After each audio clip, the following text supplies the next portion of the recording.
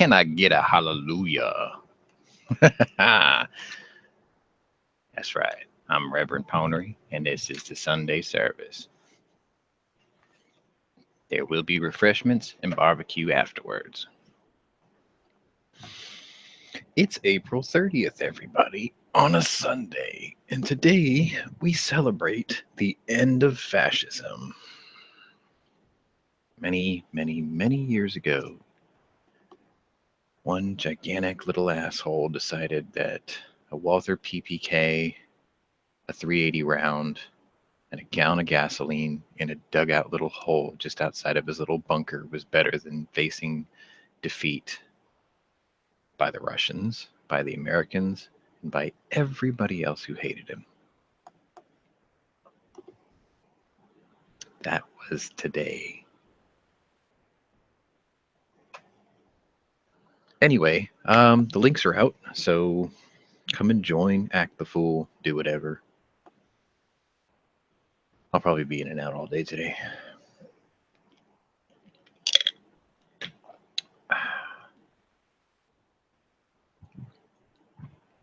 Moon, I looked up Blackjack Shotgun, by the way, and it was nothing but brony pictures, so thanks.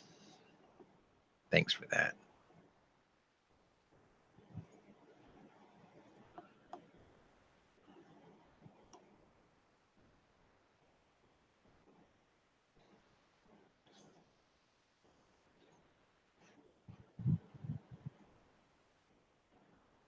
I think I'll try to play a little Fallout today, if my computer will cooperate.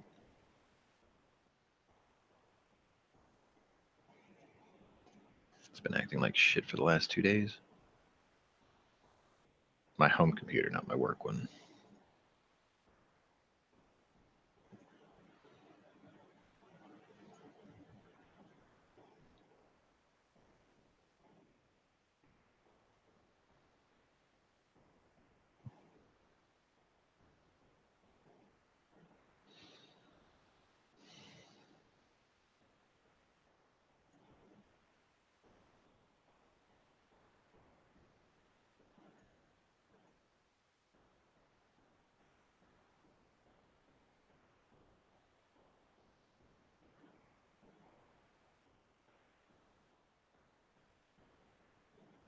Shit, did I miss? Let me check the overview. I might have screwed that up a bit. 1, 2, 3. Yeah, I got this all backwards. All right. This one needs to. Let me redo this.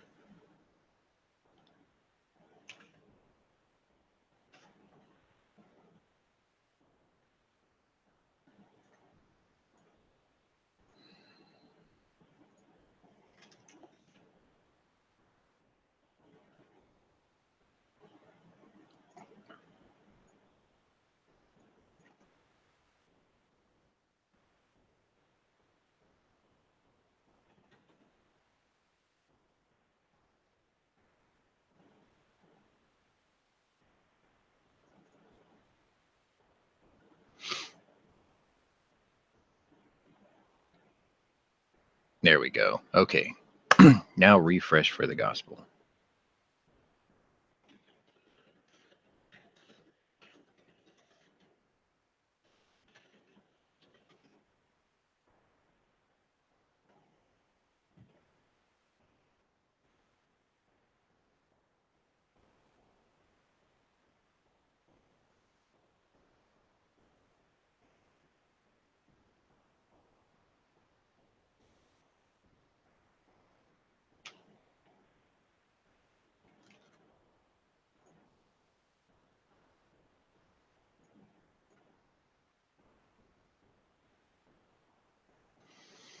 Now you'll have to put up with me doing this in the meantime until when more people start jumping in.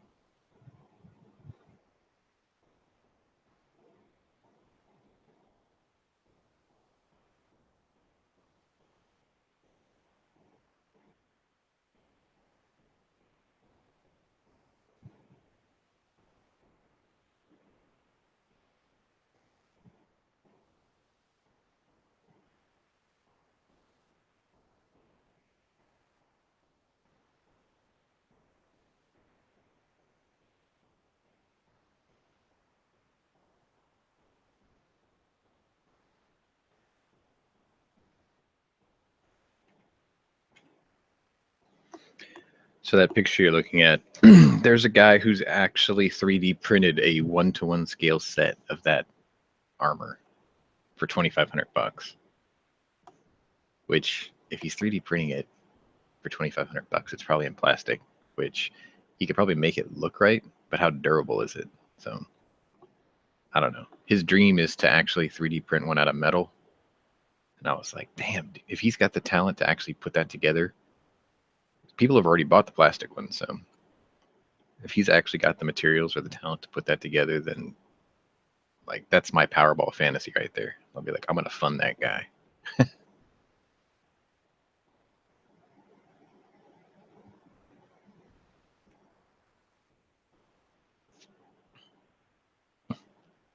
The load times are going to be really slow. My machine's dying, I think.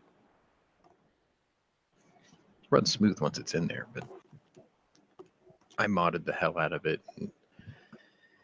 It has a tendency of crashing a lot. So I figure I'll let it crash twice, and then on the third time I just give up. But I had it working for a couple hours yesterday.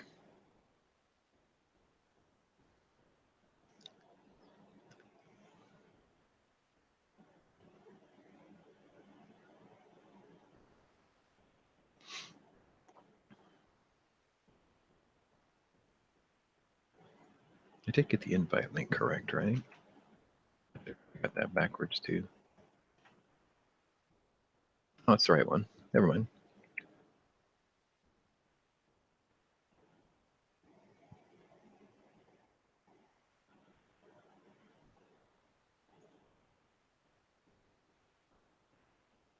Guess I can check and see what's in the news today while I wait for my Fallout to load.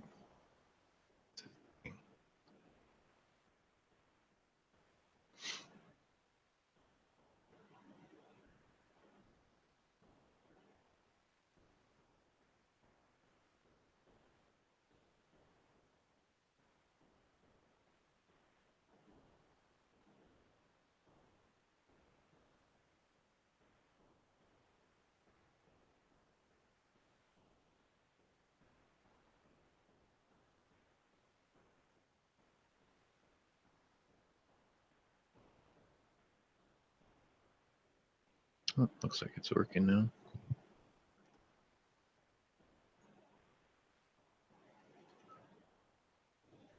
Nope, no one's jumping in, Flippy. It's Sunday. I kind of expected it to be sort of a dead, dull day anyway.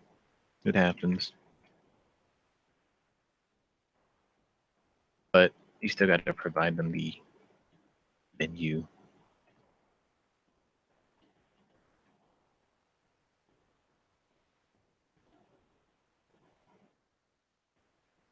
If this looks different than yours if you play Fallout 4, it's because I'm running like 260 mods or some crazy absurd number. Like this is a PPSH. That's obviously mod.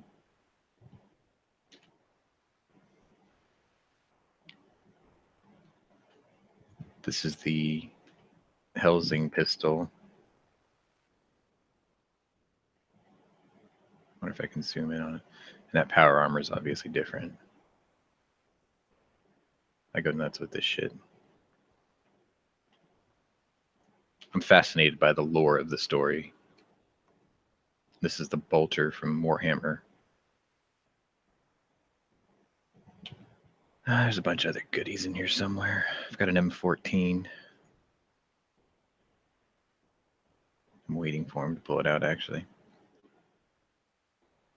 There it is. I call it the Scout variation. It's basically like a takeoff of the, was it the Springfield, the Shorty? The Scout rifle. So that's that. Only difference is I gave it 308 Raufoss rounds.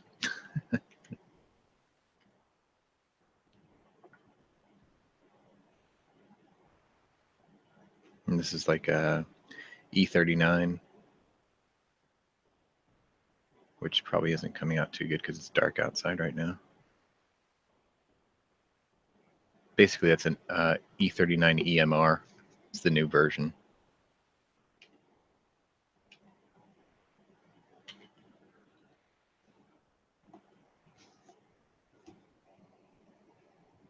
This is a Mosin Nagant. No, wait, this is an SVT. Yeah, that's an SVT. This is a Lamat revolver, modified slightly.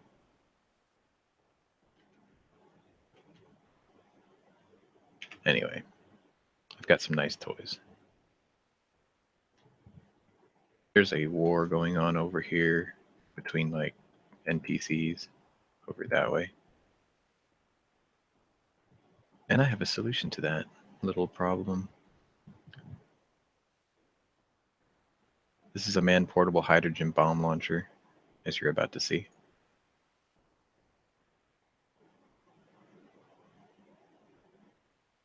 And that's how you solve problems from across the street. It will have that effect for like probably a minute or two. Oh, look at that. I've got a mod that actually, if you strip their clothes off, it makes them completely naked. So we'll give them first for decency's sake. It's funny that you should ask that. I actually have one. It is right here. It's called the Dauntless. There's a Chinese one over here. This here is a mod, and this here is original to the game.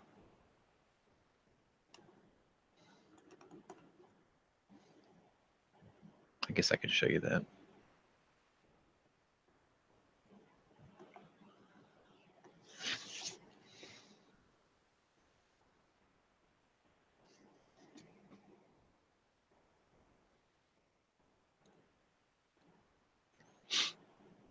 You can build settlements and stuff over here, but certain places have a certain budget of how much stuff you can put in a given area.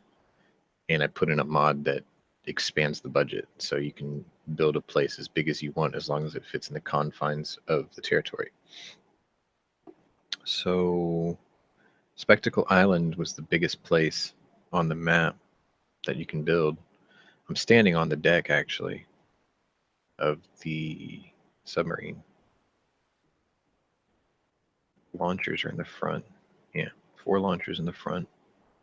Sorry, it's dark. I've got a dimmed down headlight. It's kind of a cool effect, though. Like, it lights up his eyes. Shit. See, that border there is the border to my place. Which, apparently, this is its own build site. I did not know this.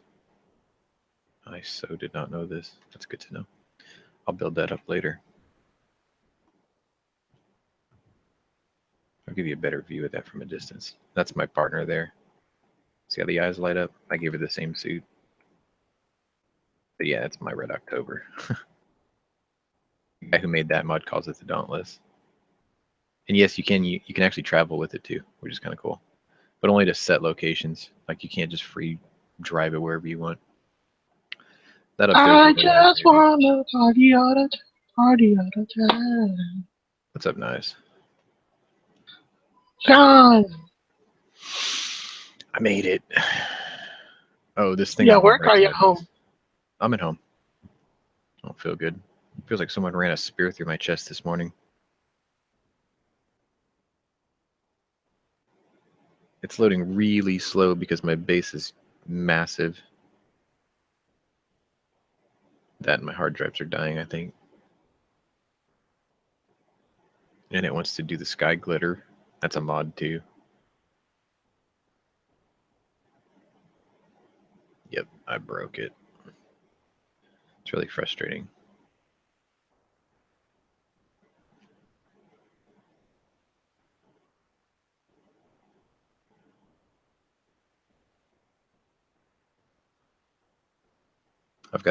I got 2 dying hard drives, I think. I'm ended up replacing them with data center drives. I'd show you the base, but it'll probably kill my machine, so We're going to wander away from that for now. See if I can get it in view. That's a half of a place I haven't done anything with yet. And then that's the place I built over there. I actually got the inspiration of that from a YouTube video. This guy showed me how to do it. You can't usually build those. You got to go nuts with it. And then I built this huge lit catwalk. And then there's actually vertibirds on top. One of them you can fly, which is kind of cool. Another mod. Visible Galaxy was a mod too. I've never ever been anywhere in the country where you can actually see something like that at night, but people say it's out there. Anyway, I got to go back on task. So what are you up to this morning? Bored as fuck. Couldn't sleep last night. Yeah, I'm thinking about raising my dose for my meds because it's freaking miserable. Massive headaches. Is it pressure on your eyes or is it just the blurriness that's giving you headaches? The blurriness.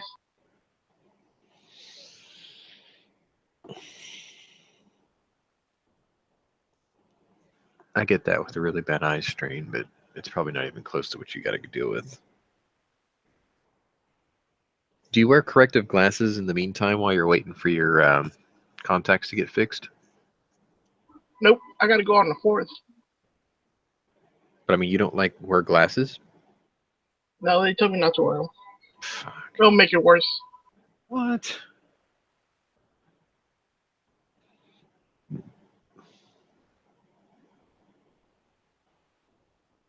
Yeah, and I tried it too, and it's fucking hardcore headache, dude.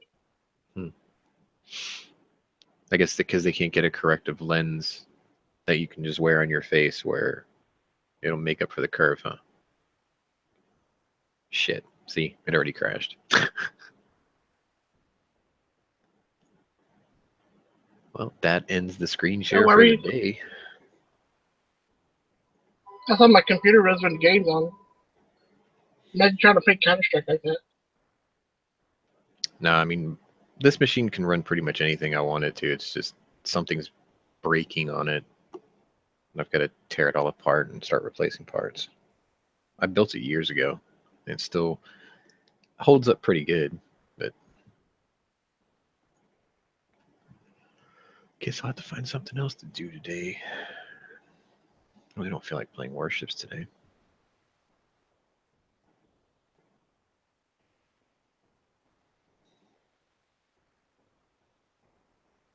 Yeah, so Angry and I were daydreaming out loud. I think it was on Thursday or Friday show.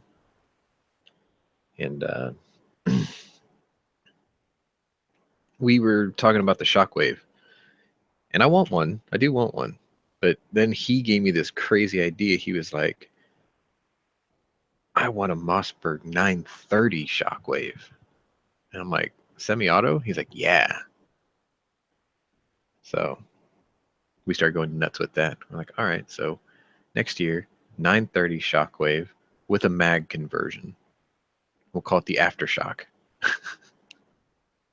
Yeah, I remember that talk. So we designed a gun. It was great. The semi-auto. Yeah. 5 How plus many of rounds can them. you fit? How many rounds can you get on the barrel? 5 in the tube and 1 in the chamber. Yeah. That'd be some serious round poundage. But they make magazine conversions for some shotguns. And he was like, imagine a mag conversion for that. You put a 20 round drum on it. I'm like, holy crap. And then I went absurd. I'm like, all right, 930 Shockwave, mag conversion, 20 round drum, binary trigger.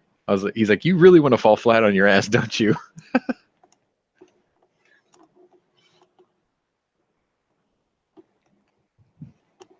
That would be cool. Dangerous, but cool.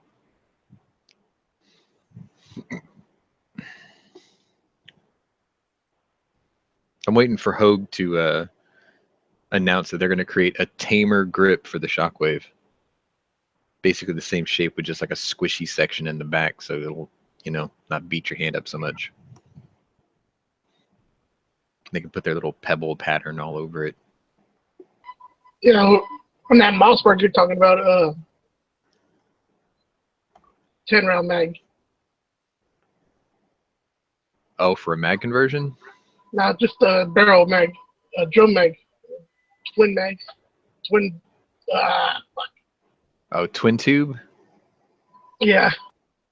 Oh, you're talking about a double barrel version. Holy shit. That'd be awesome. It'd be like the DP12 where you pull the trigger twice, pops both barrels one at a time.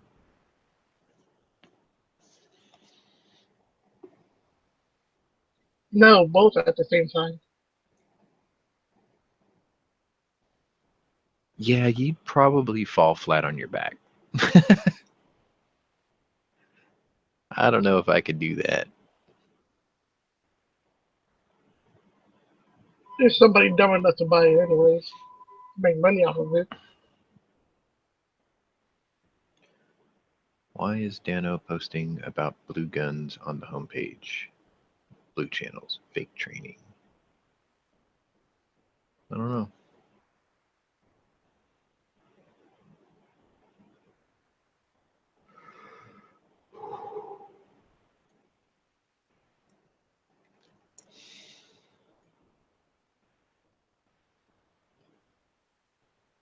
Trump says North Korea's Kim is a pretty smart cookie. Saber rattling like crazy, I guess. I don't know. I figure he's getting sick of it.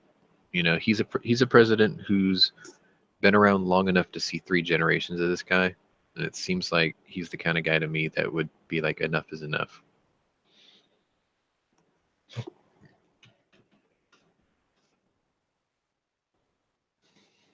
Be like, let's just put him down once and for all.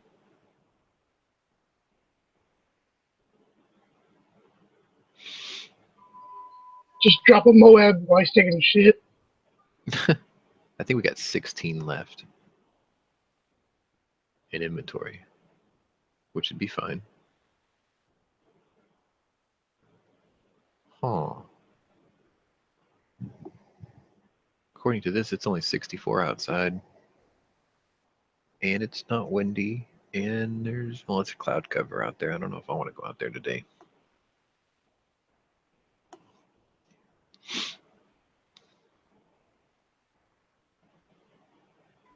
You went to work yesterday? Yeah. More or less. I mean, it was just babysitting the warehouse, waiting for trucks to come.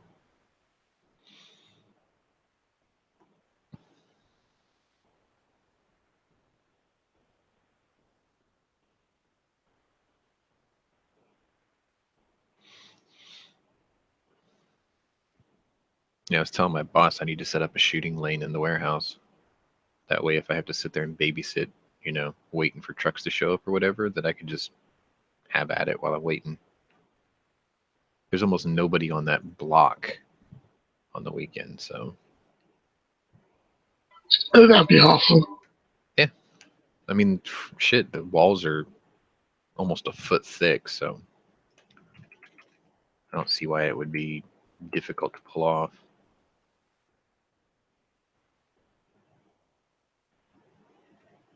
All right, I think I'm just gonna walk to this place.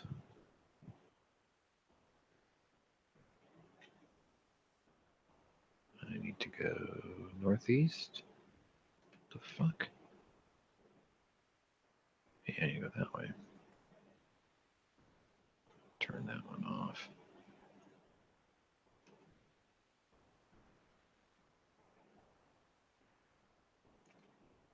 What the fuck? Oh, I need to jump off the roof. That's what it is. What am I gonna do? I really want to go shooting today, but I still don't have my bench rest bag thing to lay my rifle down on the side in.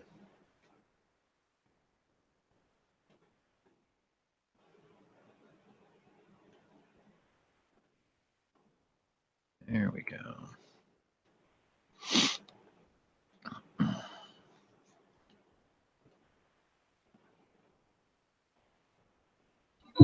Slippy's asking the question, would I need an AK to go? Where? Yeah, that's what I'm saying. Oh, these guys are up here.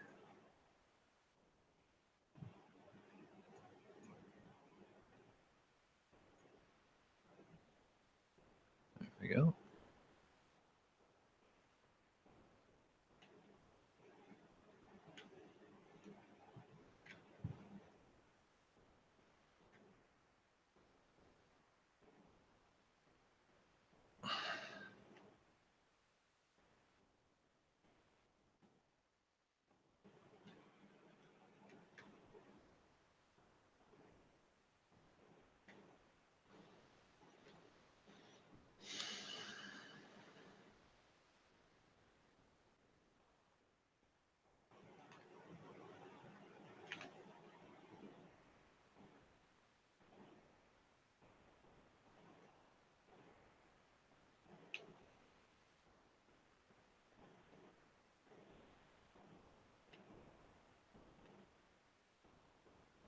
Broke it again.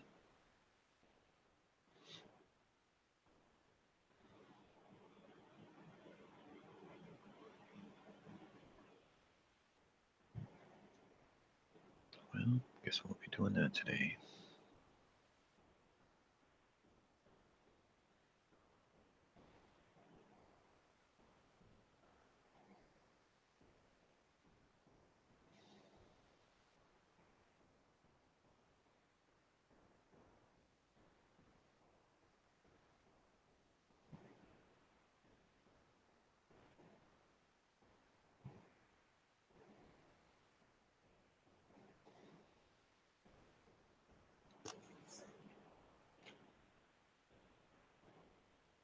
Man, I really don't feel like doing this today.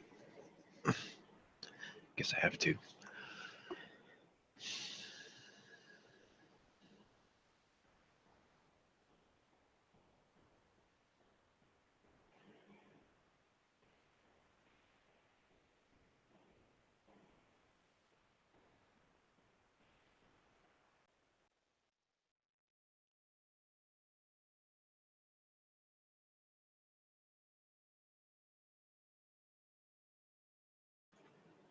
No, Moon, this is a lull.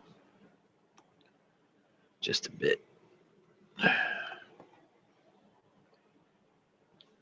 I'm debating taking my meds 2 hours early because I don't feel very good today.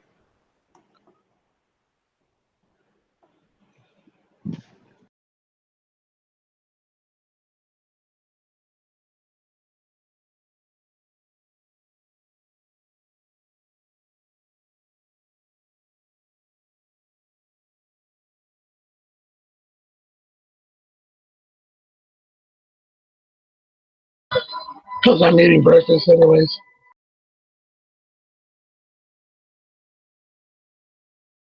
Breakfast.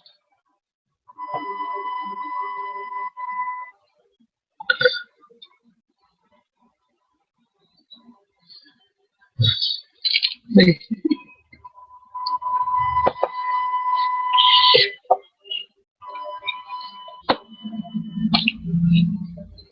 Breakfast.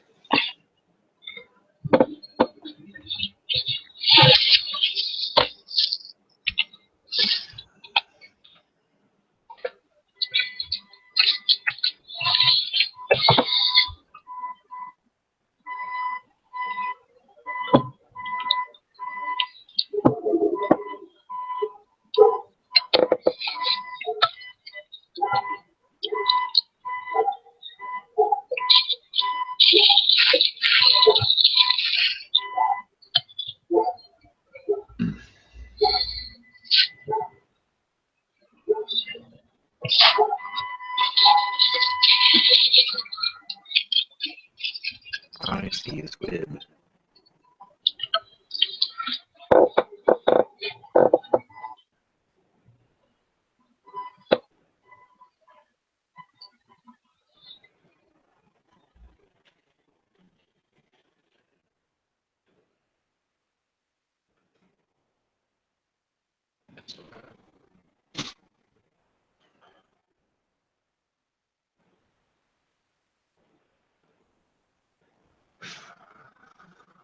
Well, Hip hop hooray! Ho, hey. I guess I'll play this. Give me something to do for a little bit.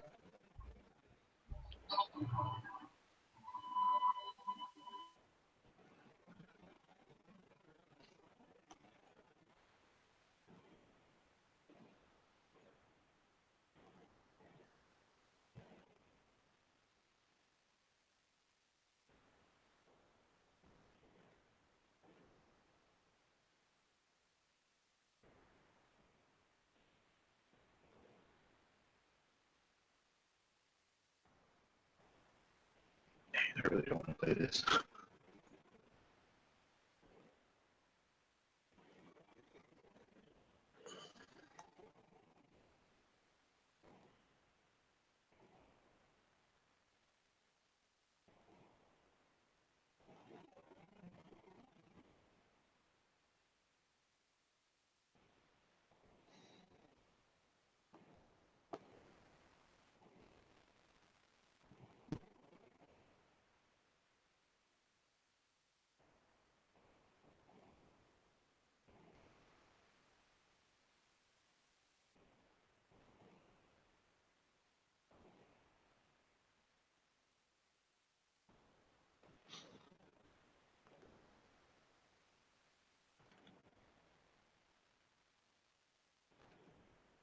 IMG. I don't even know if I'm muted right now. I should check. Oh, we're good. I'm hosting, but you know how it is on Sundays.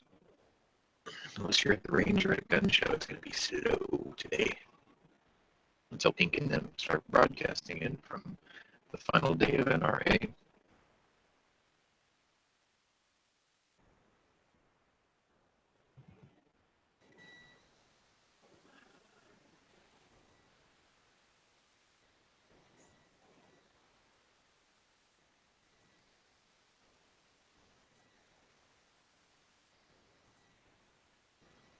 Hello.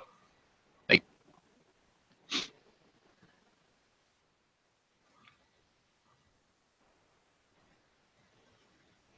Yeah, I would like to go shoot at that Red October thing. That seems like that would be fun.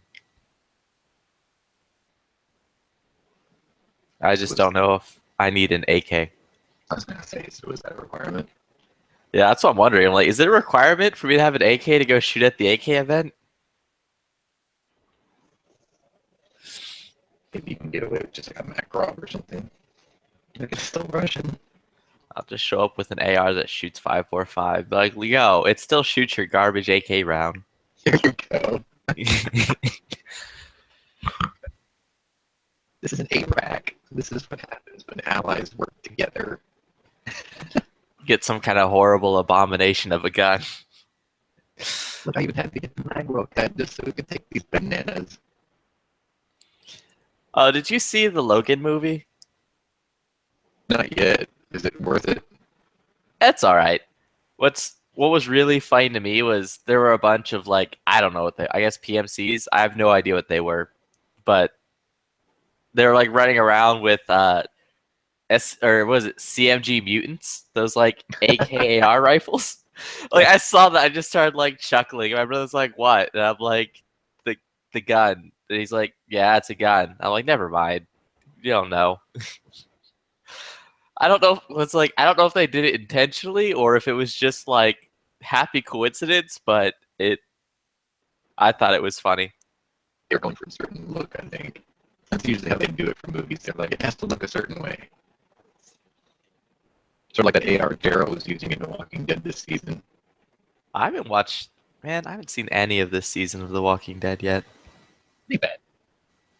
Oh, There's what? a lot of build up. Yeah, I don't know what it is. I just can't bring myself to watch it for some reason. My old man's like that too. He's like, it's just the same thing every season. I'm like, sort of. You know, I always have to re-explain it to him every season because his memory sucks. But I'm like, man versus zombie. Now it's man versus fellow man, It and they're hasn't been far man worse versus than any zombie. it hasn't been man versus zombies since like the first season. Yeah. It's been like man versus man like the entire rest of the time. Exactly. It's like But to obviously be man is far worse. Yeah, and to be fair to like the whole plot thing, I mean, after a year of living in the zombie apocalypse, I would assume you have the whole dealing with zombie things down. Right. And how to deal with these now. Like, yeah, the initial shock and awe of, oh no, the dead walk among us. You need to stab it in the face hole. The Will thing like I don't get is, eventually go away. I think you can smell them from a mile away before you're even near one. We're not supposed to, know that, but it's like you just imagine, Rick, I'm looking for Carl. The fuck is that smell? Something like that.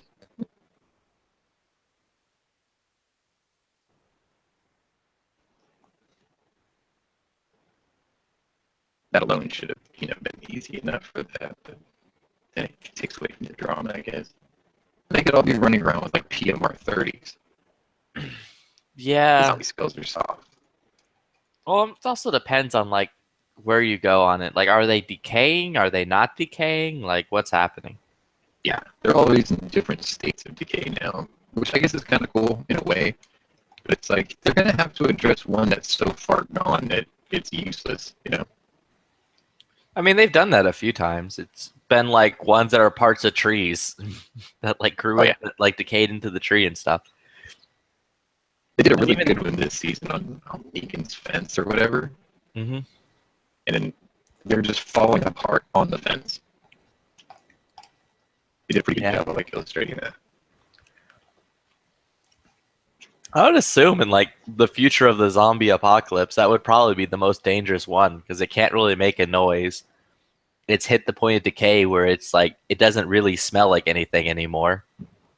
And it's just sitting there like constantly chomping, so you just accidentally step on it and bam, you're bit. Like a shoe mine. Yeah. Basically like biomines.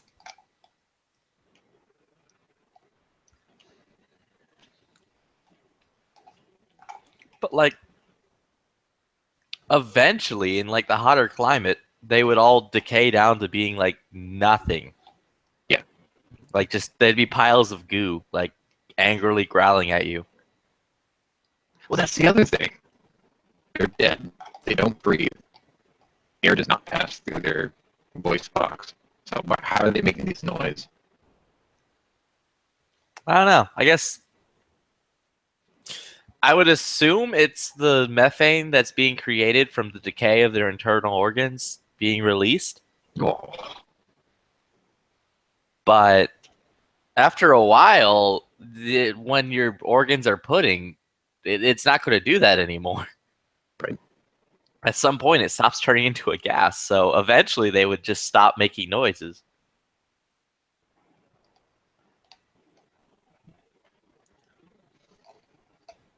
Which it was weird to me in like World War Z, like the book, not the terrible movie, but in like World War Z, where the people would be fleeing to like the north because like in the winter the zombies would freeze over and they would stop being a threat.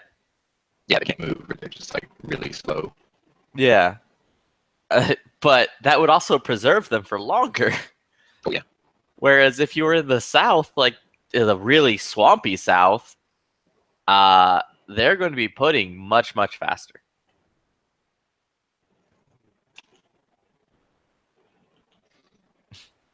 And like, at what point does it take before like the brain itself decays enough to where it's just it dies?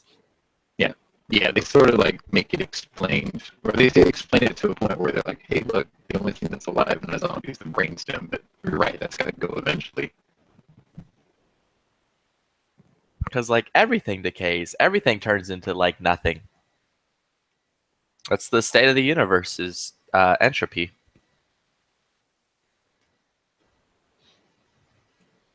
See, Kirkman won't tell us that, though. He's like, you're not supposed to question the lore of The Walking Dead. No, we're never going to solve this either. It's just going to go on forever. I never understood that. Like, you have Yeah, to come to some conclusion eventually. well, that's the thing with the zombie, like the whole idea or the ending of the zombie apocalypse is basically eventually it's going to get to a point where the first generation zombies have decayed enough to where they're like basically non-existent, and it's going to start slowly trickling out, and all you really have to do to stop it is just outbreed it, and eventually there won't be zombies anymore. I think they're assuming the turnover rate's fast enough to keep up with them. Like, It they're would making be. more. Well, it would be until a point. Like the initial outbreak, the initial like shock and awe of everything, it would be crazy. It would be terrible. But eventually, as people start learning to handle it, because people aren't just going to sit there being like, ooh, spooky zombie now. Every single eventually, you're going to get used to it and understand how to adapt to that threat, and that threat won't be as big a threat anymore. So then eventually, it would just get to the point where you're just now outbreeding it. Because there'd be less and less bites a year, there'd be less and less turnover a year. Chef takes over. Although in like the Robert Kirkman thing, where like everyone's all infected, when you die, you just turn. That would ensure it would basically continue on forever, but like they're already showing ways of handling that. Like someone dies, they stab them in the forehead like immediately. Yeah, here's the brain, job done. And they always poke the side of the head, even though they already said that the stem is the only thing that's active. Yeah. So question. They also like burst into a person's skull, which is a lot harder than like like I can understand it's like later it's like all right, they decayed, their skulls are jelly. Okay, Right. that makes sense. But the same amount of force they use to like pop open a zombie head on a person who just died, whose skull isn't jelly, it's like that seems a little odd to me. But Yeah, it's okay. I can crack open a beer easier than, or harder. It's harder to crack open a beer than it is to stab a freshly killed person in the forehead. in the forehead. Yeah, now correct me if I'm wrong because I'm not a doctor, but isn't the forehead actually the strongest part of your skull? Probably the temple, right where they're doing it, because there's like a ridge there. Well, the temple itself is, I think the temples are the softest part of your skull. Behind the ridge. Yeah. Like, I was actually looking this up last night because I was wondering, as part of this video I was watching. The human skull is very interesting because it can take a lot of force. And the way it's shaped being circular, it distributes the force very well. So it takes a lot of effort to crack a skull. It'll take even more effort to like puncture a skull. Who would have thunk it? Yeah.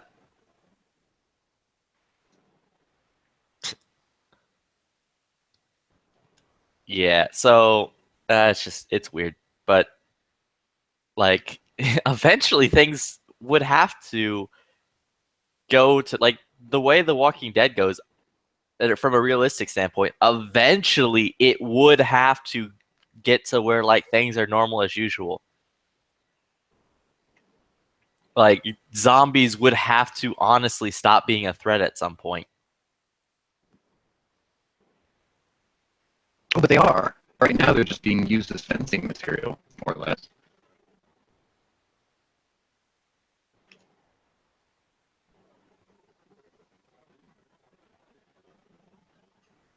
I guess, and in that its own way, that would be the cure. Zombies just aren't a threat anymore. Bam, cure.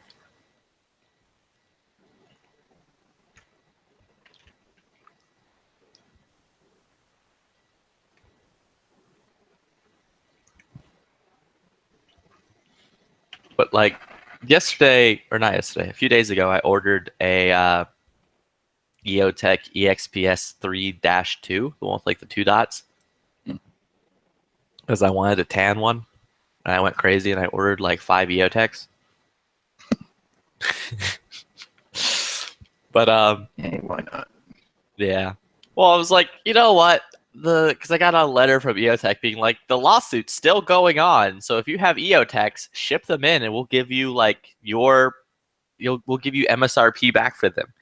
I'll tell you right now, I didn't pay MSRP for these EOTechs, so I'm like, whatever, I'll make money. Either way, I could sell these to people or just send them in and make money. But like, so yesterday I checked the thing, and it's like, oh, it arrives tomorrow in the mail. I'm like, cool. I waited at my house all day long. Since I know we haven't had a good story yet on me being impatient. So I waited at my house. Yeah. I waited at my house all day long. It's about time for church. So I'm like, all right, I'm going to head up to church. I guess the mail's just not coming on a Saturday for whatever reason. So I'm like, I'll look in the mailbox. Look in the mailbox. There's a package, but like it's not the EOTech. And I'm like, that's weird. Whatever. Maybe one of my neighbors got it, and I'll just get it like tomorrow from one of my neighbors because, you know, mail service likes to deliver my mail to everyone else.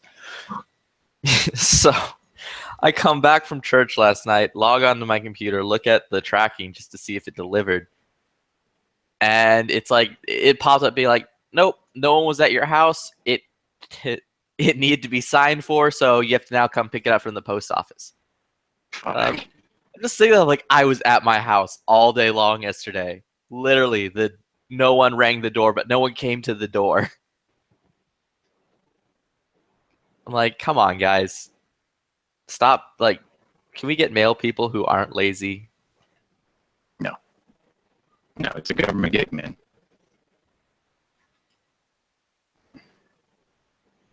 Like the mail woman at my shop's pretty good, but that's because she came out of Florida and she transferred over here. She's like, we have a deal in Houston where you fill your truck, and if you can drop off everything in your truck for the day, you know, you get paid for a full day and the rest of the day's off. So she like gets through it quickly. She gets a full day's pay for 3 hours of work. She's like, I get up, take my kids to school. They have the truck loaded. I bust my ass for 3 hours. She's like, you're the last stop I see, and then I go pick her up, and that day's over. I'm like, that's awesome. Yeah, that sounds great. That's because she's not from around here. Yeah, I mean, I guess that's a benefit of having your people imported from not the cesspool of Texas.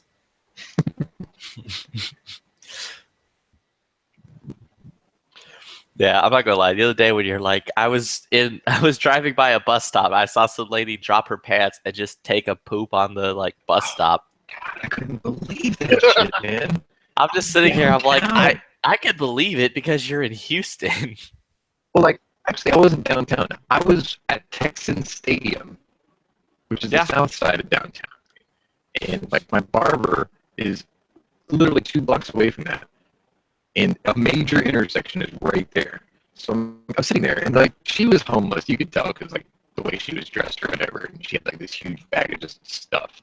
But she was standing at the bus stop, and all of a sudden, like, I look over, and she's looking at me. And all of a sudden, she looks around, and then she just drops her pants and leans up against the bus stop and just let it fly. I'm like, what the fuck? Again, dude, you like, I don't know why you're still surprised. You live in Houston. Still. For some reason, people in Houston don't act like people. I don't know if it's because it's like hot and muggy. I don't know if it's because you have all those chemical plants that just Downtown's crazy, man. Make that area smell like a butthole. But yeah, the east side of town is fucked up. There's something special about Houston. Is Houston like the LA of Texas? No, that would be downtown. That downtown LA fucking smells like shit. No. I mean, Houston does really stink, but I wouldn't say it's like LA. It's just, it's weird. Like I said, people just don't act like people in Houston for some reason. It's like 3 different towns in one spot. Because, like you were saying, the east and the southeast is where all the chemical plants are. It's a shithole. And in downtown, it's sort of a shithole. Like, they keep rebuilding parts of it, but not fast enough. And then I'm out here in the west in the burbs, and it's like a completely different country almost compared to there. Yeah. I'll say one of the funny things about Dallas is that we had this area called Deep Ellum. Hmm.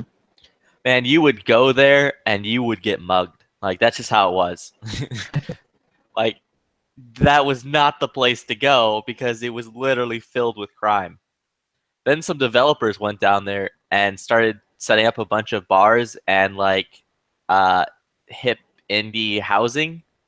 So a bunch of hipsters started moving in, and the hipster is like an episode of it was like the episode of King of the Hill. When the hipsters started moving in, the costs started going up. Right. Like the cost of living started going up in Deep Ellum to the point in which the I don't know how to say this without sounding racist, but the criminal element couldn't afford to live there anymore, so they all had to move out.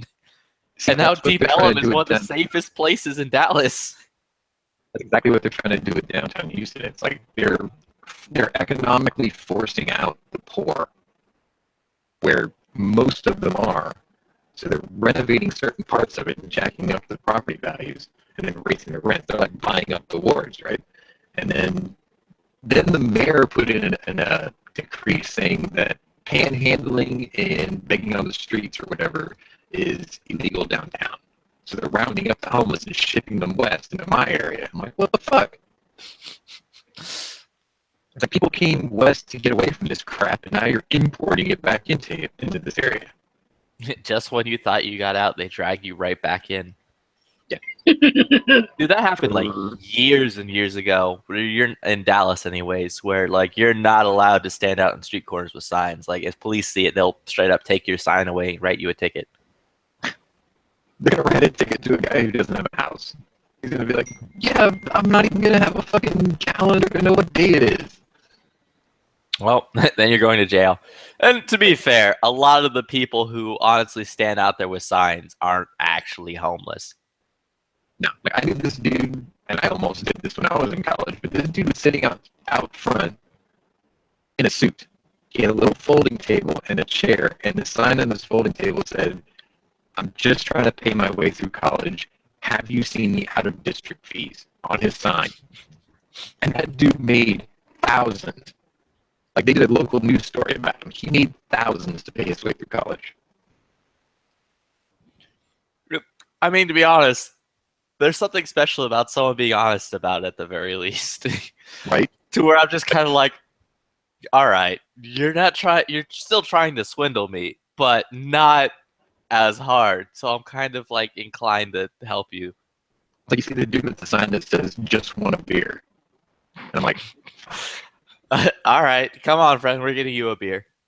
I pulled up to a dude who had that sign right after I got out of a Specs liquor warehouse. And I'm like, fuck it. I just reached over, grabbed a beer out of my six pack. I'm like, here you go, dude.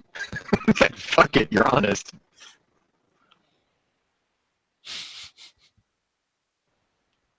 It's like, you can't fault the guy for being thirsty, right? Yeah, that's funny. But when it's like someone who, so I was reading this story, it's like this lady made an obscene amount of money, and she had this racket going where it was her and like I think three other people, and they would all basically they'd pool their money together that they had earned, and like split it between everybody, and it was like they were walking away with crazy sums of money from that. And it became like a pyramid scheme was the thing behind it too, which is the funniest. Because then they would start subbing out areas to other people and just collecting a fee from the people who were at those areas.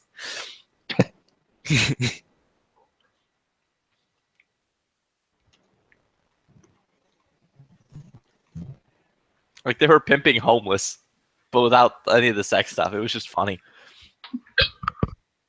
I should get my money next time.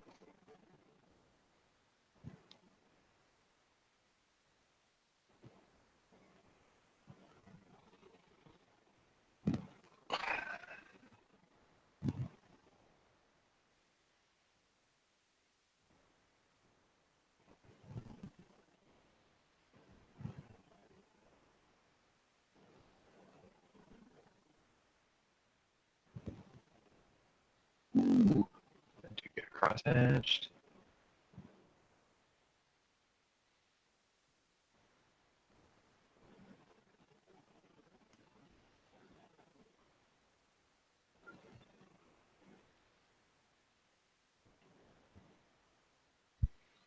Yeah, I think if I go do this Red October thing, I think I also need to pick up an Adidas tracksuit and a pair of Adidas shoes. Why? What is that Red October? It's that like AK thing. Oh, okay. Where like I guess it's in Utah where everyone goes to Utah and like plays Wolverines or something. I don't know. It seems like it would be fun. Like the in-range dudes did like a video on it.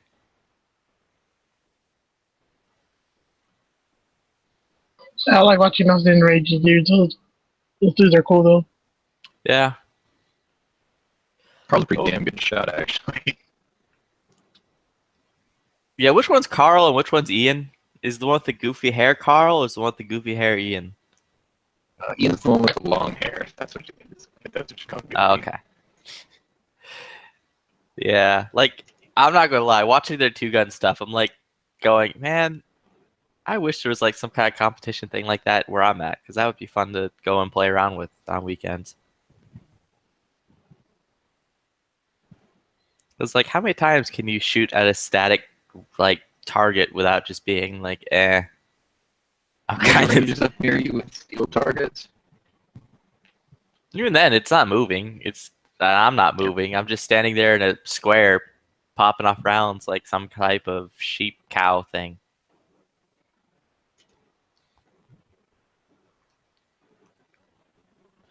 Oh. I just got reminded of something. Who wants to hear my adventure at the gun store the other day? Oh crap! I like these right here. I like these stories. What happened? So, I want to get a rifle for my birth. Like after everything that's happened, I kind of just want to celebrate my birthday this year by buying myself a new rifle. So I'm like, I'm trying to decide what I want, and I'm having many hardships with that between getting the FN Military Series M4, the FN Military Series M16, a Colt SP1, or like a SLR 104 FR. So I went into my local, or they're not local, they're in Plano. I went into my gun shop that I really like, and my friends were the guys I usually like buy stuff from were like busy helping the people out. So I was just kind of like wandering around looking at stuff. And this guy I've never met before, like when the new guy showed up, he's like, "Is there anything I help you with?" I'm like, "Yeah, I'm trying to find a rifle." And he's like, "Cool." And he's like, "Well, what are you looking for?" And I explained to him what I was looking for. And he's like, "Well," so he took me over to the FN counter, pulled out the Military Series M4, Military Series M16, and was like, handed both to me. And he's like, "All right, check these out." And I like checked them out, and I pulled the triggers on them. And I'm like, "All right, they're ARs. They're neat. They're ARs, but I'm like, they're neat though." I just was straight up with the dude, and I'm like, "Yeah, I don't really know what I want." And I'm like, "There's only like $100 difference between the two." And the guy's like, "Well, actually, it's only $50 difference." I'm like, "Cool, thanks for correcting my math. That makes me feel wonderful." But whatever, $50 difference between the two. And the guy's like, "Well, the M4 is better for home defense." And I just looked at the dude, and I'm like, I don't care about home defense. And man, that guy, he's like, it has a short, because he like kind of ignored me the first time, and he just like, well, you know, I'm like, they're both about the same and all these. Like, well, the M4 is shorter, so it's better for home defense. And I'm like, I don't care about home defense. It's not a factor to me. I don't care. Right. And the dude looked at me like I just told him like the most blasphemous thing on earth. He was like, it was like if I went up to somebody, I'm like, "Yo, Jesus and Satan are brothers, and they go mini golfing on the weekends." And the dude just stared at me like he's just giving me like this dude's the Antichrist look in front of me, and I'm just like, he's like, "Well, if you're not getting a rifle for home defense, what are you getting it for?" And I'm just like, because it's cool and I want to play with it and it might be fun. And dude, he was not having that answer. He was just like, he was just sitting there in utter shock and disapproval. And he's just like, now giving me the look like, I don't know if I could sell this person a gun. I think he's a crazy person. And I'm just like, well, what would you say for that situation? He's like, I don't know. They're both rifles. Whatever. I'm just like, okay, dude. He's like, well, And he's like looking at me now like I have no idea what I'm talking about. And then my buddy walks by. My buddy notices me. He's like, "Oh, hey, Chris, how you doing?" I'm like, "I'm doing fantastic, man. How are you?" And he's like, "Great." He's like, "How's your Mark 18 holding up?" I'm like, "It's cool. I like it." He's like, "Oh, is your Noveski, did it work out well with your silencer?" And I'm like, "Everything's like fine and dandy." And then the dude just like looked at me. He's like, "Wait, I thought you didn't care about home defense. Why do you have like a Mark 18, a silencer, and a Noveski rifle?" Because candy. I'm just like, for fun? I'm like, dude, I'm like, hold on. Let me explain something to you. I live in a gated neighborhood. 90% of the time, I have, that's being a little too generous. 80% of the time, I have a handgun strapped to my side. The rest of the time, I'm typically within like arm's reach of a AR or an AR. Like home defense doesn't matter to me. I don't really care about getting a gun specifically for home defense. That's like the dumbest reason. I'm kind of tired of hearing like I need X rifle because it's going to stop like B criminal from kicking in my front door and raping my dog. Like I just want to buy a gun because it's fun. Can you lead me to a gun that's fun? And dude, to my knowledge, to my knowledge, that guy's still standing there in shock and bewilderment. I miss these stories. Dude, it was great. I was just like, I'm like, man, what happened to guns just being fun? Why is like the selling point of a gun now to like save America and yourself?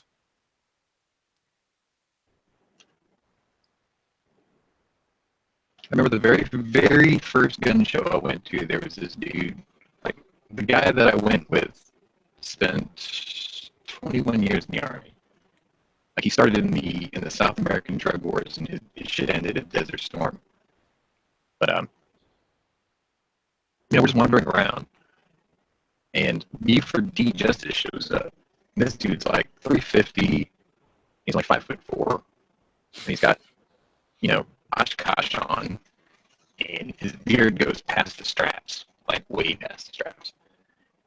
And he walks up to this dude that I'm with, because he looks like the last Mohican. And he pokes him in the shoulder. And he goes, "Do you know why you need an AR?" And I'm like, oh God, here we go. And he just kind of looks at him and he's like, "Why?" He goes, "Because America, that's why."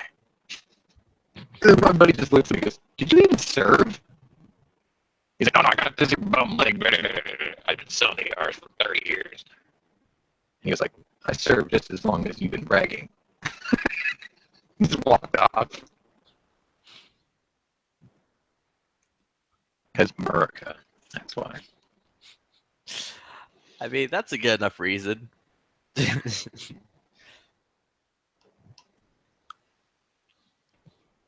That was my very first gun show experience. And I was just like, Jesus Christ, really? Dude, my very first gun show experience, I was mad like the entire time. Like I went to this gun show because this was like I was buying this would be my second gun, I think. This was when I was like hunting for an AK. So I went to the shop in Plano. Wasn't Rifle Gear. Love that place. It was the place of the dude still standing there bewildered. But it was this place in Plano called the Bullet Trap. So I went in. I was talking to this guy. I'm like, "Yo, I want an AK," and he like handed me a C39, and I'm like, even then I looked at it. And I'm like, "I'm not about this." And he's like, "Well, this is the only AK we have," and I'm like looking around it again, and there's like white dusty stuff coming out the muzzle, and it didn't look good, and I'm just like, this. And again, not knowing anything that I was talking about, I was just like, this ain't good. I handed it back to him like, I'm not about that, but I'm just trying to hunt down an AK. They had like a Galil in the case next over to it, and I paid no attention to that, and I kind of wish I did because that thing was nifty. But so I'm like, I need an AK, and one of the dudes like, "Well, this is the one we got. Can't help you other than that." And I'm like, whatever, because it was also like $900 or like something close to that, or no, it was like $800 for it. And I'm just sitting there remembering reading online people talking about buying $300 AKs and all this crap, and I'm sitting there like, that's way too much for an AK that looks not super great. So I'm like, whatever. And I just kind of wandered around the store, and there was a Spaz 12 on the wall, and I stared googly-eyed at that for a bit, and some kind fellow walked up to me and was like, "You're looking for an AK, right?" Well, one of the other guys who was working there walked up to me. He's like, "You looking for an AK, right?" I'm like, "Yeah." I'm like, "But the only one you got is that one. I'm just not about it." And he's like, "Oh, well, there's a gun show going on right now in Dallas." And he like gave me the address for it. And he's like, "You'll have a good." He's like, "You will." He told me, he's like, "You will find an AK there. I guarantee you that you'll be happy with the price." And I'm like, "Cool." So hopped right back into my car, punched it into my GPS, and then went to go find this place. GPS led me all over Dallas and nowhere's close to where it actually was, so I had to whip out Yieldy and iPhone to give me the correct directions. But so I got there, go to this giant gun show. I'm in bewilderment. I'm like, wow, there's guns everywhere. This is the coolest thing on earth. Now I'm just wandering through, looking at all kinds of stuff, and I get to this one booth where this guy has a few AKs, and I see this one. It was a Walther 10, and it was like wood, and I'm like, yo, this is a real AK. It's made of metal and wood. There's not weird, crispy white stuff coming out of the barrel. I'm about this. So I pick it up, and it's like $550, like almost $600, and I'm like, all right, this is 300 more than I want to spend, but I'm here. I drove all the way to Dallas. I want to buy this gun. So I'm like, all right. And I grabbed the dude and I'm like, yo, you work this booth? And the guy's like, yep. I'm like, cool.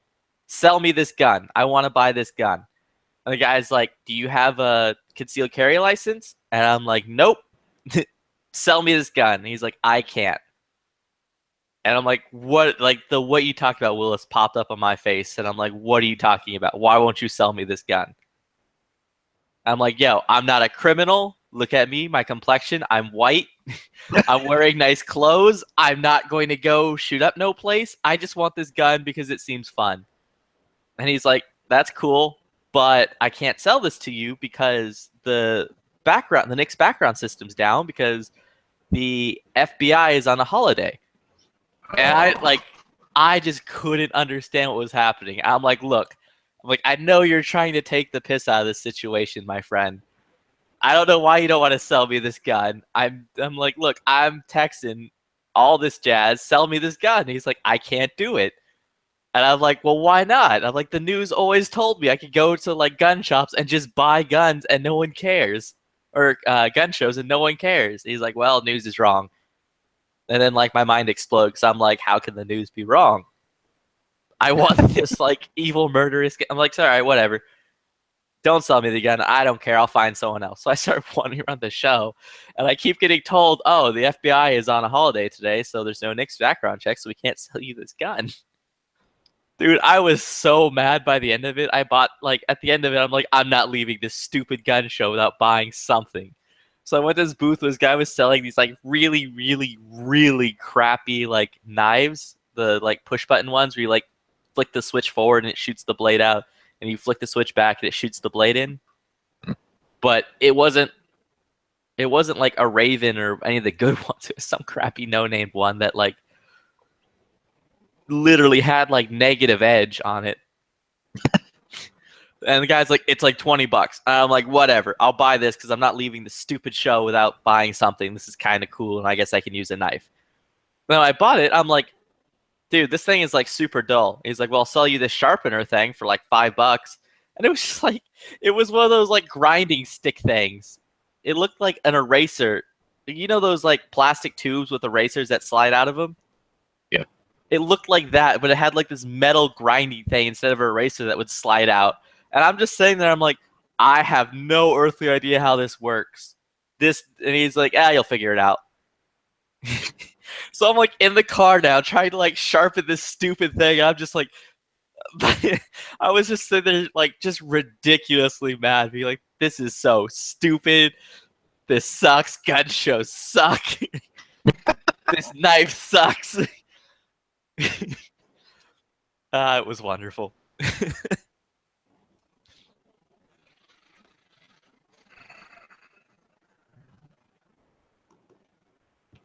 But that was my first experience at a gun show. Second time at the gun show. I bought a gun and everything was wonderful. What's the shortest amount of time you were in a gun show ever? Like in and out, done. I don't know. Honestly, I spend about the equal amount of time at every time I go to one. Just 5 because, like, minutes. I'll wander around and I just want to look at cool stuff. And if No, something's really 5 cool, minutes. I'll buy it. Like I paid the gate fee, and I brought my dad with me. We drove an hour to get there. I walk in, and exactly what I was looking for was at the first booth. And I'm like, wow. Guy's like, good morning, your first one here. I'm like, cool. Well, this is going to be easy. I'll take that. Just it. Make work, walk out the door. My dad says, wait, we drove an hour just for this. I gotta look at him, I'm like, I'll buy breakfast. That was it. 5 minutes. And on the way to breakfast, he's asking me, he goes, why didn't we just walk around and look at everything else for the rest of the show? And I'm like, look, I had something I wanted, and I had a certain budget, and I just spent it. So I'm not going to walk around and just tease myself for stuff I can't buy it now. 5 minutes. Yeah. Oh, the second time I went to a gun show, some like shady dude came up to me while I was at this booth. And he was straight up like, yeah, I was talking to him, like, yeah, because I'm like, whatever, I'll just talk to this dude, because I was like looking at an AK, and he's like, yo, back in Nolans, you could buy one of these AKs for like $50. And I'm like, cool. He's like, why don't you check it? He's like, check it out. I got some guns in my trunk. And I'm like, nope. I just started walking away. I'm like, this isn't the dude I'm talking to. Went from guns in the trunk to you in the trunk. Yeah, I'm like, yo, dude, I'm too pretty to go to Nolans.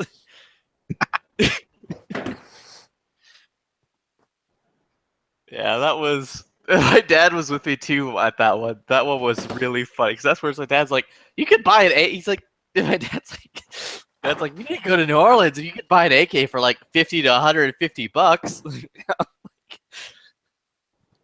I'm like, man, that dude was shady as all get out. I don't know if what he was saying is true. I don't know what's going on with that. I'm just not listening to that dude. I'm walking over there.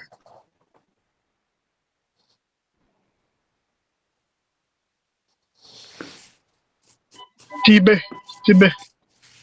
Flippy. Yeah. Some of your face. No. Sure, not Mr. Knives. Don't think you exist. Oh, okay. I don't think you own guns. I don't. How do I know you're real? How do I know you're real? You don't. That's right. How do I know any of you are real? This is all. So was your face, brother. It's like Memento. That dude, we're all like voices on the internet. None of us are real. Voices on the phone and shit. Like, That lady who I need to pooped at the tattoo bus- myself. Like, don't listen to the voices on the computer phone. Dude, that lady who pooped on the bus stop that Sean saw, not real. Sean's also not real. Very real. Get the fuck out of here. She was hashtag You shit pooped break. in a bus? She When it leaned was stopped? up against the side of the bus stop and an You're right back. intersection where at least I That shit happens, man. passed through it. Like, Nah, dude. That's a different level of people. That's a person who like is like, yo, I need at least a little privacy. I can poop in front of these people, but not She was like God and looking at everyone else on the cars street. while she was shitting. Like she was looking to make eye contact. Like, watch Oh, this. right. That's awesome. Uh, You need her. Did you get her telephone number for the Antifa protest? Like, we need you. We would like to hire you by the hour to come we by. have a job for your. We have a job for Special your skill set of set. skills. Will you shit anywhere in public? Like, yes? Okay, call this number. Oh, I'm shit. riding a donkey. We need you at Berkeley at this time with a full colon. That's right. That is right. That's right. That's right. Yep. DB, what gun show shenanigans have you done? I Or went been a to the part of? NRA show. It was fun. I walked around the main booths. Like there's like giant booths, and then there's like aisles where there's like some guy selling a one-hand racking device that you shove in your barrel, like weird shit. Just weird shit. It's like really weird shit. There's some other cool stuff on those side aisles, but like I walked by a few and what is this? Mantis training device that you put on like your rail, and it's like a computerized program, or it talks to the like it's a Bluetooth thing, I guess, and it talks to your computer, and it judges you on how well you're pulling the trigger without disturbing your sight, without the gun moving. So there was prizes for that, and that's a pretty cool system for like $100. You want to practice, because it knows, like it breaks down how the gun moves. Like if your follow through before the trigger breaks. That's pretty cool. That was cool. Like there's certain shit on the side aisles, like Ameriglow was on the side aisle. Like I'm not trying to diss everybody, but there was a lot of weird shit that you just walk right on by. You know what I mean? No need to stop there. So, but it was fun. I went. Aimpoint had the craziest VR setup, dude. It was awesome. Like it was kind of like Oculus Rift, but it was like their own program, and you walk up on a big platform and then you do like hog hunting, virtual reality. And you get to see what the person's seeing up on the big screen. And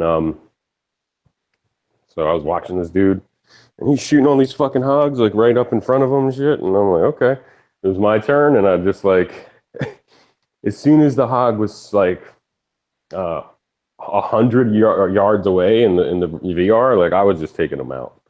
Like they never really got that close to me, but they start running at you and shit. That was cool. Aimpoint put on a show. Was there like a lady there with like a boxing glove? So whenever the hog runs up to you, she'll just like punch you in the gut to simulate the hog hunt.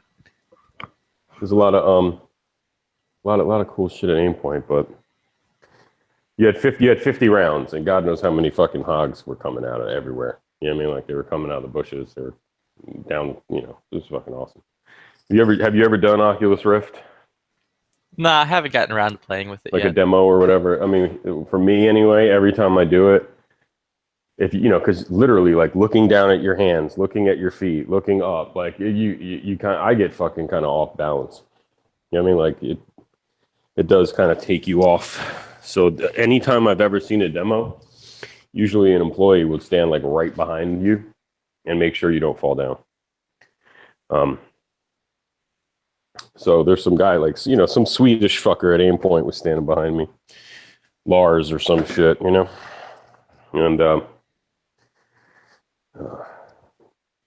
anyway, it's pretty fucking cool though. I'm trying to think what else was really cool. Agency was really, the agency Nighthawk was cool. Nighthawk was awesome. STI was pretty cool. So I talked about. Is Nighthawk bringing out anything new? They had some really cool shit. Like they had a long slide 10 mil. They had a Bob Marvel edition there. They had the Agency Arms edition. That was cool. They got a lot of cool stuff, man. Oh, so they're working with Agency Arms now? Well, they just didn't. Agency was like, they just made a 1911 and like did a lot of cool slide serrations and shit, and then put the logo on there. Whatever the fuck it is. Oh, okay. I'm sure Agency ain't do a motherfucking thing. Agency didn't touch that like 1911. They had nothing to do with that fucking thing. The rich dude walked over with like a $50,000 watch and a like crazy diamond ring, and he's like this like lawyer dude, and he's talking to the guy at Nighthawk, and he's like, "Hey man, I'm from Florida. I have three of your guns, man. Like, I just bought one. It's $4,000." He's like, "Hey, I'm here. Can I buy a barrel? I want to get a threaded barrel." And just put it in my gun, okay? Let's do that. I would like to buy that. And the guy was like, you would have to like send your gun in and have it fitted. Like there's no drop-in you can't just drop in a barrel on one of my guns. Like the dude at Nighthawk was like, we don't sell like that. Like you're gonna have to. It's not a big deal, but we need your gun. Like we're gonna have to fit it. And the dude was getting pissed. Like, why not? I can just drop a barrel in my Glock. Like he had no clue like what he bought. Just like some rich dude like bitching. Like, dude, the reason you spent that kind of money on these fucking guns is because they were fucking hand fit together. Like, you know, some guy sat there with a file, dude. Shut the. Anyway, there's tons of those. That whole booth was like, they're selling guns like at the booth, you know. Oh, so it was Sean from Florida Carry. And I didn't see him. No, Oh, okay. I mean Georgia Carry is obviously cool. I know. I told you like, what was I gonna say? So I went to last year's and got sick, like, and whatever. I didn't stay long, but when we got there, it was like in an abandoned warehouse, like it looked like an airplane hangar. You know, their convention center in Louisville, Kentucky, was really old. You know, and I just remember as soon as we got there, like it just was hot and humid inside. You know, and people were complaining about it. Like people had, you know, I was overhearing other people complaining about it.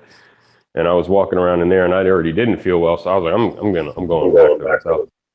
But this place, you know, was super luxury compared to that. So the venue was nice. Yeah, I think it's in Dallas this coming year. Yeah, and I'm sure it'll be nice there. So like when I walked out, like all 80,000 people, or it's not that many, but like whoever was there, we're all leaving, and I'm like, oh my, how am I going to get an Uber out of here? I didn't, you know. So I'm walking out, this massive group of people, and when we get outside, there's like 50 air-conditioned tour buses that say NRA all over it. And there's like there's some of them have green line sticker on it, and so like blue, yellow, green, with red. And those buses, I was like, can I just get on this bus? Because I need to get the fuck out of here. You know what I mean? Like, I don't know. There's no way an Uber's going to get to me with all the traffic and stuff at this convention center. So I just jumped on a bus, and they took me, you know, towards the city, like, you know, where I live. So that was fucking great, dude. Like it's a lot. Like if all those people flew in, stayed at the Hyatt or whatever, they didn't even need to pay for a cab. Like, you know what I mean? Like shuttles were picking them up at the hotels and bringing them to the center.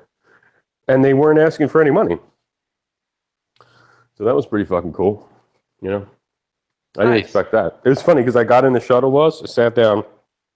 No one even sat next to me. Fucking air conditioning pumping. It's like 85 degrees.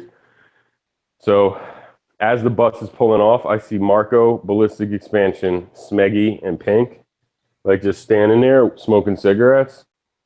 And he calls me. And he's like, dude, like the Uber's taking forever. I don't know what the fuck's going on. I was like, dude, just jump in one of these shuttle buses and get the fuck out of there. Like, and then wherever it takes you, call an Uber there. You know what I mean? Like, because these buses were getting the fuck out of there. Like, I don't know how like they did it, but like maybe they had closed off roads or something at the convention center. Because like they would just pull off, and all of a sudden we're on Peachtree. Dude, you never getting the fuck out of there. You never heard of the rape buses? Dude, it was awesome, man. A lot of times the rapists will just take one of them buses to a chaotic convention like that, and they'll just get a whole busload of people to rape that way. Mm-hmm. So I'm like walking around at the end, and I see Claude Werner just like acting strange as I am, you know, strange gun guy. And I'm like, hey, what's up, Claude? And he's like, uh-huh. And then so I walk away. I'm like walking, and I see Masada you, and he's just like spaced out, like walking around by where the food is, because it's getting late. Like it's, you know, it's closing time. So it's funny because every 5 feet he's getting stopped by like some guy on an oxygen tank. You know, like the old people like stopping him and like coming over to him. Like, so I see him and I'm like, oh, I gotta go say what's up to him, dude. So as soon as he's done talking to like straight up senior citizens, you know, like, you know, real, I'm walking over and another senior citizen like jumps out of nowhere. Like, I need to, you know, I'd like to shake your hand. I have all your books. You know what I mean? It was like, oh, get the fuck out of here. But finally I was like, hey, what's up, man? Brad or whatever, you know, shook his hand, and I was like, I got to get on the range with you. And he's like, yeah, well, you better do it soon, son. like, yeah, he's like, you better do it soon, man, sooner than later. But I was like, hey, what's your favorite thing about the show, man? Like, he's like, I don't know. He's like, he said, you know, the Springfield with the hammer. Yeah, it's pretty cool. He's like, but yeah, that Wilson, EVC 9 or whatever. He's like, yeah, I'm about to finish my article for it for like American Handgunner or wherever the fuck it is. He's like, yeah, it's pretty fucking nice, but you know, it's $4,000. God, I don't know how much that's going to be, but it looks like a double stack 1911 done right, you know, in 9mm. So that was cool. I saw Hickok walking around there. I saw all the YouTubers random just walking around. I went to the tactical response party. Spoke to a dude at NSR,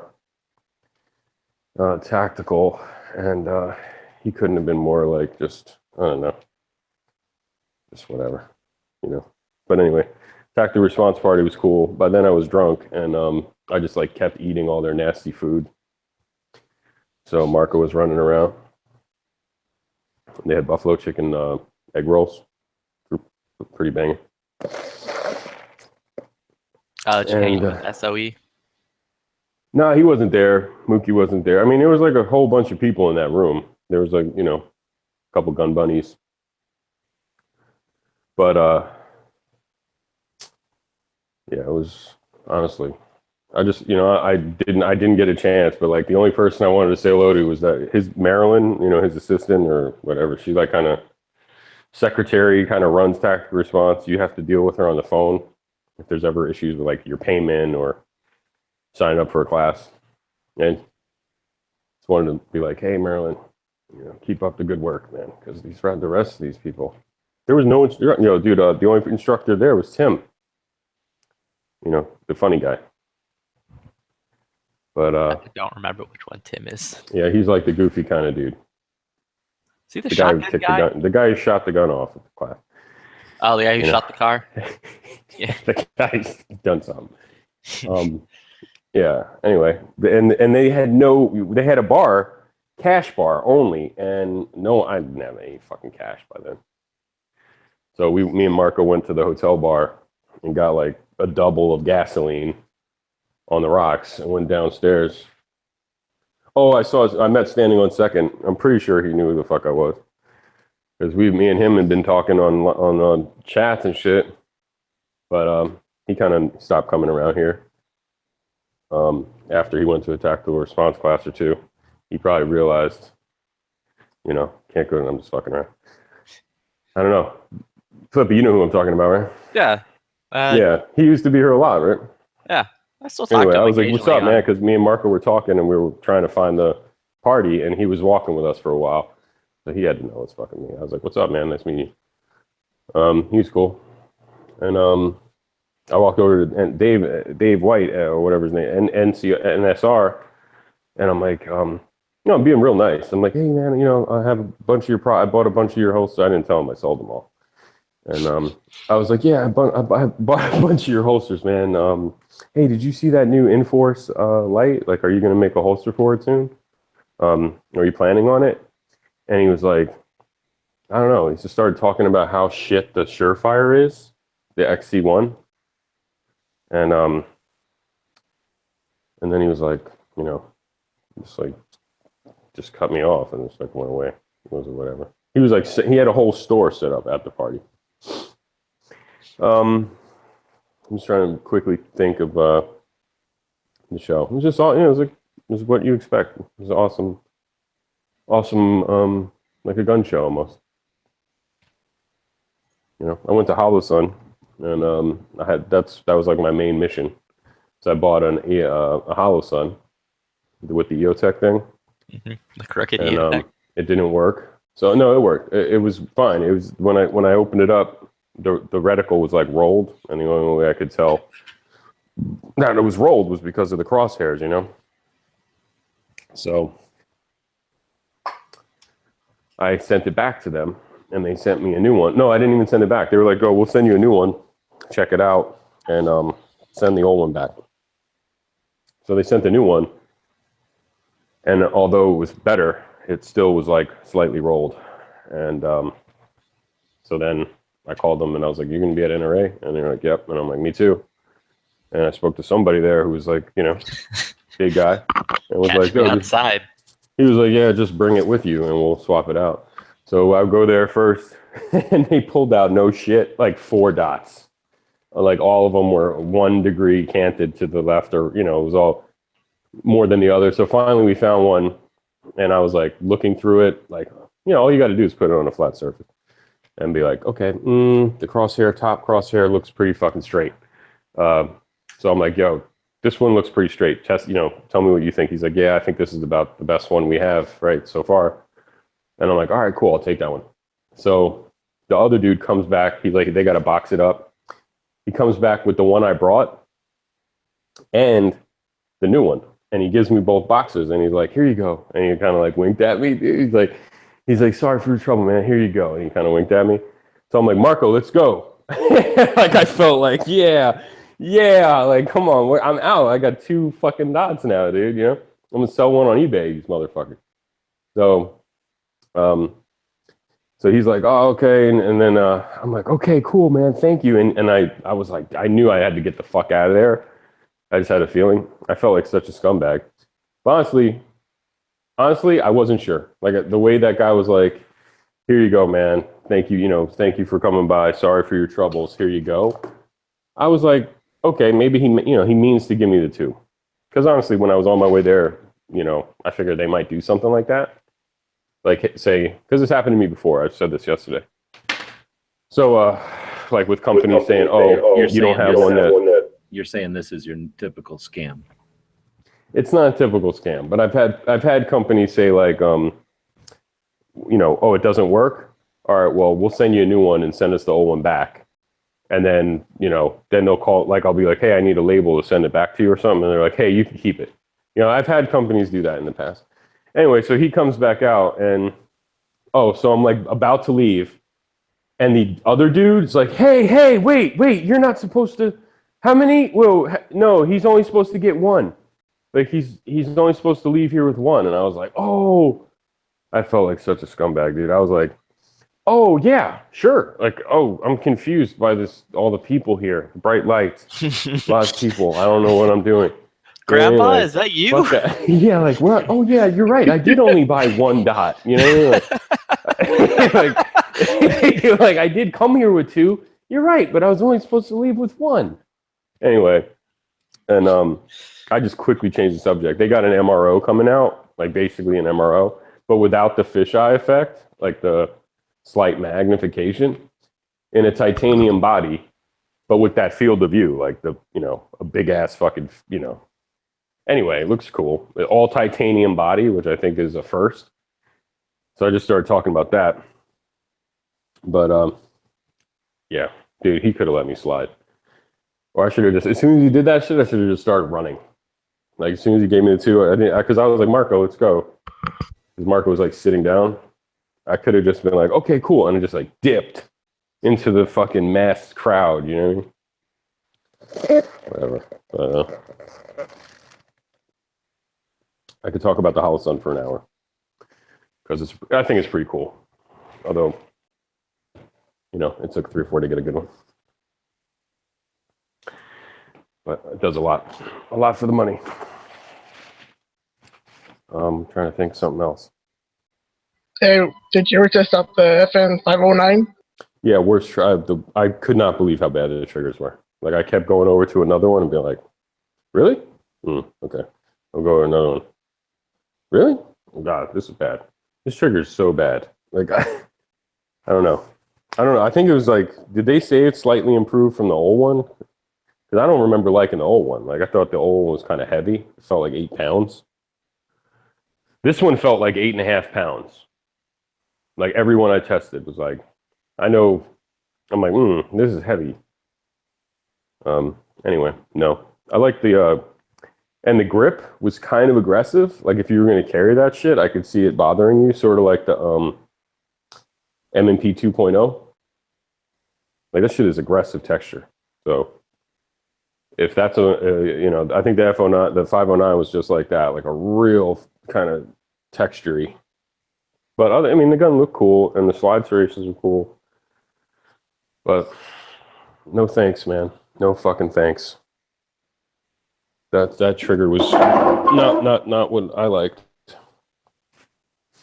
And also, I don't like the guns that are like the Glock 19 length, slide, and barrel, and then the Glock 17 grip. You know what I mean? I don't like that. And that's what that gun has. It's like it's like a full-size grip, but like a compact barrel or some shit, you know? I walked right over they were across from Walther, and I walked over right across to Walther and was fucking with their guns and was like, dude, I'm like, what the fuck is wrong with those guys, man? The one dude over there was like a competitive shooter, he was sponsored by them or something. So, you know, he's there and he's like, yeah, man, I don't know. He was like, weird. Like, the trigger sucks. Yeah, you're right. Huh. It was like I was listening to the primary and secondary last night, which I guess now they're sponsored by Nighthawk. I mean, they're all with Fisher, so whatever Fisher's doing, they're doing. Like Nighthawk and FN and yeah, because they were like, and I forgot who it was, but I think it was Matt was like, man, that new FN is a game changer.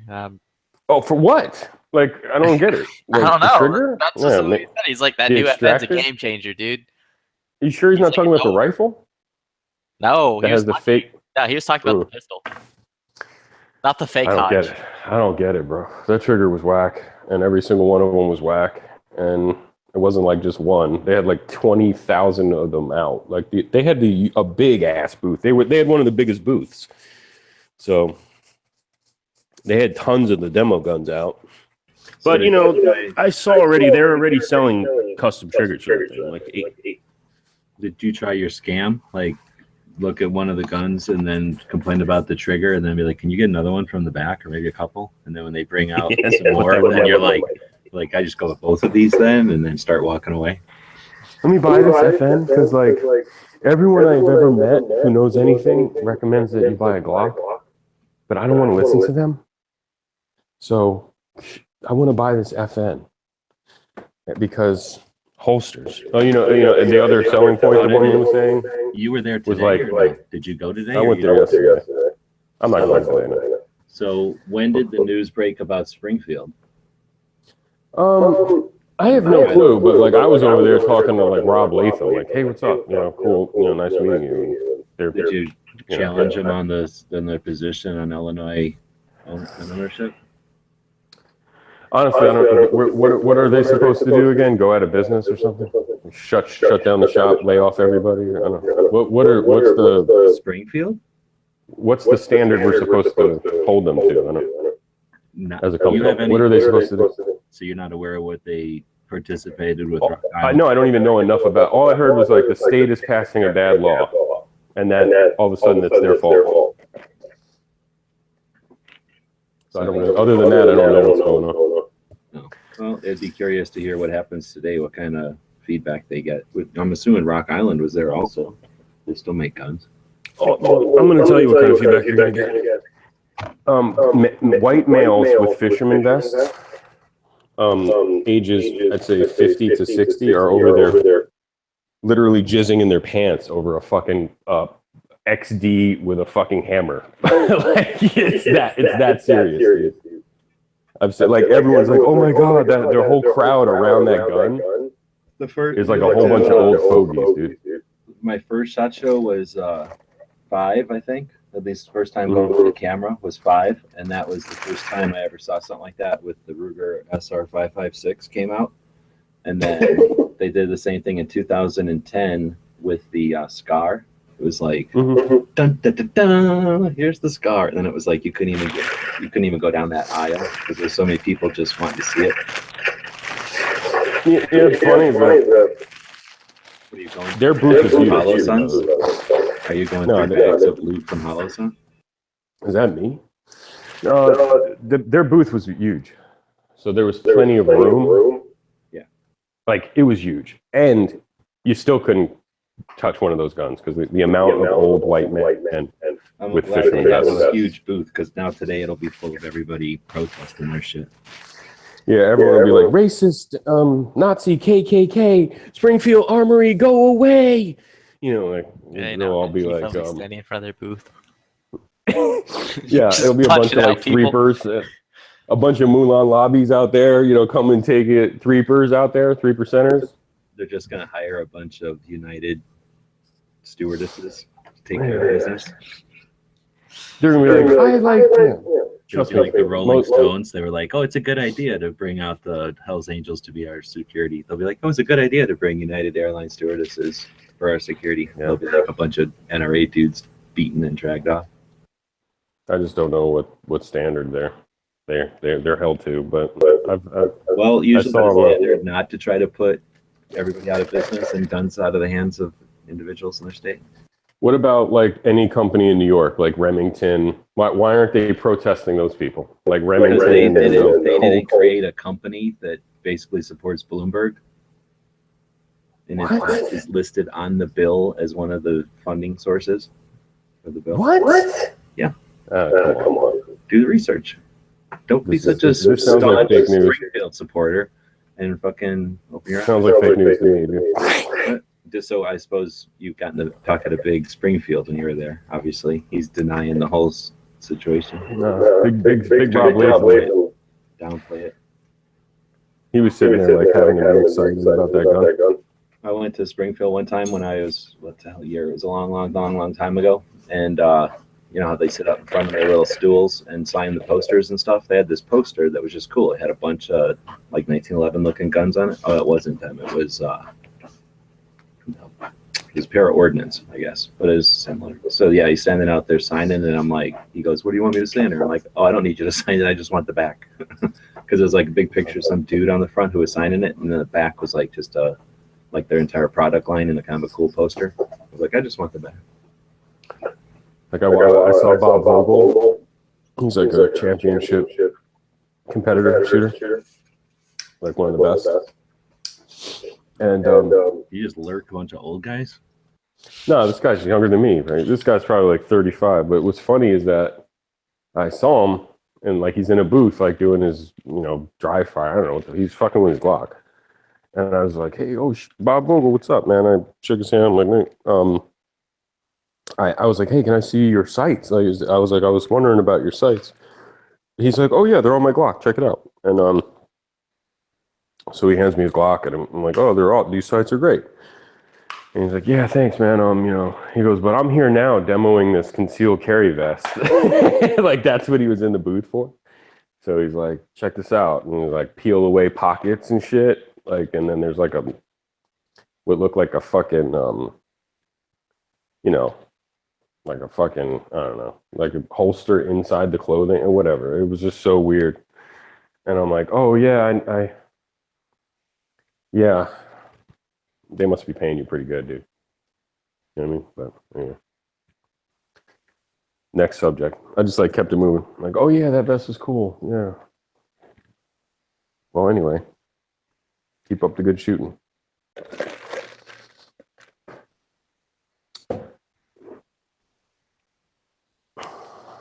What else did I see? Someone's selling a pile of OK mags for $9 each. That should be a pretty good deal. You know what should be a pretty good deal? All the Mulan lobby. Like $750? What? Aren't like the OK AR mags? Aren't they like $750 at what's that one place is? They were if you bought 100 or something like that. Oh, okay. Usually they're like $9, $10. There were sales though. Yeah, I bought mine on sale for like $8. But $750, probably maybe.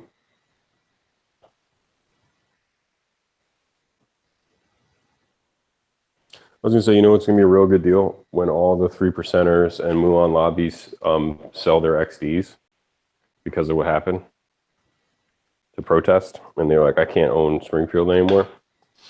So like there'll be a whole bunch of fucking used Springfields on the market for real cheap. I hate the XD though. Dude, the only Springfield I would fuck with is a 1911. Yeah. Like a TRP or even a fucking range officer, I don't care. Their 1911s are pretty decent and really good actually. So other than that, maybe one of their M14 clones or whatever the fuck they are, the SOCOMs or whatever the fuck they are. Other than that, I'm not cool with their polymer guns. So I don't know. I'm not really against Springfield. Springfield, you Yeah. can send me a bunch of Saints. Oh, and the Saint was supposed to be like, dude, someone was asking me about an AR and I was trying to just like a dude who'd never bought a gun before. And I was like, yeah, you gotta go to BCM, get an upper, get a lower, get the bull carrier, blah, blah, blah. And he's getting confused by the science of it all. And he's just like, what about this Saint? I want to get the Saint. And I was like, don't do it. Get a BCM lower, BCM upper. I'm telling him all this shit. And then he sent me a link and it was like, grab a gun. It was like 780 or something. And he's like, that's all I really want to spend. It's like 900. And I'm looking at the specs and on paper, I'm like, fuck it, buy a Saint. Like, it looks like a good deal for $700 and something, man. Like, it's everything he needed. Well, a Saint is basically a BCM without the cold hammer forged barrel. Yeah, I think there's something goofy about it, but yeah, I mean, it looked mil spec. Like, it looked like M4 feed ramps, chrome lined. I think it was the twist. So it's not a BCM rifle. I mean, it's maybe BCM makes the barrel, but I think that's a 1 in 8 twist. It's a 1 in. I don't think BCM makes the barrel. It's either 1 in 8 or 1 in 9. I can't remember. Yeah, but I think it's in between. It ain't 1 in 7. Like most of BCM shit is 1 in 7. Anyway, it just looked on paper like a good deal because the other shit. The internals, the furniture is BCM. The trigger kit's BCM. The pistol, the stock, right? Yeah, the stock, the pistol, the foregrip. Yeah, I mean the handguard. Honestly, at that price point, it's coming in at the same price as like a fucking M&P Sport. You know, so they did well. Hopefully, it does well. But I was arguing with this dude like over text messages, like, don't do it, blah, BCM.com, blah blah blah. You got to get the upper. Make sure you get the bull carrier group. They'll put the mod 0. Like, and I'm thinking this guy's not a gun guy, man. He's probably looking at my text messages like, what the fuck is this guy talking about? Like, order the upper in the mail. I'm telling him like, you can have the upper FedEx to your house. You know, like it's not a gun. It's not a serialized part. He's probably literally like, this guy is not sane. Like he's off his med or something. What the fuck is he talking? It's like you're trying to explain to him how to put back together an engine. Yeah, I'm like what? Whatever. I'm just gonna take this to the mechanic. Yeah, just go get the Saint. I was like, just go get the fucking Saint. Honestly, because Colt 69. I heard the 6920 Colt's like in a bad spot with quality controls, but I keep reading online and like people are putting photos up on Facebook, like look at my 6920, like look at the fucking gas key, look at the like just showing bad pictures. So I wouldn't even recommend that anymore. Yeah. Like right now. So honestly, I'm in between looking at getting a SLR 104 FR or a FN Military Series M4. Yeah, I guess it depends on what you got already in your life, but maybe FN is a good solid. I don't know enough, but maybe FN is a good like recommendation to somebody who just wants to go buy. Right, obviously like Daniel Defense, right? A BCM. BCM, Noveski, Knights Armament, Hodge. Yeah, but people who just want to spend about 1,000, maybe 1,100, like I think you can still maybe get a Daniel for $1,200. You can get an FN for $1,200 all day long. Yeah, so I think you can even get BCM. I think BCM's like 1,600, isn't it? Which one? Like, let me look it up because I don't remember. I don't know, but right now BCM Hodge is selling uppers. Did you see? Yeah, I saw Hodge that. is selling uppers. 12.5-inch uppers, dude. I'm like, man. Whoa, Mulan Lobby, dude. Straight up. That'd be cool. Hell Especially yeah. now with this whole pistol thing going on where you can shoulder stuff. Yep. Dude, I think I was on air when I bought it. I can't remember. But either way, I bought a pistol brace for my MP5K from Nice. Optics Planet. Mm-hmm. I got an email like within 10 minutes being like, cool, thank you for your business. This is going to ship out in like 7 to 8 weeks. What? Yeah, No. I'm like, what? It's like at the bottom of the email, it was like, yeah, don't worry, we're not going to charge you until it ships. But then I got an email from Amazon, be like, all right, these people charged you the $170. I'm like, what? No. It was weird. I would say that it's for me anyway, my financial situation. By the time they charge me, I forgot I bought it. You know what I mean? Like, it might fucking be like, whoa, I wasn't expecting that charge. I'm trying to buy gas right now, fuckers. You know what I mean? Like, Yeah, it'll just be I hate when it'll they be one do of those that. situations in 7 to 8 or 5 to 8 weeks in which I forgot I ordered it, and it'll just come in the mail, and it'll be a nice surprise, and I'll be like, oh, that's cool. Oh, dude, remember when I told you I sent my aim point that I bought used on eBay to aim point, and they sent me a new one? Mm-hmm. I think I told you this. So I sent it with the LRP mount because that's what it came in. Like, the box was an aim point box, official, everything, but it had the LRP like QD mount in the box. So when I sent it back to them, I sent everything back. Like, so when they sent me a new one from Sweden, like, it literally said, like, it had Swedish fucking things on it, postage. I opened it up and it was just the fucking micro in a brand new box, like, without the mount. And I called the dude at Aimpoint in America, and he kind of had this attitude, like, yeah, so, like, what do you want me to do about it? I'm like, dude, I sent you a fucking one with the mount, and I didn't get a mount back. And he's like, yeah, you shouldn't have sent the mount. Like, it says it in the instructions. Like, don't. I'm like, yeah, I understand if it was like a LaRue mount or like an aftermarket mount, but it was a factory mount in a box. You know what I'm saying? Like, I sent it back, and I never, he's like, I was like, okay, cool. Who cares? I'm done. I have an American Defense mount anyway, right? So when I got this Hollow Sun, I realized, wow, it would be nice if I had that LRP mount, because it's the same mounting screws. So I give the guy a call back like 3 months later, and I'm like, hey, man, I sent in this red dot and, the LRP mount, and I didn't get it back, and I'm just wondering, like, if I could get it. And he's like, man, there's no way for me to tell if you sent us a mount or not. I'm like, okay, well, I'm telling you I did, and it was the fucking, the one that was in the box. It came with it. And he was like, he was like frustrated, and this literally, like, that's how long our conversation was, like 2 seconds. He goes, okay, man, okay, I'll just send you one. Bye. And I was like, okay, so he just sent me that shit. And the other reason I asked for it is because I'm on eBay just looking at shit, and I saw the LRP mount on eBay. They sell like brand new. They're like 100 fucking something bucks, dude. I thought those mounts were like $20, man. Dude, I thought they were like $50. No, yeah, I see them all on eBay for like 80, 90, 110. Like anywhere between like 80 and 110. I'm like, whoa, I'm not taking a loss like that. I thought those fucking mounts were like $40. And then what's the scam? Then you go back and you tell them that the things are loose, and then you like see. No, here's the scam. Can I see, like, sends me back a new one, and I sell it. I sell it new on eBay. That's the scam. Yeah, that's a scam. You don't let a company like Aimpoint take a fucking mount from you and like not send it back. You know what I mean? Like, it's fucking ridiculous. But no, I'm gonna keep it. I'm gonna put that fucking Hollow Sun on it. But I was trying to ask people who might know, is that mount decent at all? I don't see anybody running that shit like online in forums or anything.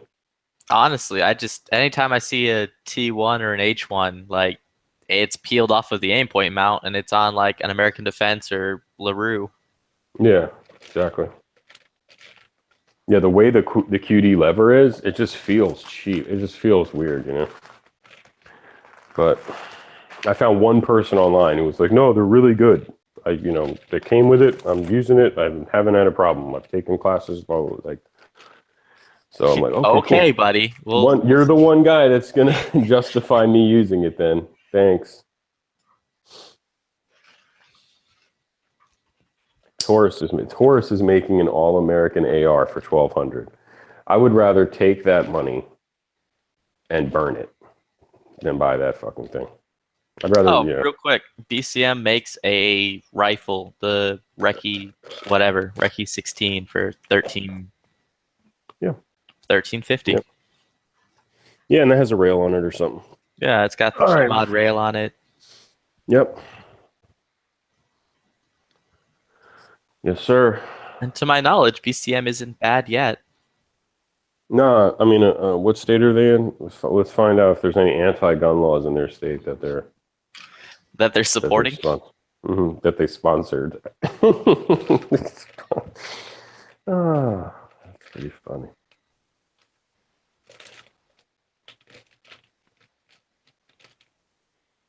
Not everyone can be Magpul. Magpul's booth was off the fucking chain, man. Like they're selling Hawaiian t-shirt, like Hawaiian shirts and shit, like surf shit. They're selling belts, leather belts, gloves, t-shirts, Hawaiian shirts, button-ups, like pants, hats, like just everything, man. Oh, did you get one? Did you get a Hawaiian No, I shirt? didn't buy any. Dude, I'd I'd they weren't honestly giving be them out. about. They're selling them. Oh, I'd be about getting a Hawaiian shirt from Magpul. Oh no, yeah. You know why they have like that print, like any shirt with a print on it, like a Hawaiian style shirt. It's hard to see you printing your gun, so it's all like concealed carry clothing. But it's cool looking shit, like khakis, and Well, it's they also weren't the like whole. bright Hawaiian shirts. They were like gray and like off gray, but they had prints all over it. Oh, I'd want a retardedly bright one, like Max Payne style. Yeah. Well, trust me, if you're doing that, it's hard to see you printing. Yeah, and you put rocks in the pocket, so like your gun won't pop out. You put rocks in the pocket so you can like sweep the weighted shirt. You can sweep it out of the way of your gun. Yeah, Yeah. for extra tacticalness. Mm-hmm. Yeah, Yeah, I spent a lot of time. Go ahead. That's something I was talking about a little bit earlier. Is like, why is it that this industry now is like not pushing for fun, but for like people are going to kick in your door and take everything you've ever loved away from you unless you have X product? I think there's still a lot of fun shit out there. Like, dude, anyone selling a 1911 is fun. I never run into that problem at a gun shop. So maybe the guy just thought you were new to firearms, Flippy. Yeah, I mean, there's a lot of fun stuff, but even like, what the fuck? Where was I? I mean, at the Walther booth, like, you know, they don't have an attitude like that. And Magpul is just, they're like everything brand now. Like, Magpul's just sitting over and be like, I'm rich. yeah, they're just, it's hard to describe. Did they have the wall of Magpul like they did at SHOT? Yeah, I think they did. Like, I just like, they had a, which Nighthawk didn't even have. They had one of these shotguns like rigged up with all the Magpul furniture. And it was a Nighthawk custom, like super shotgun. And I was like, whoa, this is, I picked it up, 870 customized. Yeah, action was smooth, man. Yeah, man. The whole vibe of I give off that vibe more than anyone I meet at a shop, dude. Like a gun should be a gun to protect your life, and it shouldn't be some fun shit. Unless you already have a gun that you can protect your life and you're with, like then you go buy a funny gun. But they're not toys, man. Unless they are toys, range toys.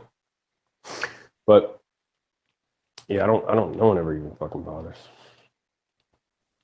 EDC shit, concealed carry stuff. I guess that's where the money is. I don't know. I couldn't explain. No one's ever said someone's coming to take your shit. Because if someone was coming to take your shit, wouldn't they be selling us like wild gear, like night vision? Like, because if someone's coming to take your shit and all you guys are fucking XD, like, well, they're coming to take your shit, dude. So they're going to take it. They're going to take your stuff because Springfield sold out their people. Yeah, I mean, if you had like night vision Mark 18s, fucking ACOGs and weird shit, and I was fucking with Steiner. Steiner had some cool shit, red dots and stuff. What else did I fuck with? Oh, Leopold, the Delta Point Pro. That was cool. Bunch of cool stuff over there. Loophole. I still don't know how to say it. It was fun stuff though. You know, the best time I had was at Cold Steel. I must have been there like an hour, talking to some rep, and then Thompson kept like chiming in. It was like talking to some dude. But man, they have stories for days, man. Cold Steel, bunch of wild dudes. Some kid came over, like fucking 12 years old or 13 years old, and started like asking questions. I'm like, I don't work here. And they saying something else. The guy I was talking to was like missing an eye, and was talking about something else, like testing. The guy at Cold Steel, like told the kid, like, you know, we all do stupid shit with knives, man. Like, look at my eye. You love those karambits. You can't get enough of Froggy Winnicourt, and he did ride a karambit. There's this video of Lynn with this like crazy karambit that they got now, and there's a hog just like hanging. Oh yeah, and he does this move with it, and he basically cut the entire hog in half, dude. Yeah, it was so vicious. Like, but you look at the power on his slash. Like it was crazy. Anyway, you know, don't think you're the gonna edge, do that, or what is it? The edge or the spike? I think it's called by Cold Steel. Mm-hmm. I got the Tanto one, and I got it after watching that video of him working that Tanto off of one of those hogs like you're talking, and I'm like, man, I hope this never gets used for anything other than like putting peanut butter on bread or something like that, because that was nasty, dude. Nasty. Dude, I literally was like, I'm here to talk to Lynn Thompson, and the guy was like, that's funny. Like, I'm like, I want to talk to him. No, really. Like, I'm really here to talk to Lynn. Really. Yeah. He's like, well, I've been with Lynn for 25 years. Like, what do you want to talk about? So I'm like, oh, okay. And he's like, he's busy. Obviously, he's being interviewed over there. He's like sitting right there. So I'm like, hey, man, I took a class with like this cool Navy SEAL guy, like SEAL Team 6 guy.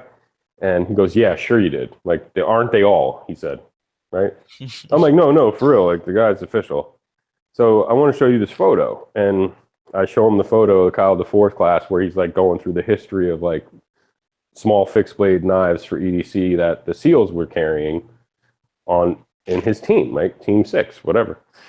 And the first two that when he joined the teams that were the first one was the mini Culloden, like Cold Steel.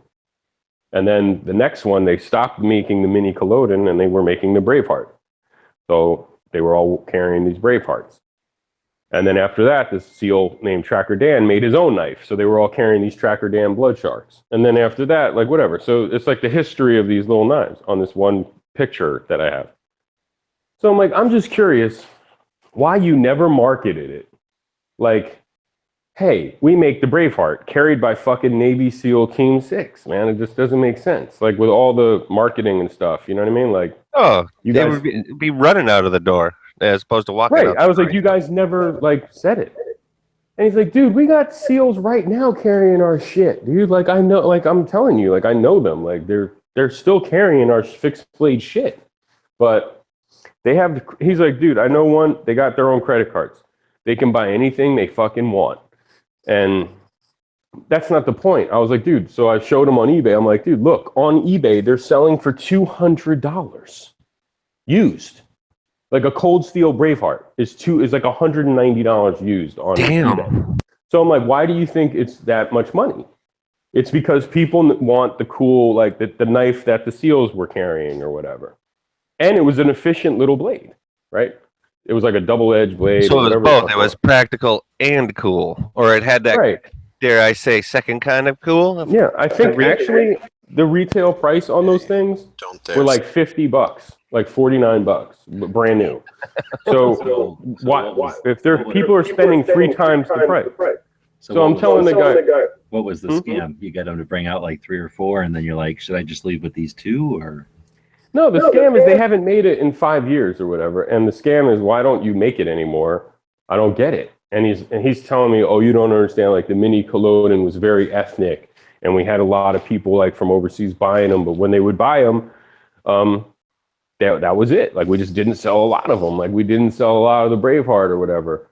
I'm like, yeah, because you guys never really like.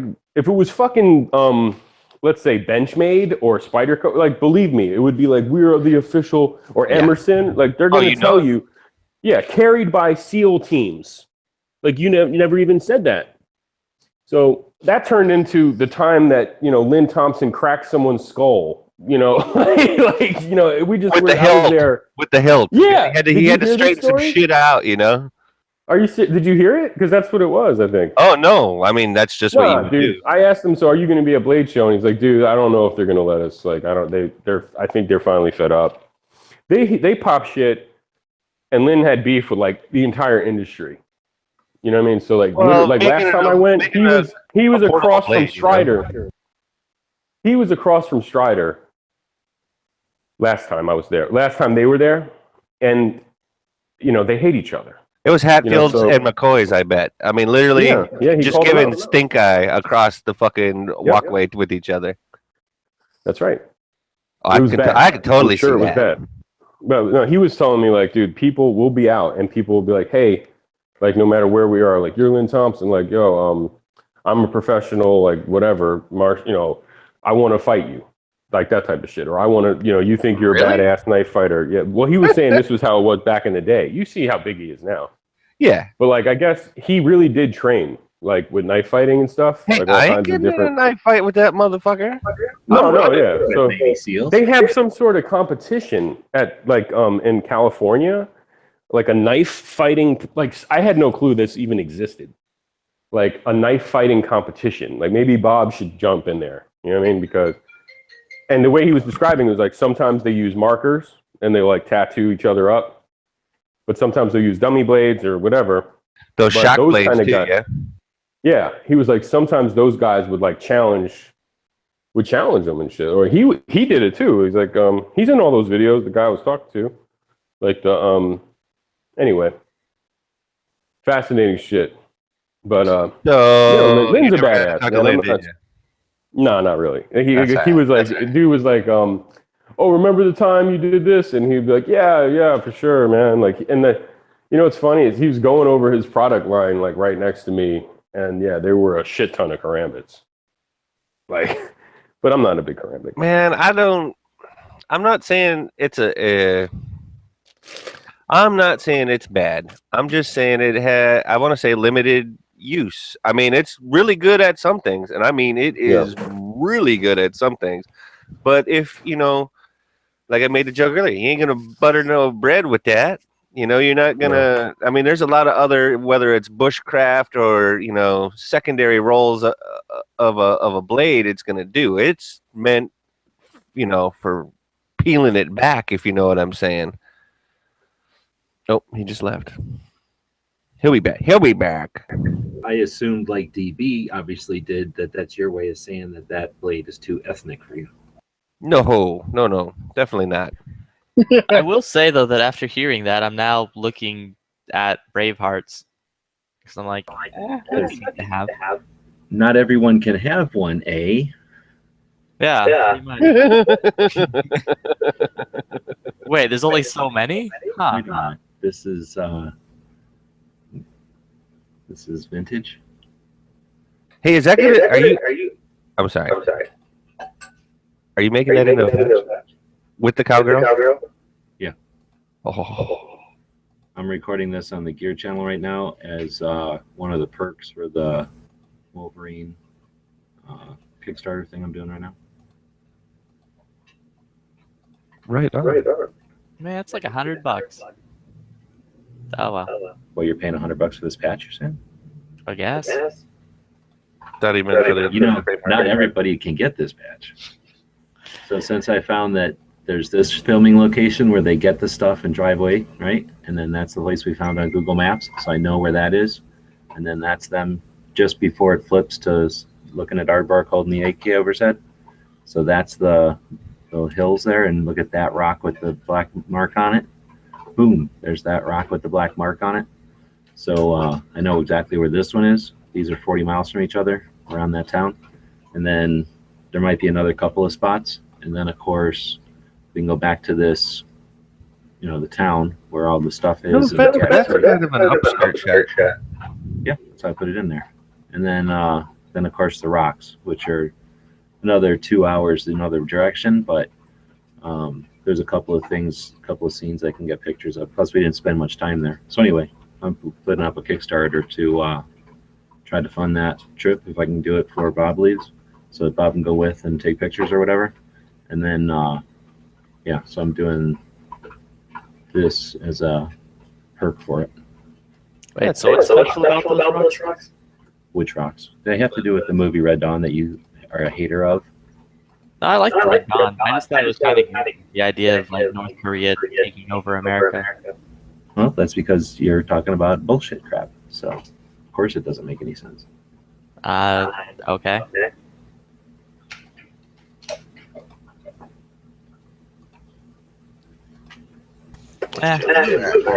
Josh Nichols was in it. Thor was in it. Fine. Subway was in it. Oh, it's hard, and my girlfriend's on a bus. See you guys. Yeah. Oh, you're taking our country? That's hard.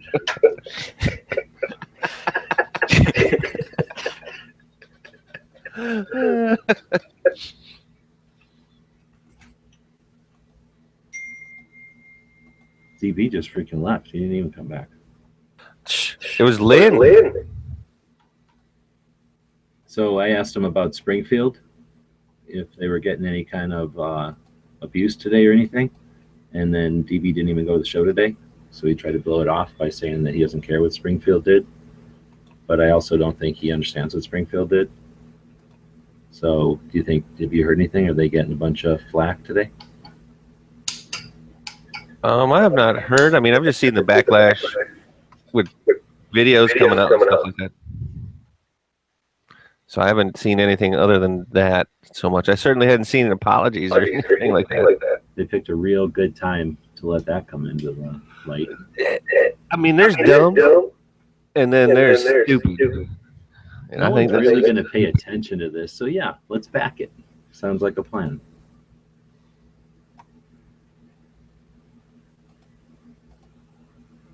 could have waited a week. A week. Well, did Springfield come out with that? That stupid gun where they're like With the hammer. The You know XD what? Hammer Edition. You know what? Everybody hates our gun anyway. So Everyone cries that our gun isn't enough like a 1911. Let's make it even more. They took away the no, they've added an external hammer to it. Oh, and Pants makes a good point out there in the chat.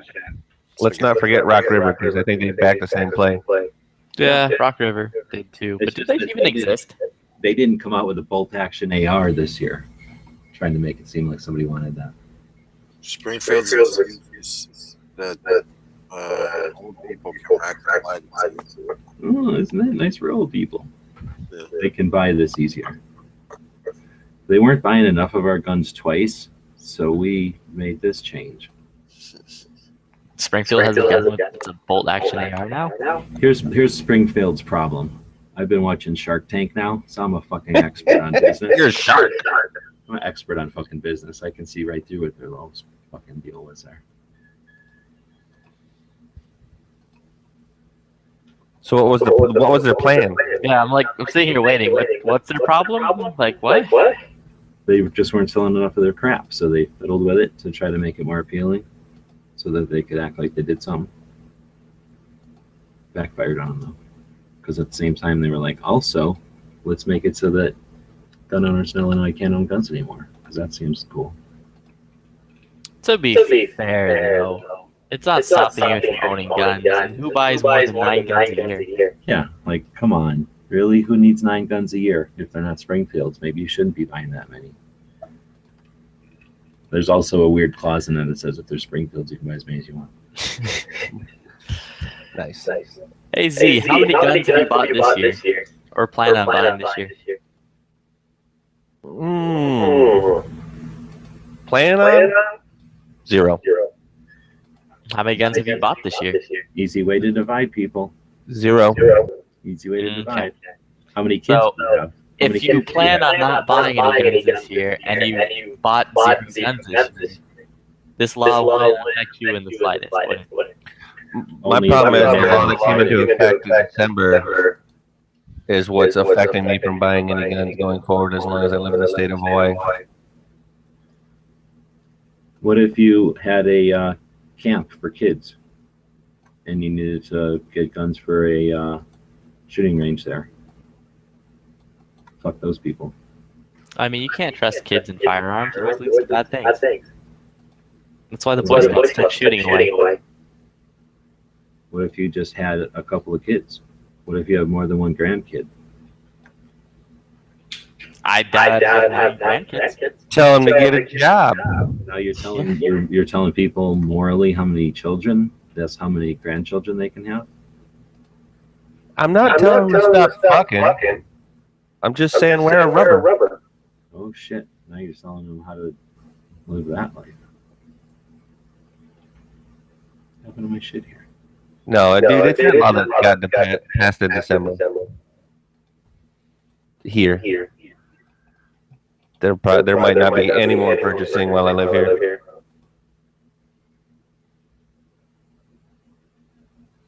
I think I've only bought one gun so far this year.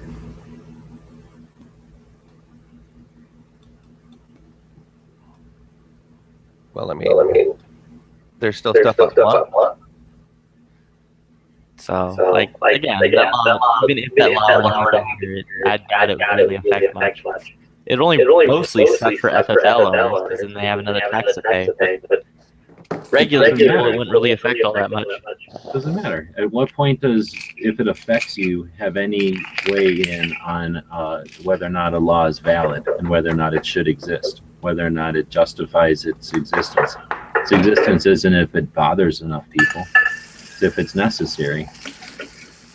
Oh, and I definitely think that law is not necessary. As same with the law that got passed here. I don't think it's necessary. Should not have gotten passed. It's Well, now, necessary that if the law- goal is to demonize the possession of property. Does that law affect private transfers, or is it only like you're only allowed 9 4473s a year?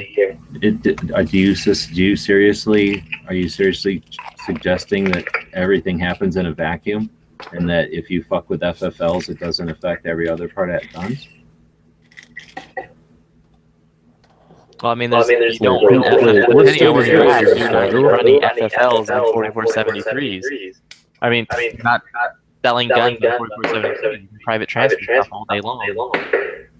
Is this federal or something? We're talking about Illinois, how Springfield fucked the Illinoisans. Oh, that's like the evil Springfield. See? I wouldn't expect anything. I wouldn't expect anything less. Springfield apologist. Why don't you just fucking admit that you got in the pocket of big Springfield this weekend? Springfield was like, we need a law to take away the Second Amendment in Illinois. So let's do it. I wouldn't buy their product anymore. We're suffering market share because of Never Enough Ammo's continual dismissal of our products. So we need to do something with desperation. I mean, from what I see, gun companies that engage in anti-Second Amendment behavior are never really rewarded. You remember what was one of the dumbest fucking decisions?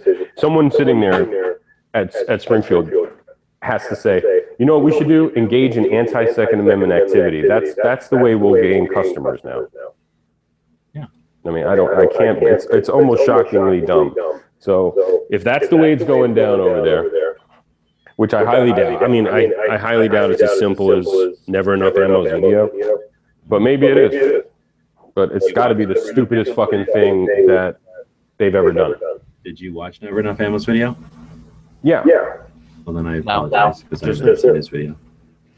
The Rob Ski, I think, did one. That's the only one I seen. He was furious. Mm-hmm. And he lives there. Yeah. In Illinois. Isn't he also in Illinois as well? I don't know about that. Is he? I mean, it's gotta suck, but Illinois is a famously bad state for guns. Like, it's a bad state. Well, and the problem is it's not even the whole state. It's the population center is what's running the freaking show. Yeah. Well, I'm just saying, you understand that if we owned a gun company, me and you, and you were like, I have an idea. We should engage in anti-Second Amendment behavior and sponsor, bills that are anti-gun. And drive up sales, right? Yeah, and then be one of the biggest like sponsors of the NRA shows, and like have the biggest booth, and sponsor shooting sports and all this stuff.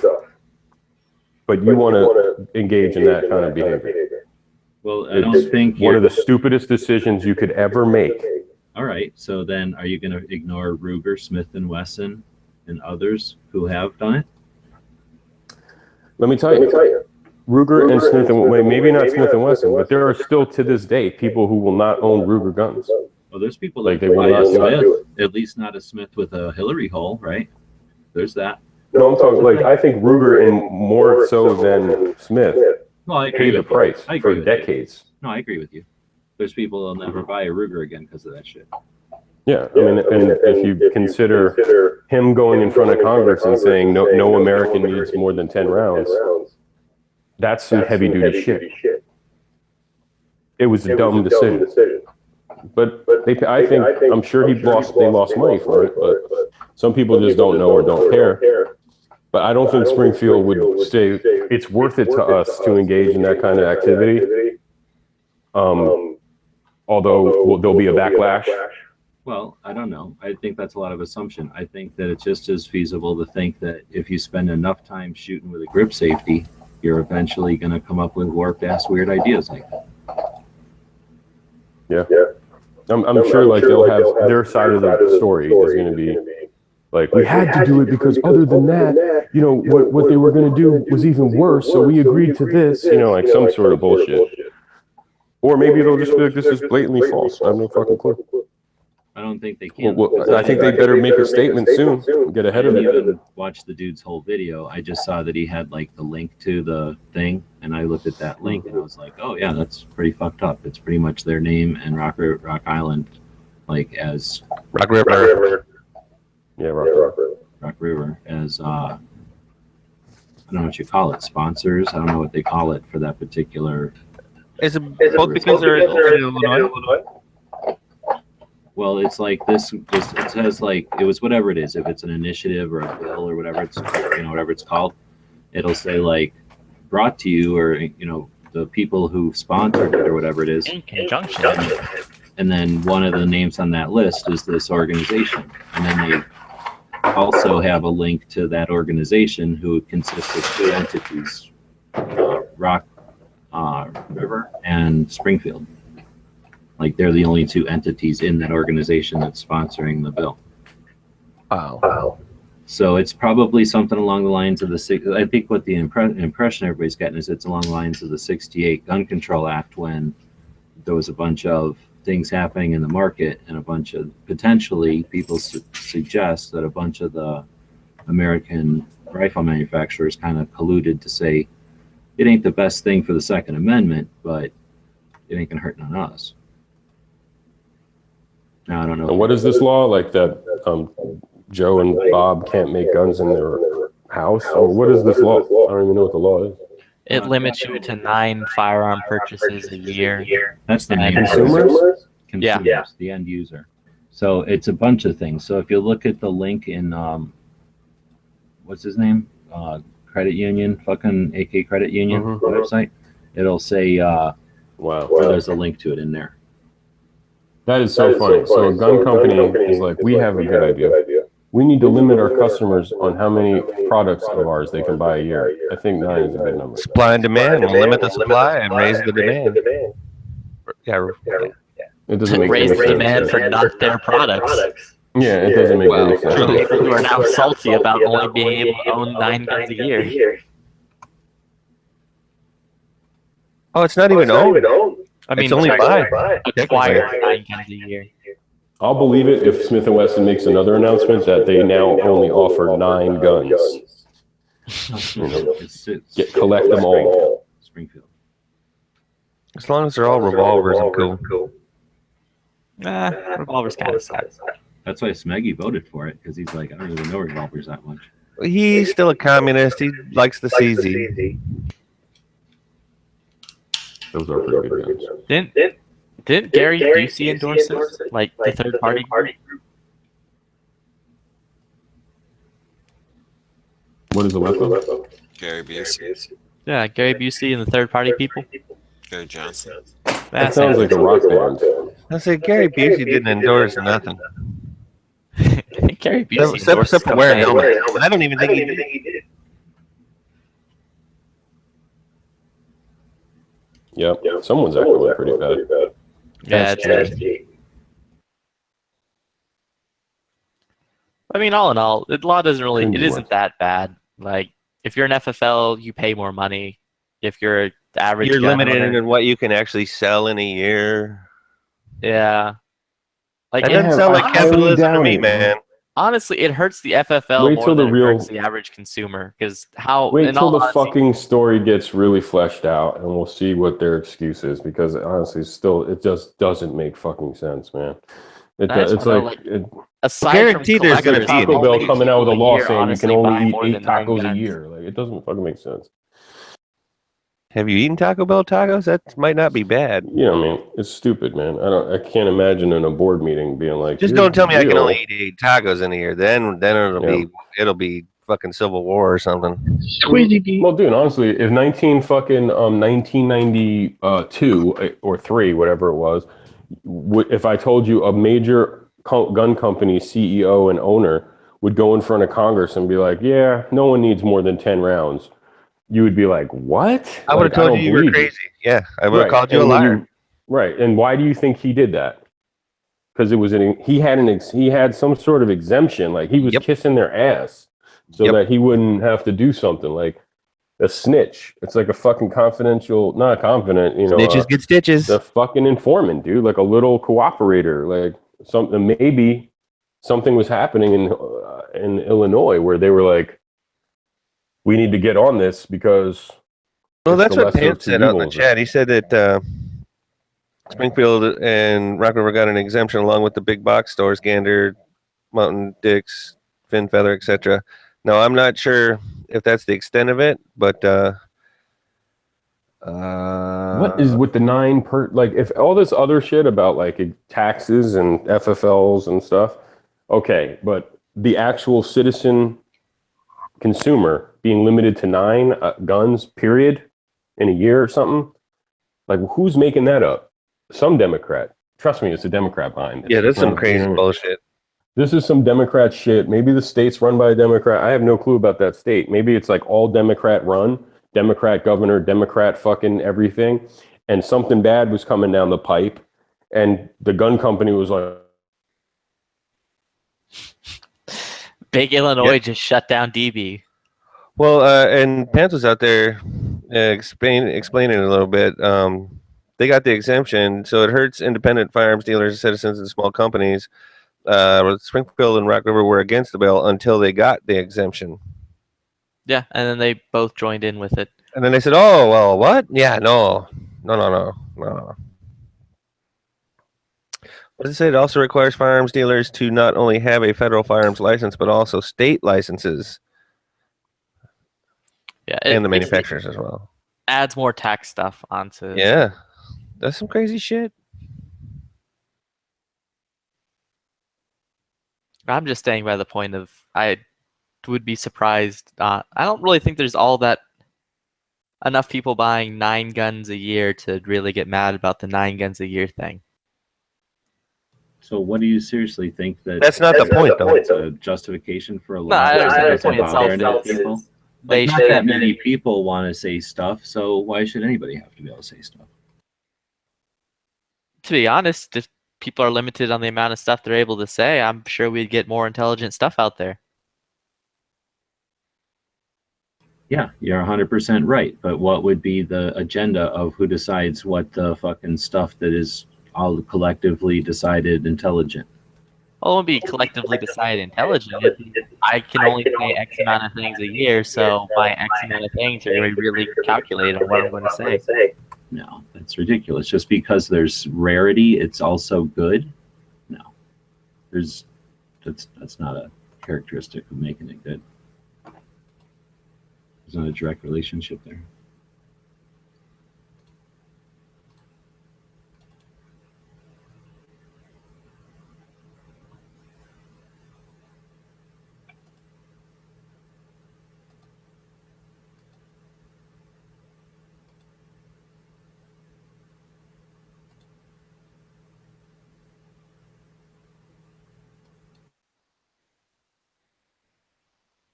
It's Illinois anyways, so they're all crazy people who live there. Well, are they even going to get a vote on it at all, or is the politicians just passing this shit? I have I think no I idea. think I they're think gonna it's just pass getting it. passed. I think they're gonna pass it in California. Yeah. Either way, I'm gonna toot and boot. I'm gonna go shooting. Later. See ya. All right.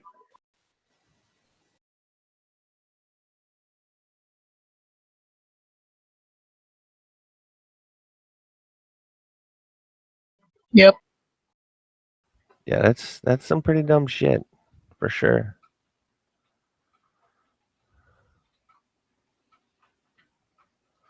So how you doing in Hawaii? Getting rained out. You know, What do you got there? you not working today? Nope. Oh, shit. I mean, I got shit I'm doing, but it ain't work.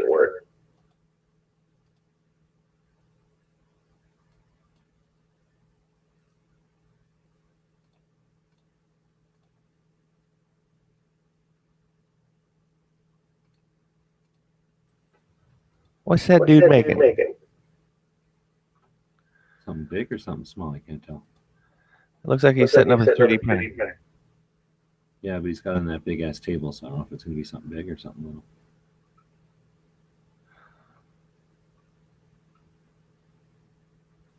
Very into this.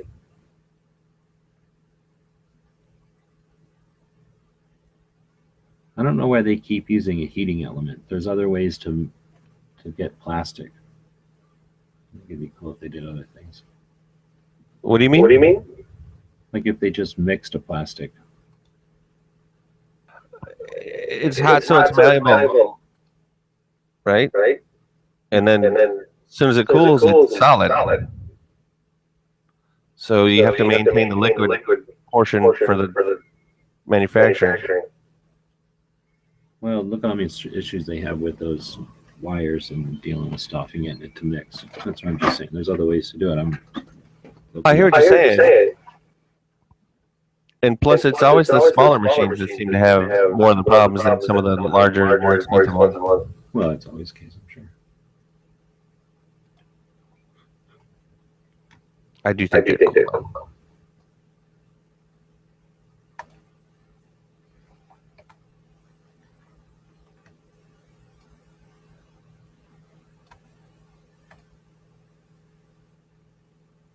Dana was in earlier, but then he just went in the text and then left.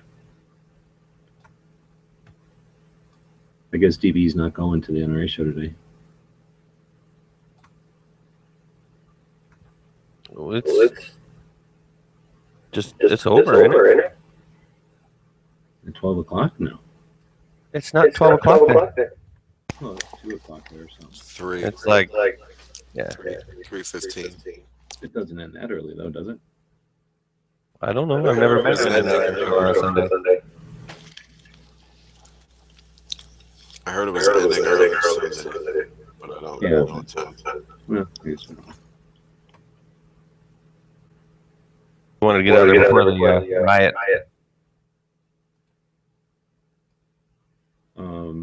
Ballistic said that Marco is going for the whole day today, so whatever that means. You missed the last night, I guess. Oh yeah. Either you could listen to last night and hear Bob in there on one of his most thrilling adventures, or who else was in there? Brandon was in there last night. Somebody else. Anyway, it was pretty crazy. It was nuts, yes. It was crazy night last night, and it was like spurts, right? So it was dead for a little while, then a bunch of people jumped in, and yeah, Bob was going crazy. He was on a tear, wasn't he? That's the way to say it, I suppose.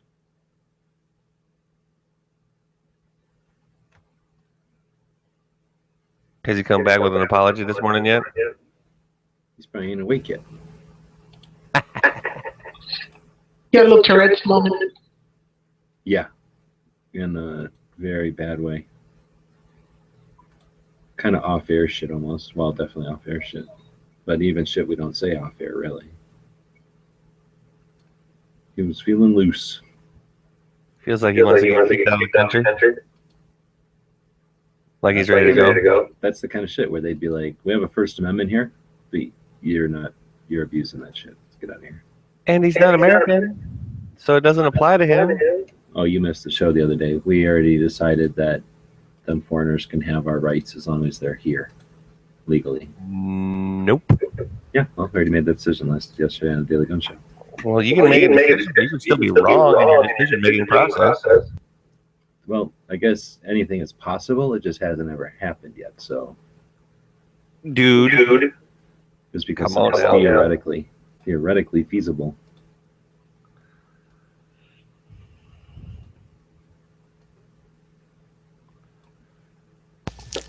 Dude.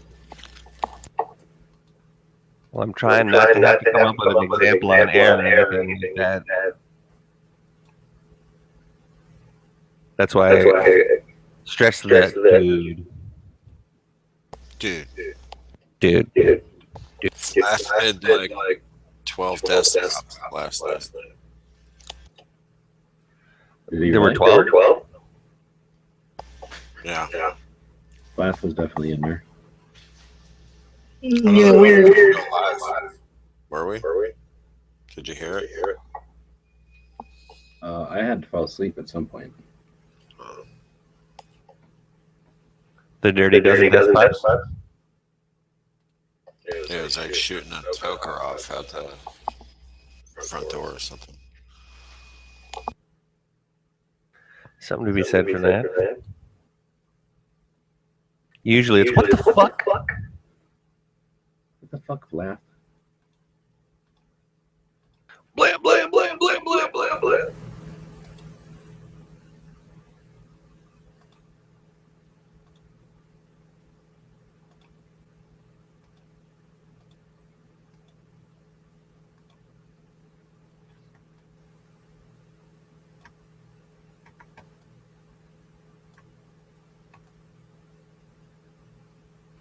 So all I've seen from the NRA is shit tons of selfies again.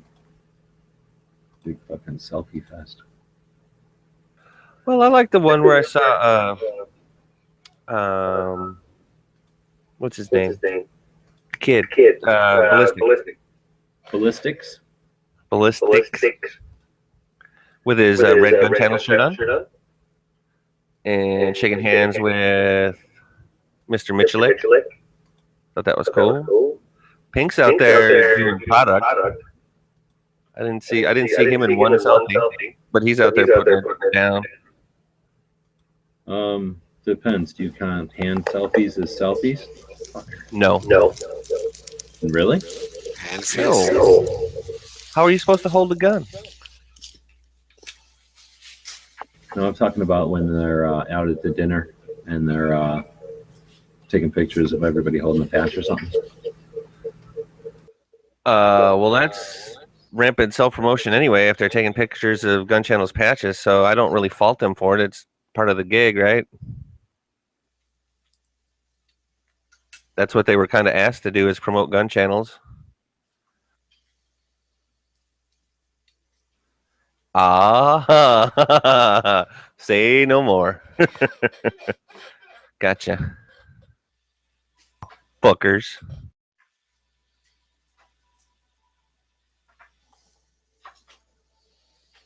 Hmm.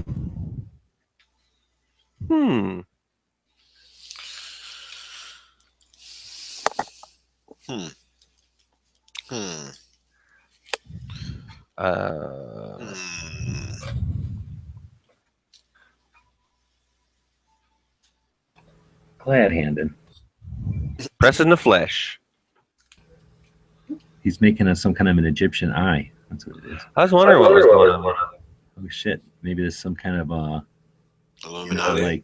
Yeah, exactly. Like the Egyptians reaching through history into technology, making some kind of robot pharaoh body They're gonna use some kind of smoke or something. I'm skeptical about this shit. I've been watching Shark Tank a lot, and it's suspiciously lack of anything having to do with Skynet. Suspicious. I've been watching it for seasons and seasons now. Not one person has come up and talked about Skynet. So do they get reimbursed for them paying? Like, does the show actually pay for it? I mean, they give off the idea that, like, it's them paying. I don't think But Those people pay for their like investments or whatever. Like if they go in with somebody, they're going in with them. Those I don't people are think- worth like $5. The cheapest one I can find is the blonde real estate, the old lady. She's worth 400 million. Everybody else is worth more than that. Or no, she's worth 100 million. And then the guy on the right, I don't know what you call him, like the software guy who's not the sports guy. He's worth 400 million, I think, and then everybody's worth more than that. And then that basketball player guy's worth like a billion at least. So the money they're talking about in that show is like $100 to a regular person. They're like, oh, should I give you $100? And I think it's mostly like, how much of my time do I want to waste on this, or do I want to employ another person to deal with you? Well, I was just wondering because it would be normal for the show to actually cover the stuff or cover a portion of it. Well, hell no, dude. They're talking like hundreds and thousands and like sometimes millions of dollars. That TV show can't make that kind of money. There's no way. Well, I guess if the show was then getting a cut of all those businesses. Like, think about Friends or whatever. They were getting paid like $1 million an episode or something crazy. Oh, I see what you're saying. But still, they're doing like 3 or more. And I'm sure, because the way I can tell that I think they have a bunch that happen that don't make it to the air. Yeah. I guess they could just say we're not paying for those or something, but still, there's like multiple ones that happen. But I guess if you're saying Friends had like 6 people making $1 million, I don't know. Yeah. Well, and every time you hear an interview with them, though, they say it's our money and we're doing the deals. But then I looked at the thing and it said that, like on an average, they talked to 76% of the people from this article. They talked to 76% of the people that had ever done a deal, and like I think it's like 56% get done, but like the rest of them don't get done. Either it turns out that people weren't claiming, didn't have what they said they had or something. Right. Or else another percentage of the time, the guys with the money will like put stipulations on it, additional stipulations that the people don't want to deal with, and then, but like 56 or something percent of the time, or wait, a high percentage, like 96% of the time when they follow through, people make all kinds of money. And they say a lot of times it's the background check on the people, because they're not doing any background checks on this. So if they do a background check and the guy's, I don't know, got no credit or he's a criminal or something, I don't know, like, or is $100,000 dead or something. Yeah, maybe some shit like that. Like then of course they're not obligated probably to do nothing. But I don't really care. The main thing to me is just it's a neat concept for a show that's reality based, that isn't just fluff. It gets people inspired, I think, to go out there and do something. Yeah, I would agree with that. It's not just a bunch of rich douchebags. Well, and that's Actually, the other thing. Is it wait a minute. people That look fun? makes no bearing on the competition, whether they're a douchebag or not. I just think it makes the rich people look fun and normal. They're just regular people who just happen to have a shit ton more money than you. Maybe not same as everybody, but obviously a lot less. Put their pants on one leg at a time. They just happen to have somebody else put them on for them. Yeah, less. What's the word? What's the word? I mean, what is it? The majority of people wipe their ass with their right hand anyway. Ew. They had Squatty Potty on there. Is that the one with the little bench thing you put your feet on? Yeah, the unicorn that poops. Fruit Oh, Loop shit's ice cream. Fruit Loop ice cream. That video still cracks me up.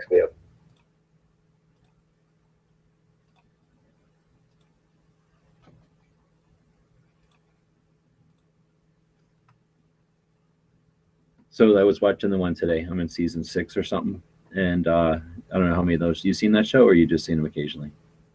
Occasionally. There's this one, and never like a whole episode. There's this one where they go to, or a guy comes in and like a little kid will make a picture on a whatever, just makes it like draws a picture, and then you send it in, or you take a picture of it, and you send it into the website, and then this place turns it into a stuffed animal for you. You ever seen that? One more time? Take a picture of like a monster, cartoon character, whatever. Your kid draws a picture of something, a little scribble, and then you send it into this website, and they turn it into a stuffed animal. I don't know. I have heard of it. Okay, so, and it's fairly affordable. I mean, when you come down to it, it's like, it's not insane. It's not, they're not giving it away. No, except way better, because instead of being like, you pick the arm from our list of arms and you pick the eyes from like Mr. Potato Head, this is like, let me go look at it. I'm screen sharing, right?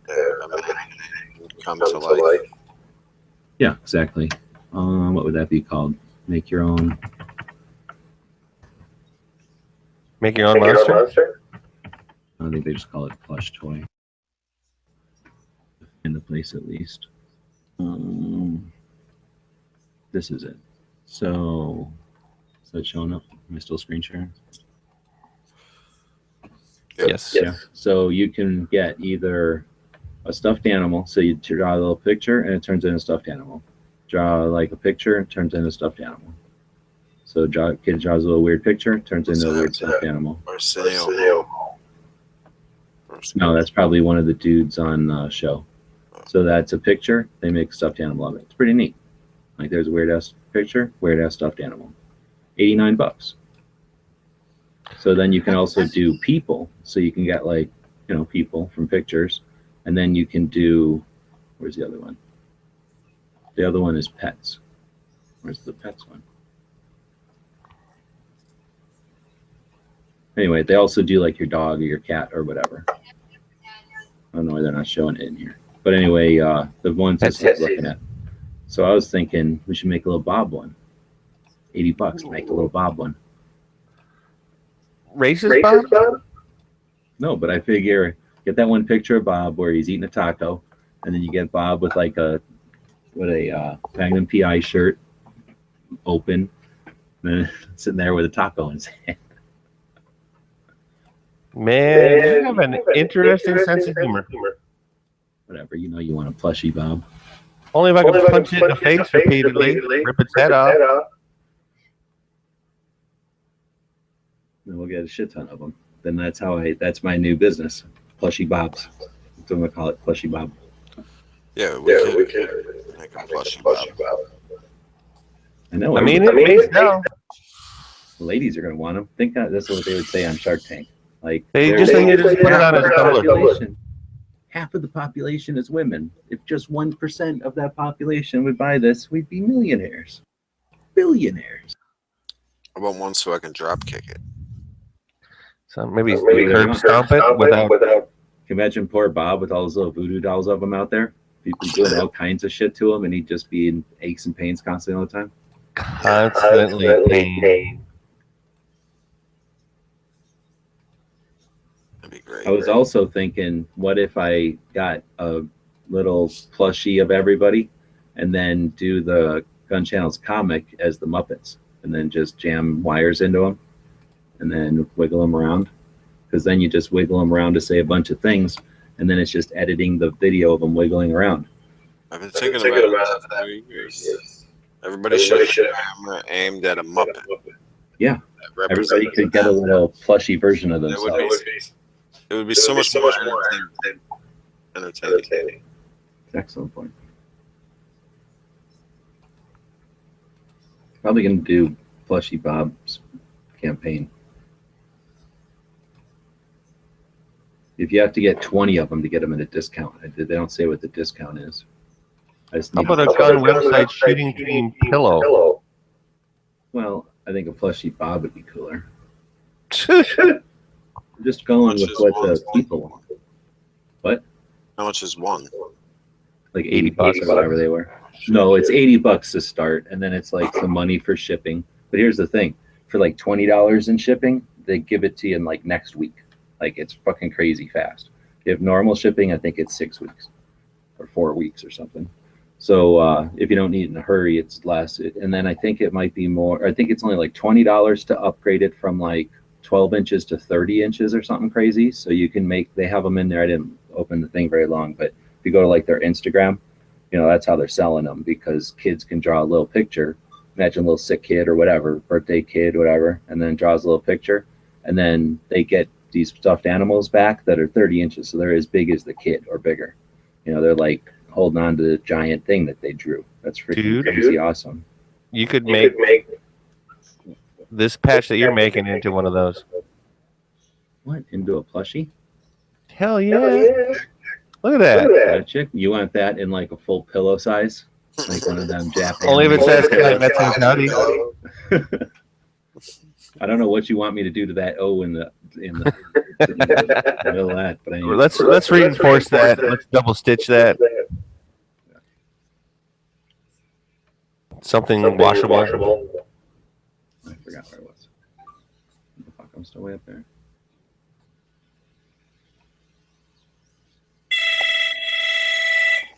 Whoa. Don't sleep through that phone. Yeah, I don't want you doing that.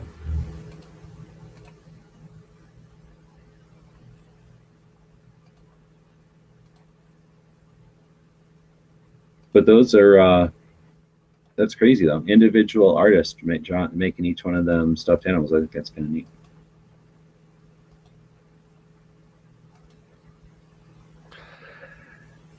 It is, but 80 bucks. Oh, so what? It's a kid's birthday. What do people pay on their kids' birthdays? Some people ain't paying 80 bucks. Oh, come on. For a kid's birthday? Yeah. A cheap ass parent ain't gonna pay 80 bucks for their kid's birthday. You get like a $2. One that ain't got 80 bucks to spend on a fucking stuffed toy. Dude, I don't know any. I don't even think I know anybody ever who couldn't spend 80 bucks on their kid. Even if they had a bunch of kids, they could spend 80 bucks on their kid. Yeah, it's Well, not then you don't know a lot of people with kids. Oh, please. I don't, but I can't imagine that many people that are like, $80. That's fuck that. I can't get that for my 80 kid. bucks is a lot of money to a lot of people, dude. 80, I'm not saying 80 bucks ain't some money. I'm just saying we're talking about like a kid who drew, like can draw something and then deserves that thing. That ain't nothing for that. Well, I ain't trying to talk about the deserve or they would like it or any of that, dude. Of course, it'd be awesome. There's a sick kid out there dying of the cancers, and here's Z. 80 bucks? The kid's almost dead. What is he going to need that for? Who's gonna? How are you gonna sell that after the kid dies on it? And why do we get Maybe it'll be like Chucky, they'll capture the spirit. Oh shit! I forgot about that part. That is You're saying more than said, why do we gotta cater to just the 4 kids? Yeah, seriously. They're feeling. The 4 kids can have the hand-me-down weird drawings. When they grow up, then they can aspire to make money and buy pillows. Well, here's the problem. The poor family, they're just going to get more paper and crayons. Okay. They can make theirs out of paper sack like they did in the old days. Well, no. Or they'll get grandma. And grandma will make. She'll knit one. Knit one, make it on her sewing machine like a, you know, a pillow plush. I have seen that.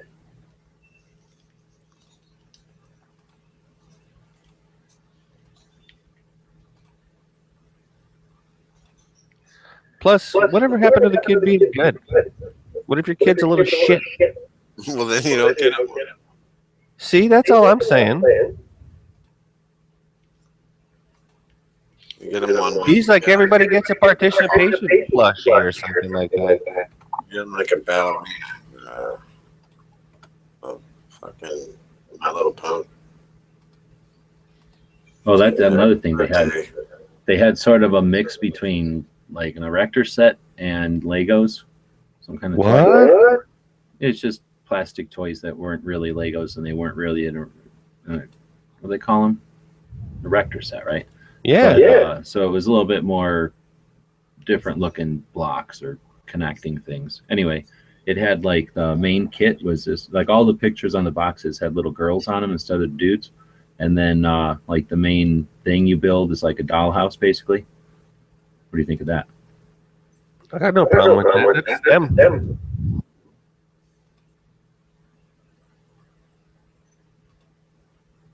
What is it? Science, technology, engineering, math.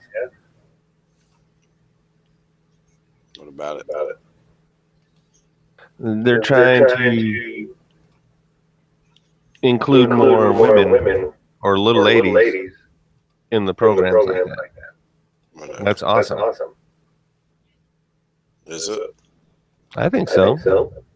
Here's my concern. unqualified lady? At this point, you have an engineering department at a school or, technology branch of a school, and they only have to worry about having men's shitters. Now they're going to have a whole different set of shitters. Now you already know with the American with ADA, American with Disabilities Act, any public place, like that, is required to have men's and women and handicap in each. So to try and say that engineering departments only have one might be Is there like a mistake. Has there been like a big thing about keeping women out of the engineering? Only for like the last, I don't know, 1,000 years. I was going to say only by women who never actually even pursued engineering. That's exactly. This is the whole wage To gap. imply that they never met resistance in any form throughout their careers, I think that's laughable. No, No, to this- suggest this that is- there's a barrier to entry simply because they don't choose to do it in equal numbers as dudes, then and if that concern is raised by people who never attempted to pursue it and were barred entry, because I'm not aware of any engineering school that was like, It's not necessarily the engineering school. It's the public perception or whatever is like, oh, you're gonna, and it's from back in the day. So it's just that it's a promotion to try and reassure them that you can be anything, do anything you want to do. And if you want to go be an engineer, or you want to be a chemical engineer, or you want to do this, or you want to do that, you just have to apply yourself in these areas, and you can be anything you want. As opposed to, no, you're just gonna, be Susie Homemaker, make babies, and stay at home. As opposed to that, which I'm not was saying like, that. from before the 50s on. Just saying, let it happen naturally, and then they can figure out why women choose which careers they choose.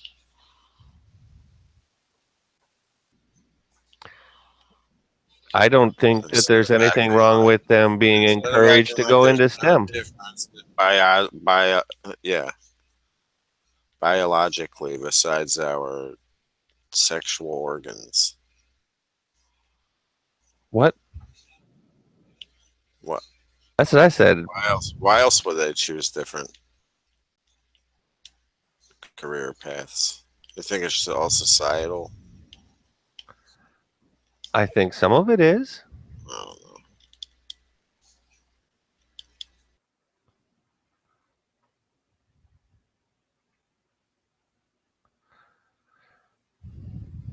But I will never assume that never and always they're a mistake, pretty much, because there is no such thing as never or always.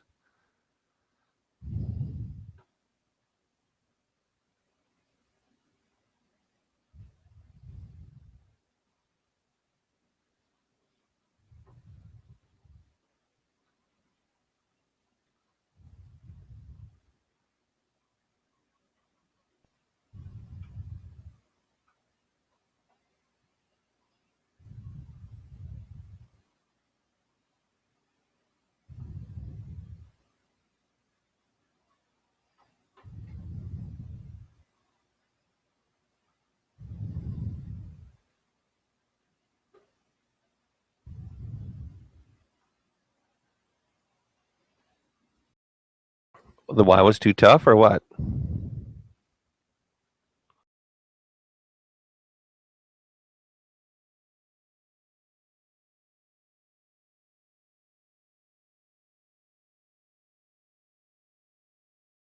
Sunday Crafts Fair on Gun Channels.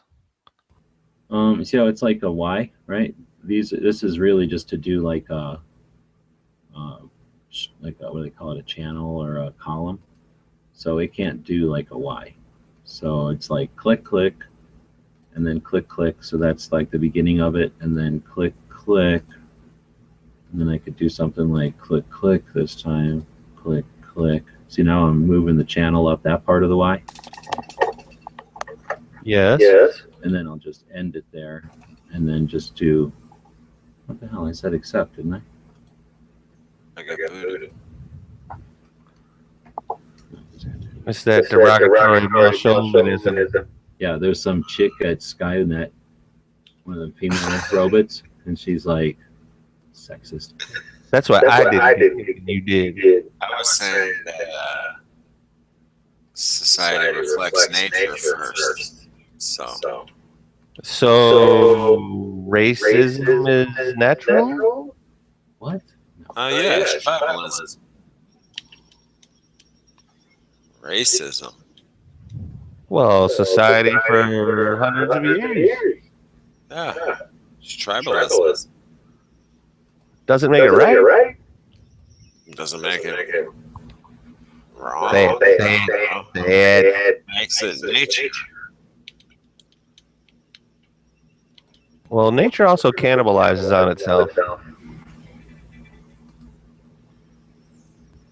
Like uranium is natural. Yeah. Lead is natural. Yeah. It'll still kill you. Yeah. Getting killed is natural. Well, everybody's going to die, Well then. but not all are going to die naturally. Sure. Every death is natural.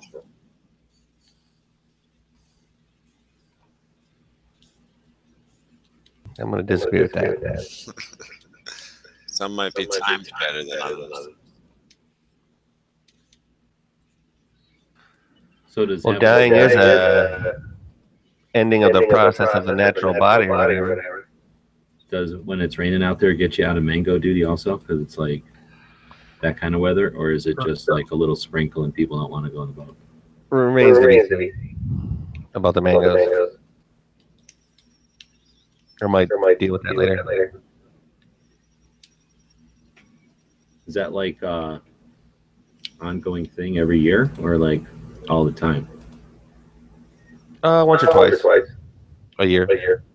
That's as worse as bad as cutting grass, and that sounds like. If the tree fruits twice in a year, then yeah.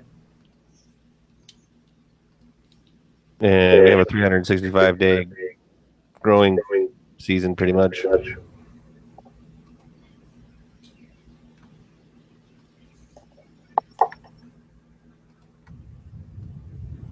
You make a mango paste? Am I doing what? Gonna make mango paste? You should make some sort of a mango product and then sell it. You're just throwing profits away. You throw more profits away. If you took your business strategy of going out and throwing away mangoes to Shark Tank, not my mangoes. Nobody would be Hashtag not my mangoes. Not my mangoes.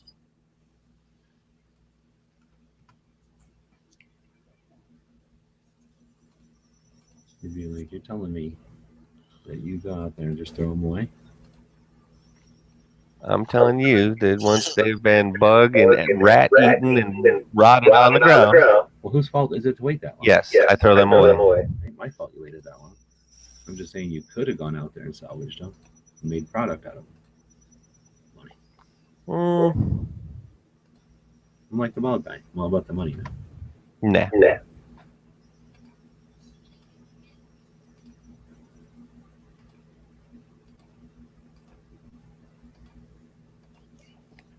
Plus, the guy 3 houses down selling mangoes. What is this gun? 30. P226 not posted. On the Instagram, you mean? Yeah. Link it or it didn't happen. Yeah, he could be talking about any gun. That's all he does Wow. is post guns. Oh, jeez.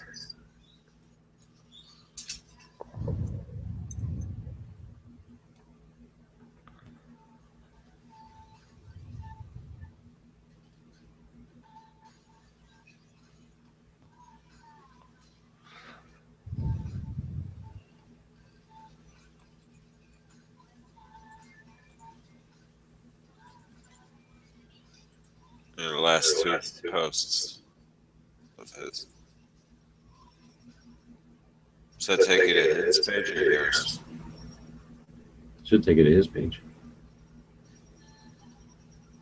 Probably some pistol of what is he saying? What is it? Yeah. Not American. It's crazy rare. So it almost looks like an AR-180 on top a little bit. It actually looks a lot like an AR-180 pistol, I guess, but it isn't.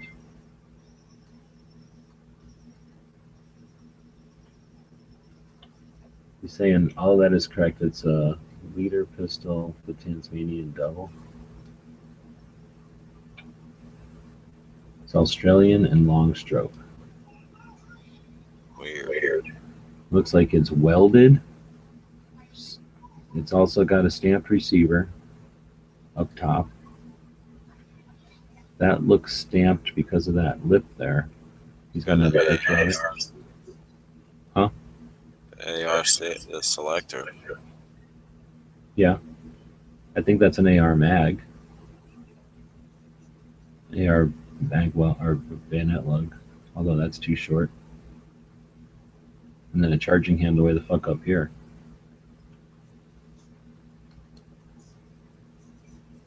Weird.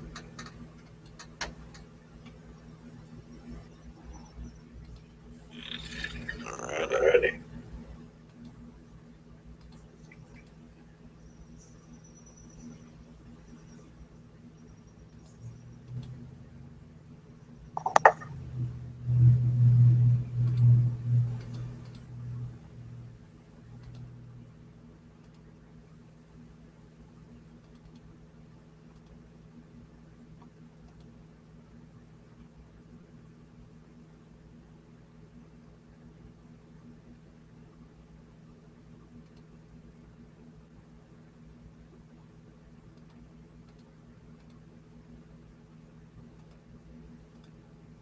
So have you guys seen anybody new around gun channels this weekend? Oh, Rick did a show for the first time on Saturday.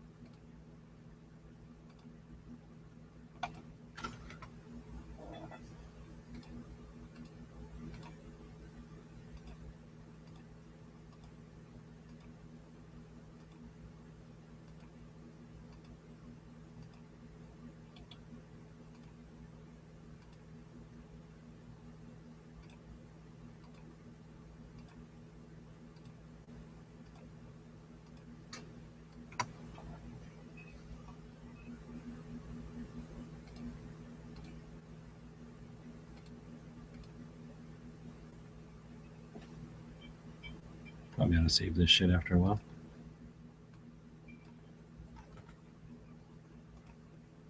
Have like 12 browsers open and then haven't saved it in like an hour.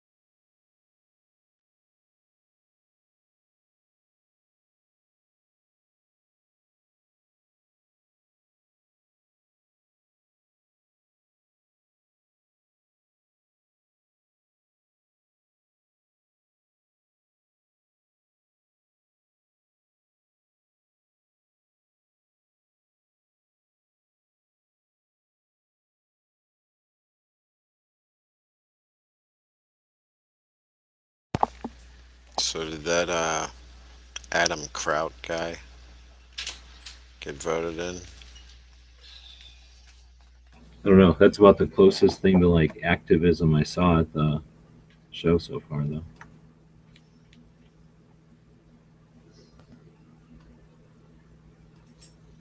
A couple of people were supporting that guy. Do you think it's because they really think his ideas are so good, or because he's got like a YouTube channel and he goes on podcasts and stuff and like made himself unknown? Like, was it a PR thing or was it like a policy thing? Well, he's a lawyer. He wanted to. I think it's a little bit of both. But more of him being able to. Yeah.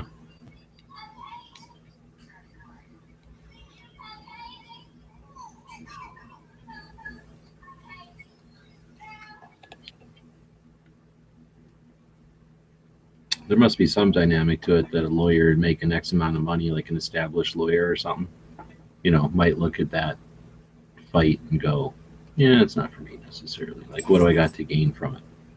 He's a little younger, so he might be thinking, you know, I don't know if you'd call it like I got less to lose, or like, you know, I still got the passion or whatever. I mean, he doesn't do gun reviews or anything. He just does. Oh no, that's what I mean. Yeah, he doesn't. I didn't mean that. I guess I just meant that he's out there. Like, what's the name of another person running for the board? Like, Oh yeah. he makes himself aware. Like, he's trying to actually get regular people aware of him. Well, I guess Ted Nugent or somebody like that, but that's what I'm talking about.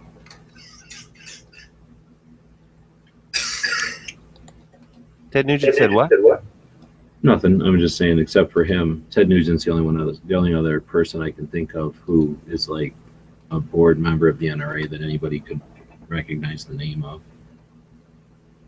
Oh, like similar to back when Charlton Heston and Yeah, there's no Charlton Hestons anymore. So this Kraut guy or whatever, Sauerkraut, he's running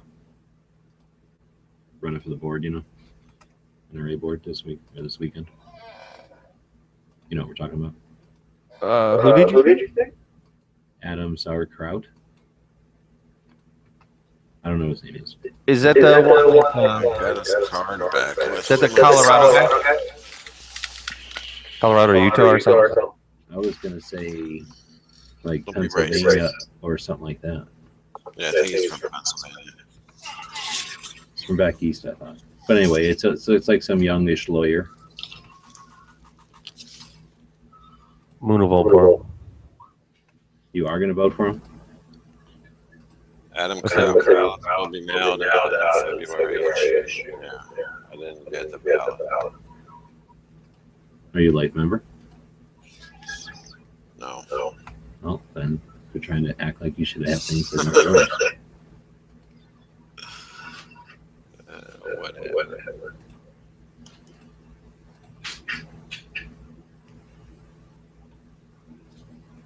They should have sent me this card. They should have sent me a patch.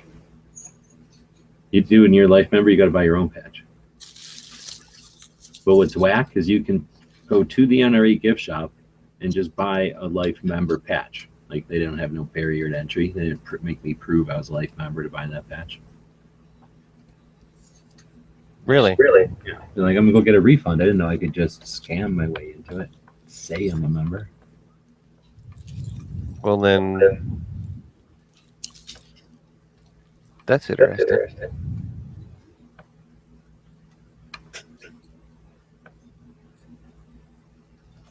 The ATI card has the Second Amendment back of it. It's pretty cool. The what card? The ATI.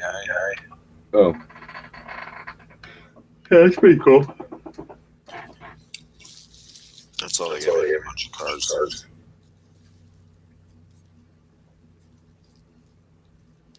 And Adam Kraut. I'm afraid I can't do this one in any kind of production, because wouldn't you think the town owns this logo or something? I don't know. It's not Calumet. No, but that sign is their thing, I imagine, like their intellectual property or something. The artist that painted the mural, kind of, No, I think there's or whoever paid for it. maybe that's how it. But I just think the town that would be like going to like Paris, and I guess you can go to Paris and just make your own picture of the Eiffel Tower. How many? Yeah, you can make a picture or a patch of the Eiffel Tower. In Las Vegas, you can make a patch of the Strip or something, or the Las Vegas sign.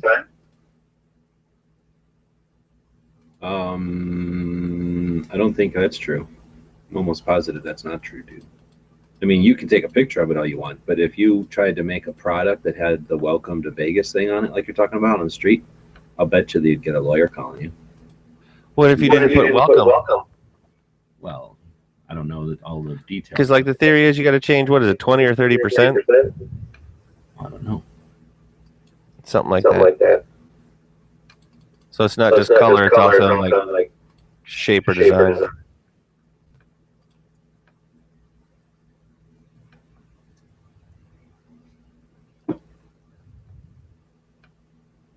She's all puffy. Yeah, I'm toggling between the stitches and this like attempt at showing you what it's going to look like mode. Looks fucking cool.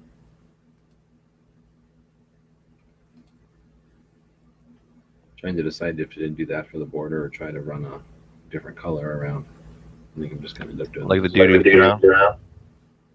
Yeah, I mean, it's not necessary, I don't think. I don't think this is all too small anyway. That's the part of it that I'm still learning is, sure, it looks great here, but what's it going to look like after the machine gets hold of it, and how much of this gets moved around just because of the physical characteristics of the fabrics and stuff. So if this starts to get moved around, it doesn't come out straight anymore or something. So I don't know. I'm getting used to how much detail, like how wide I should make this border. Go too narrow, and then it just doesn't even exist. It wastes a bunch of time throwing the needle through here, but nothing shows up. It's like too tight or whatever, so you don't even see it. And it takes literally one width or whatever. Yeah, exactly. Where the computer will take it down to it'll split cunt hair, so you can have the things popping into their own holes. Co-witnessing needle punches. But did you put those two phrases together on purpose? In real life, though, yeah, I co-witness those two things. But in real life, it just makes the machine run over the same place over and over and over and over, and it just destroys the patch and takes forever and wastes your time. So that's where I'm trying to. And then the other problem is you do this here, right? Okay, great. Now I'm thinking about it right here. But then I go on for another 2 hours or 3 hours and do the rest of this thing. And then some other day in the future, I actually try to do this. And then will I remember when that A fucks up what I decided right now? You know what I mean? So that's the other part of I guess that's what experience is called, like remembering all the fuck ups you had. But you said you don't. What? Forget anything or fuck up? Fuck up. Make mistakes. Be wrong. Well, here's the thing. I've got a bunch of people watching on the Indiegogo thing over here because this is a perk for this, right? And I don't want people to feel like it only takes me 5 minutes. So I like to fart around and act like it takes me a long time to do this. Oh, let's be honest. It takes a while. Oh, no. I could have had this done a long time ago. I just want to fart around so that those people think it takes forever. I'd have been like 2 or 3 projects in by now, normally. I'm so efficient. It's like when RoboCop jams his little probe into the computer. That's what it's like for me. I just interface with the computer real quick. Oh, shit. Goes in. Oh, man. That brought me to a crazy feedback slashback from Bob last night. You'd probably do better. Don't consider this a dare or anything. This is more of just advice. Don't listen to the show last night. Like, there's nothing you're missing there that's of any value. When Bob's saying things that are just beyond imaginable. Bob had a filter. No, now I just remembered that other one, though, towards the end. I don't know if you were around for that one, and it was. Probably not. You might have been in the bathroom vomiting when he was saying that wisdom.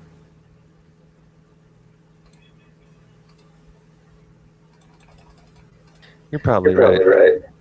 I probably don't need you. You think less of him. You look at him funny every time you talk to him. Every other time. Now, how could I think less of him? Come on, let's be honest. We lived up to his reputation. For sure. There's been a couple of times that I've witnessed him in his. What's the infamous of glory? Infoglory? Inglorious. Oh, there you go. Mm-hmm. Gloriousnesses. Yeah, I don't like that. Me and Brandon were going with the foot the whole time.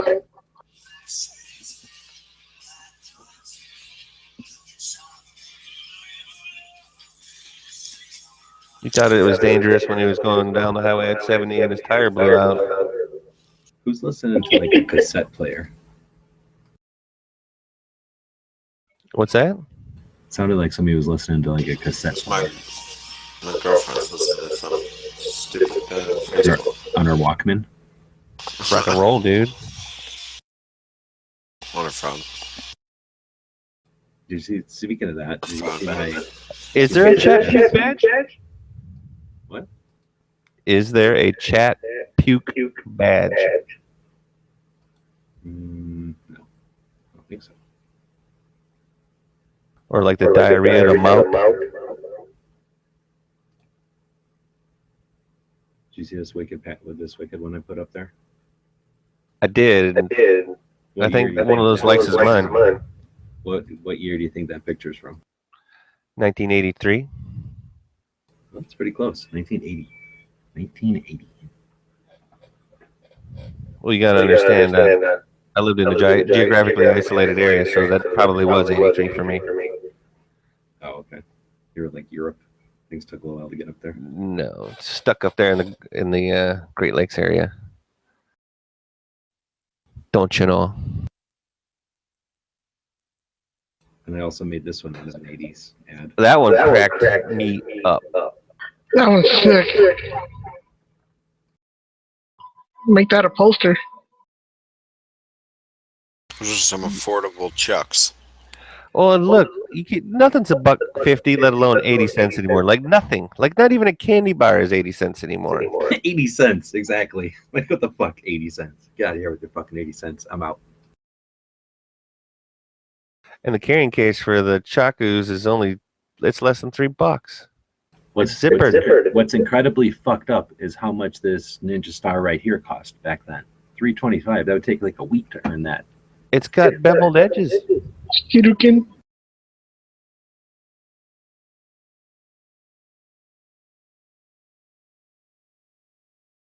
Now I think you're gonna get burned on the free send for yours now. No, because that's some sort of a booklet. I'll send him a fucking booklet.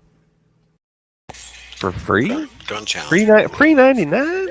No, it'll say somewhere in here like orders Shipping and handling for 75 cents. So you got to pay 75 cents for that. Then I make it up in quantity. Can you have them? You just can't carry them? Oh, you mean Arizona? Yeah. I'm like Elvis. I just have this card that I wrote myself that says From the president? No, from myself. It's like it's okay. I am the king.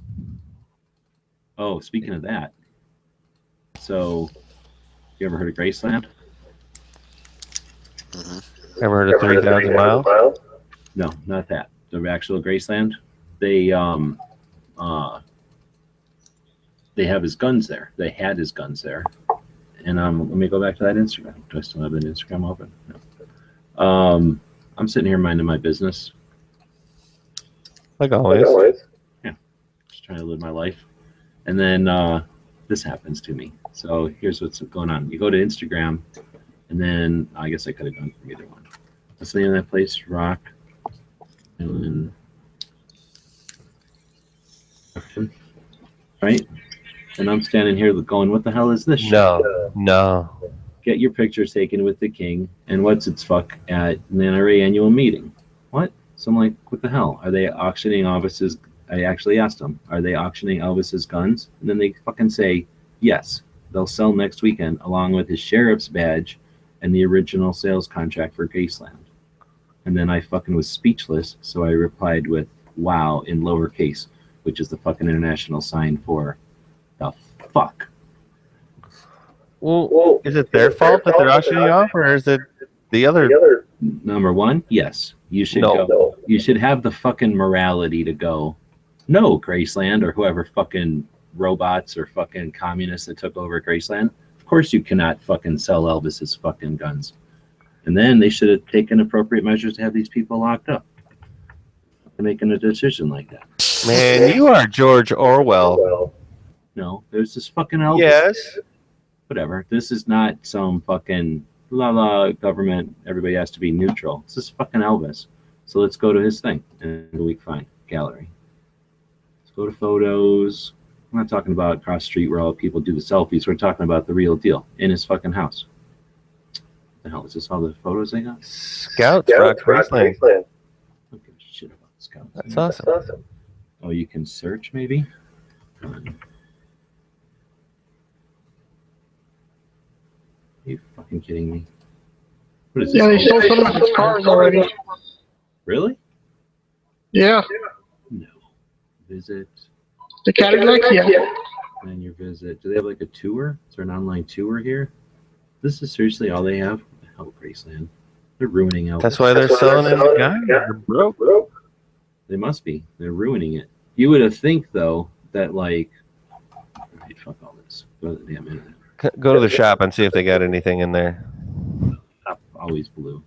Michael Jackson probably bought all his music. Anyway, yeah, you would think that his music itself would just last forever, right? I mean, what the fuck? So you never been there, I'm guessing? Well, he might not own the rights to it though. I'm asking if you've ever fucking. Well, no. So anybody making money off of the music ain't him. Are you talking about the quote unquote dead Elvis? I'm saying the Elvis estate. Okay, yes, the estate that goes along with that he's quote unquote dead.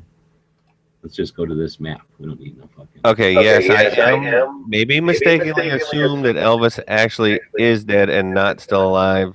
Just like Bruce Lee, I'm in that camp. We're gonna go with that premise. Okay, so basically you got your what is it all in the thing? Oh, here it is. Look at that shithole across the street. No. What are you talking about? Hold on. So first off, this is the parking lot. So this is where you park if you go to Graceland. And then this here is his like museum. That's where his planes are. And like this is a museum and stuff. And like, one of these whole buildings is like a gift shop and shit. This over here is actually Graceland across the street. Okay, that's it. This area here is Graceland. Do you think BJ's Buffalo style hot wings are any good though? I don't know. So then this would be the street where you come in. Right? So you would turn this way, and then this would have been like him going home. He would have gone through this gate because he could have entered, and then you go up there. All right, so we'll go back out. So you would drive down the driveway up to the house right here, which you can't barely see for shit. And then you can actually see it pretty good. Can this guy drop in anywhere? Just walk around Graceland? That'd be pretty cool. Oh, you totally can. Look at this. Oh, snap. Okay, so now that's the house, right? And then you can come out of the house and walk around his backyard in like this little areas like Looks like a shooting range right there. Where? Underneath the Right gear? there? Yeah. No, he would shoot in this shed, which I don't remember anymore. It could have been this shed. No, this is his Uncle Vernon's office. So is it going to let me walk around in here? The shed's like over here, and it's literally just a little shed that he shot in. It might even be that little shed right there. Let me zoom back out. What do I get?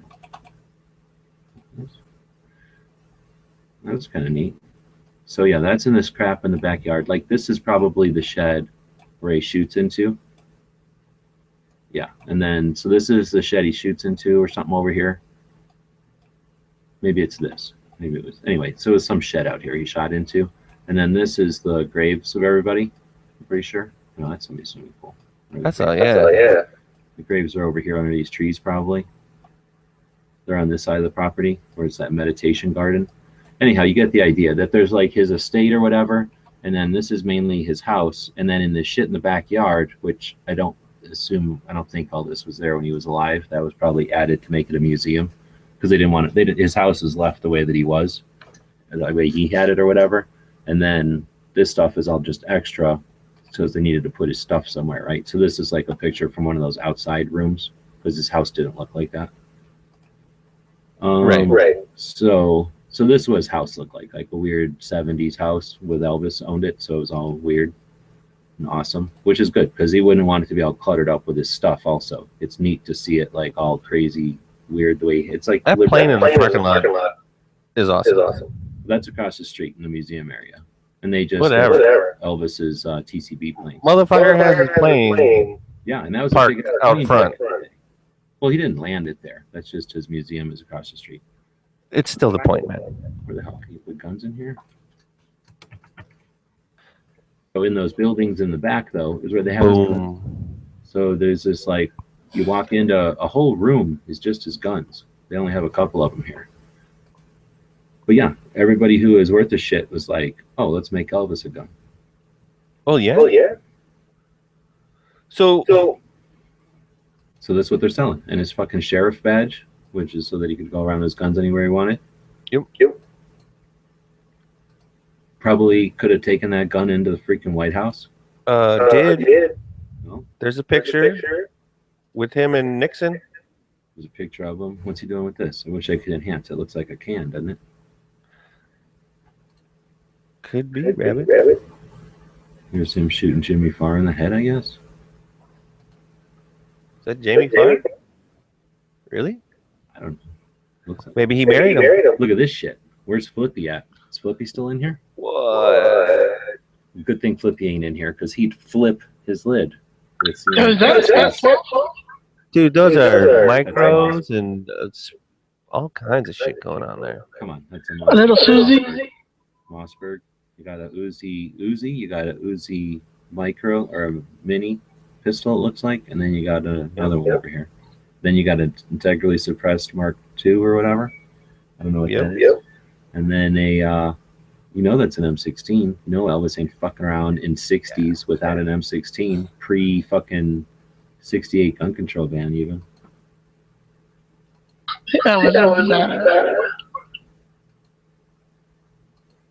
So yeah, they're auctioning off Elvis's fucking guns. Yeah, they already sold all his cars. Whose chat is this? I don't know. Sean?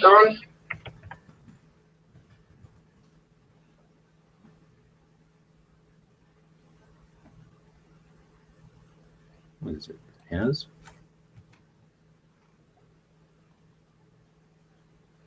What the hell?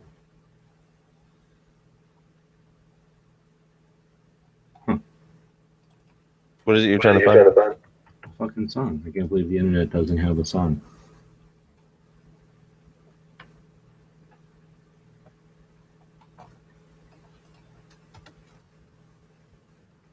How can I know a song that the internet doesn't know?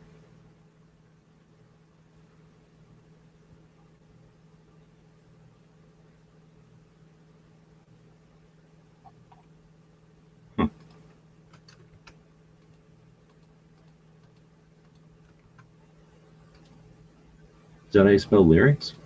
Yep. Google's anti-gun. They're anti whoever the fuck wrote this song. That's for damn sure. Well, who wrote the song? I don't remember really. Because there's Elvis Presley. You just rolled by it. No, there's a song where the quote is that. Because that one says Elvis don't need a gun.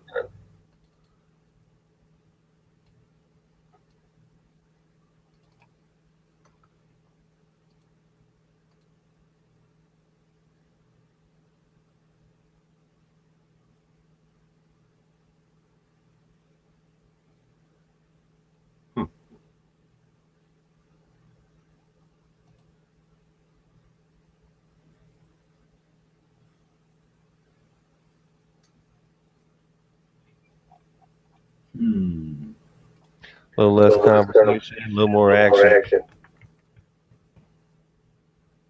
There we go. Mojo Nixon. Time to find the perfect Honda to take your family. And it's in your jeans. It's in your cheeseburgers. Elvis is in Nutty Buddies. Elvis is in your mom. He's in everybody. He's in the young, the old, the fat, the skinny, the white, the black, the brown, and the blue. People got Elvis too. Elvis is in everybody out there. Everybody's got Elvis in them. Everybody except one person, that is. Yeah, one person. The evil opposite of Elvis himself, man. Down the Bermuda. Yeah, man. It looks like Elvis. Who's the evil Elvis? Elvis Lucian. Elvis is everything. They call it Elvis looks like Elvis, because Elvis is a perfect being. We're all moving in perfect peace and harmony towards Elvisness. Soon all will become Elvis. Everything, everywhere will be Elvis. Why do you think they call it evolution anyway? It's really Elvis Lucian. Elvis Lucian.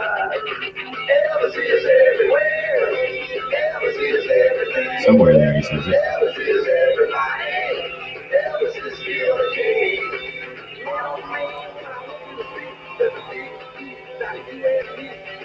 They usually do the lyrics.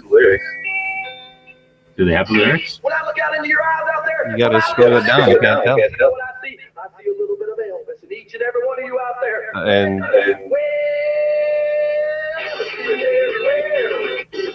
just type like cut and paste and type lyrics for that. will become Elvis is everybody. Elvis is still the king. What the hell?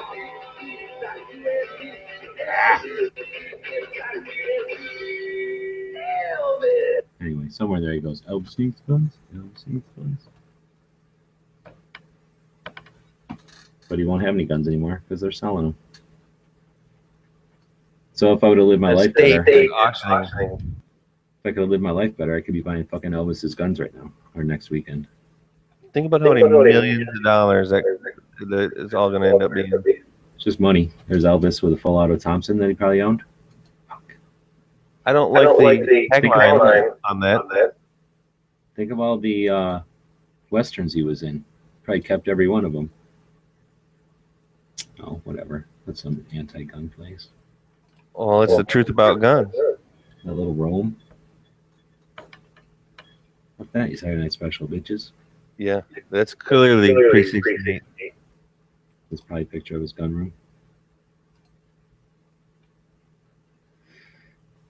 Sad, sad, sad. People. And are they implying that it's all, or just some, or a part, or what?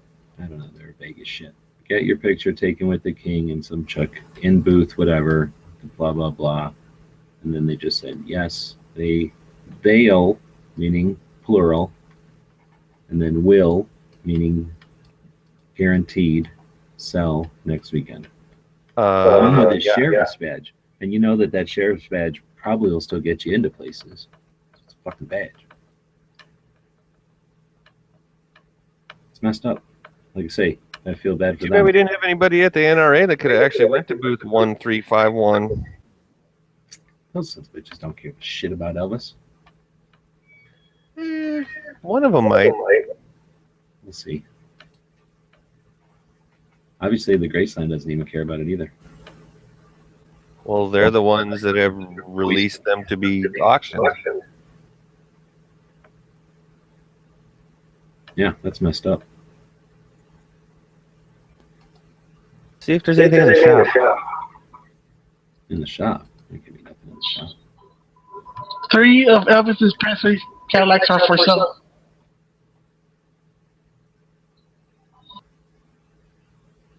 See if there was reproduction of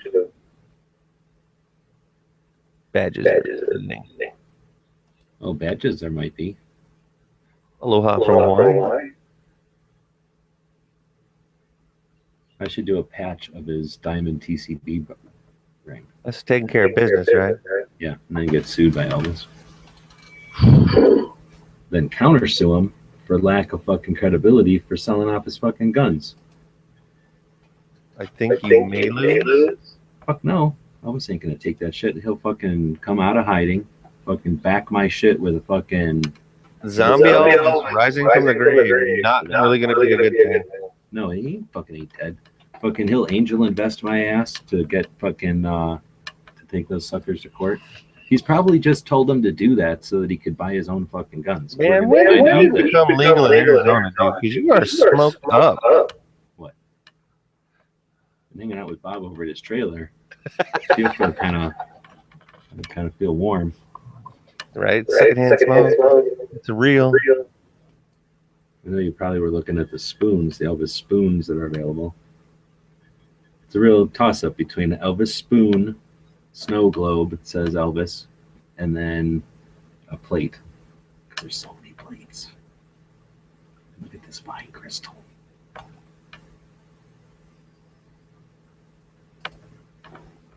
Oh, we should find out about getting a Bob bobblehead. That's not a fad that's over. It sits nice on the shelf. Oh shit, I can have Elvis plushie. Oh man. He ain't nothing but a hound time. Oh, I guess that's what that is. You ain't nothing but a rip off of a song. Gotta make that money. Fucking doors ain't gonna stay open on their own by people's good nature. Oh shit, I can make a set of Elvis playing cards. Nice. Did you just click that? Yeah. Get sued by that. It's like the shittiest deck of cards ever. Like, here's some pictures. Make this into a deck of cards. Okay. Those that love the king won't care. That's the thing. They should be making all kinds of money on $6. You know, the Elvis can buy, or the Graceland can buy probably the max quantity of cards without blinking. I thought I saw something before that. Graceland wasn't. I don't want to say bankruptcy or something, but I just thought like last year, the year before, that Graceland was in financial woes. I feel like that's a real Rolling Stones type of rumor to put out there. Would John Stamos go to something that's going downhill? In order to keep it going, yeah. Would some kid carve Elvis on his fucking Halloween shit if it was going downhill? Would this chick be so happy about palming a piece of cake? Yeah, she likes cake. For sure, there's a hell of a lot of scouts at Graceland. It's doing their part. I always love the scouts. It looked like that had a real bald eagle there too. Freedom.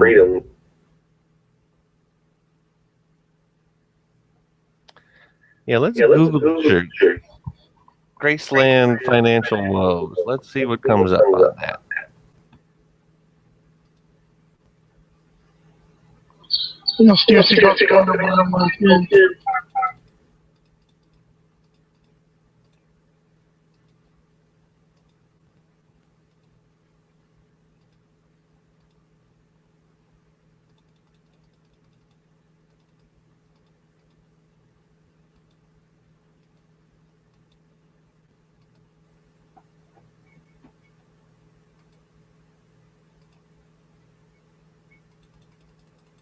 Start an internet right now.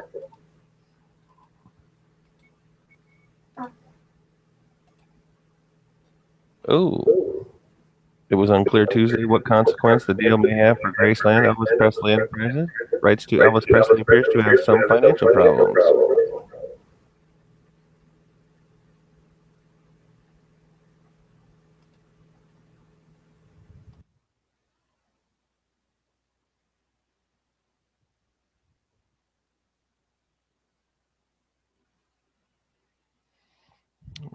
I would just feel like it doesn't matter. Like, whatever the situation is, you would think that Elvis's money would allow for Graceland to just exist forever, period. Well, there's a difference between the estate of Elvis Presley and Elvis Presley Enterprises.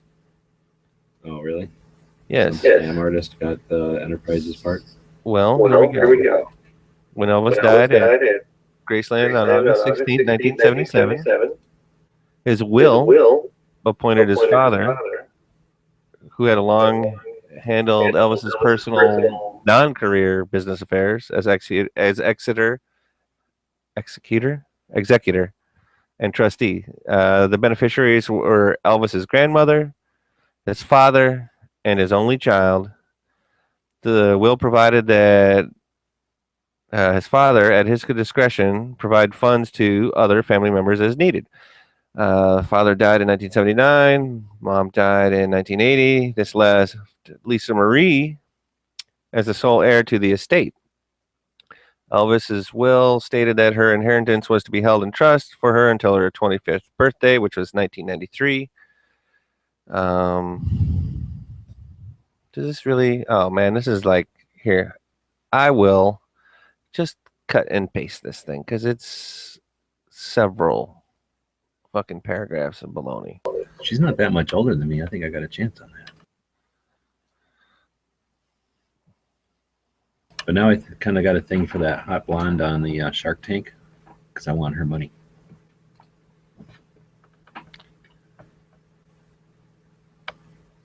I ain't trading shit for Elvis shit. I got enough Elvis shit. I got the ultimate thing. I got my old dog sitting in front of, well, two of my old dogs sitting in front of Graceland. Oh, this is just the story of.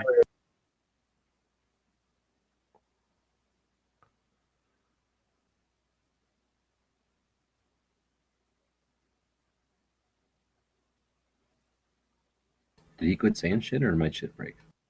I quit saying shit.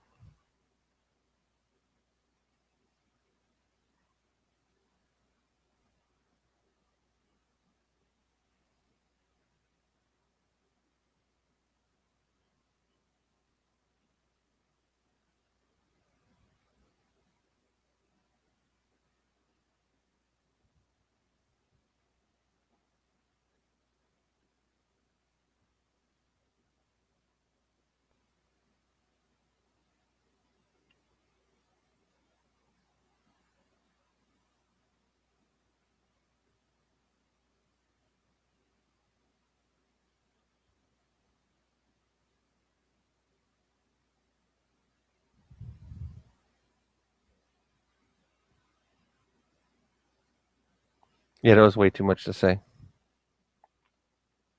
Oh, reading that thing? Yeah.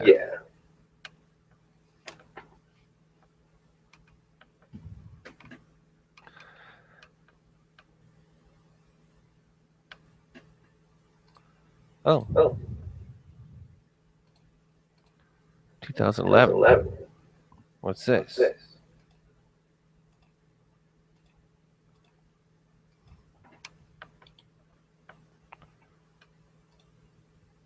Elvis is singing the blues.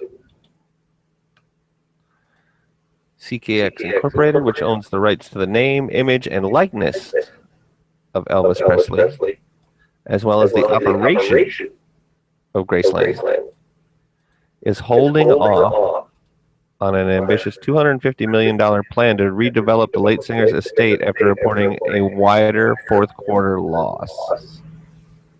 And this article is 2011.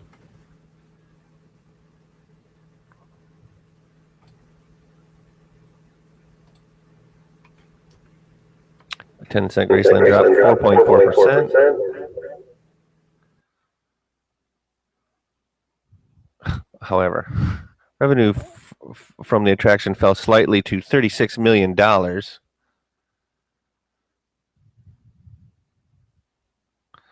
Let's see. CKX, which owns 85% of the Elvis Presley Enterprises, announced a makeover of the 13.5-acre estate in Memphis to include an expanded visitor center, more shops, and potential new hotel.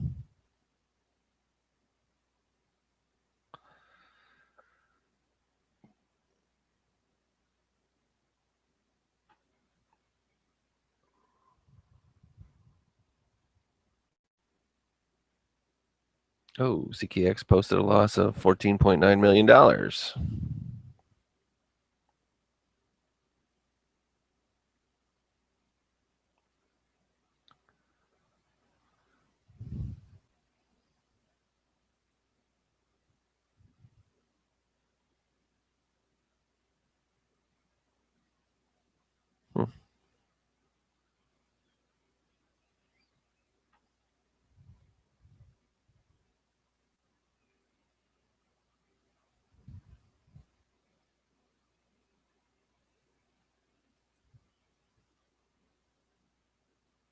Sorry to get off on an Elvis tangent. Oh, here's one from March 2017. How on earth is Lisa Marie Presley having financial problems? You'd think being Elvis' daughter would come with some perks. Didn't she also marry Michael Jackson? She did at one point, yes. That's fine. And I think Nicolas Cage and then some fucking scumbag. Yeah, Michael Lockwood. Fucking scumbag. Michael Jackson, Nicolas Cage, and then some fucking scumbag. Yes. I wanted to. Here's a picture. What were you looking at? Oh, I'm posting.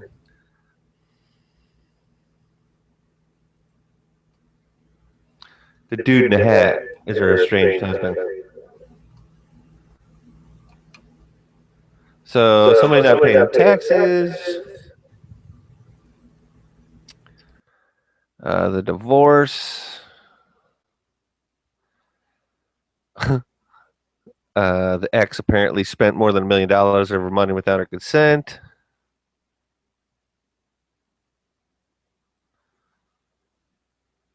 Nice. Says the husband says that she spent all her money on drugs and alcohol, which is great. Nice big custody battle will be a lot of money. She gets $4,300 a month from Graceland.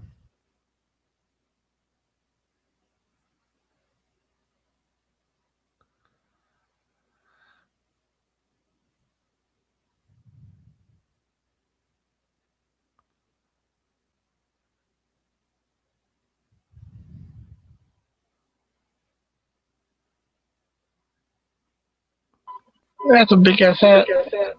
Right? Doesn't it? Yeah, he's a fucking scumbag. It's messed up. So there's no way she kept that 100 million, but she basically pulled all her. She just dropped all of her dad's shit when she was 25. She was like, fuck that guy. Or no, she sold 85% of the estate, including Graceland. So she kept some property, but that's probably stupid songs or something. Well, no, it's like in the other article it says she owns. Oh, it says Graceland itself and all the intellectual property, and all the property within. Yes, the property within. So yeah, she sold all his guns back in 1993. Bitch. That means every time I've seen him, almost every time I've seen them, they weren't Elvis's. At least the first time I seen them, they were still technically Elvis's guns then. $53 million in cash and absolved $25 million worth of debt that had been incurred by the estate, not necessarily her. Wow. That could have been her grandpa or grandma's bad business decisions or something. Buying too many KFC. Right. Kenny Rogers roasters. So that's a little more insight.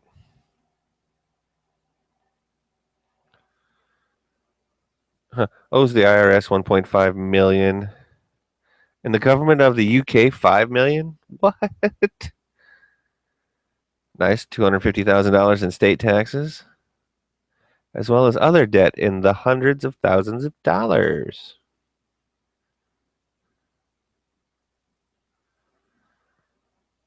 That's sad. So yeah, starting to become a little more clear as to why Elvis's guns are about to be auctioned off.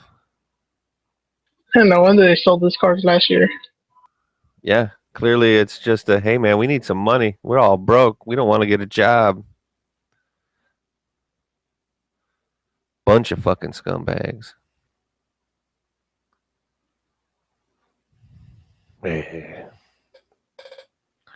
Maybe he should come back and whoop somebody's ass.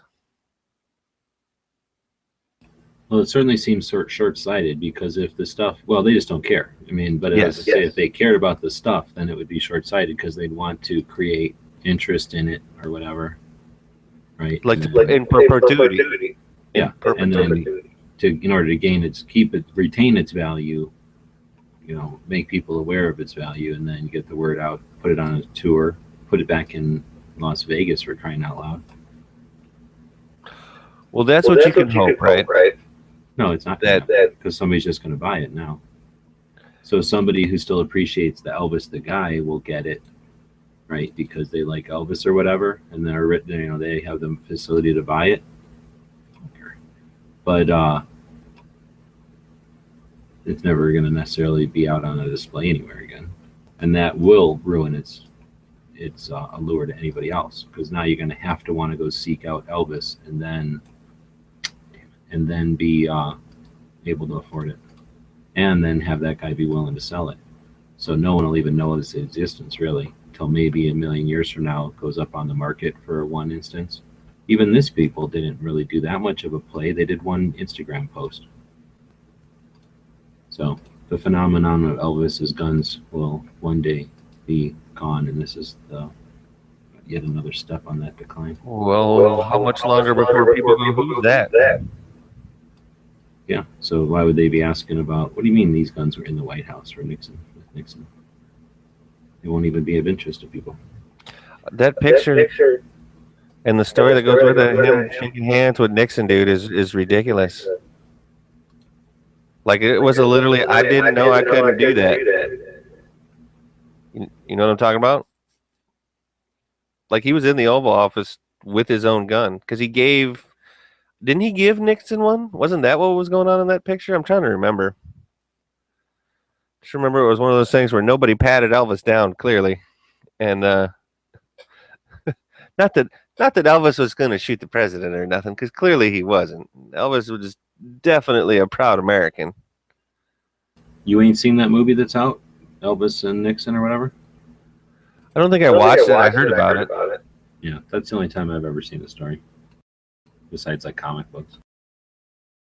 Oh, I remember seeing the picture and reading an article about it a few times. I didn't realize they made a movie about it. I guess I did realize that. I think just it's a don't think I watched Netflix movie. I think it's a made-for-Netflix movie. Oh, that would be why. I don't have Netflix.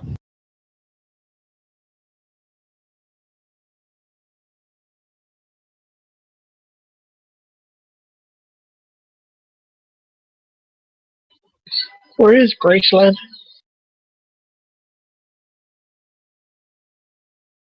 If you look at Isn't Memphis it on the Memphis? map, it's a city that runs right next to the Mississippi, on the east side of the Mississippi. So if you go to the south end of Memphis, there's like a bridge that goes across the Mississippi, and it's like not real far from the base of the bridge on the Memphis side. It's really close to the river on the south end of Memphis. I think at the time it was like out of town and probably fancy, and now it's It probably was. now it's like a super shithole. It's all built up around them. More than built up, it's like got a bad neighborhood.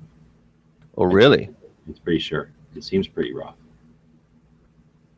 Like that chicken place you talked about. I don't think I'd go in there unarmed. Really? Oh yeah, it's scary. Right. Well, I don't know. Maybe it was just last time I was there was in 2012, so maybe and I just drove through. That wasn't that long ago. Well, I didn't live there either, so I might be perceiving it incorrectly. But kept your wits about you in that part. We got gas out front. You kept your wits about you. The times before I'd been there, I was oblivious. I was just a kid partying and laughing and hooting it all up, bringing my dogs around. Maybe I just didn't pay attention because I didn't have any fear back then. Now I'm afraid. Now I'm afeared.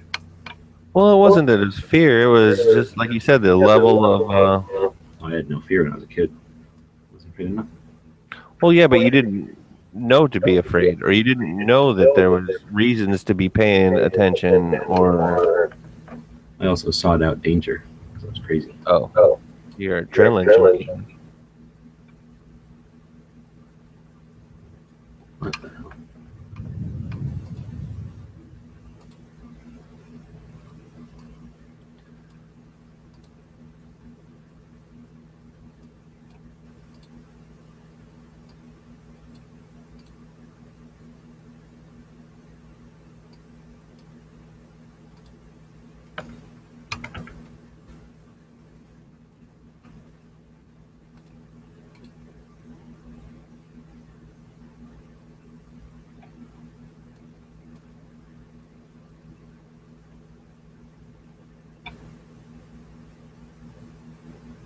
This thing is fucking 4 inches wide by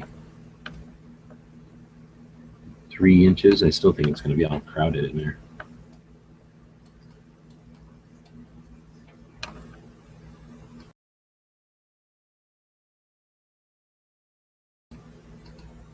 Clay is asking if DB went to the NRA, and no, he didn't. He didn't have the interest. He was like, well, He was so disgusted about the Elvis stuff. difficult, He just couldn't go. hard. He was afraid of the germs. He ran out of those little masks that you wear in China, in Japan. He might just not like people. Let's Oh, be real. we know that part.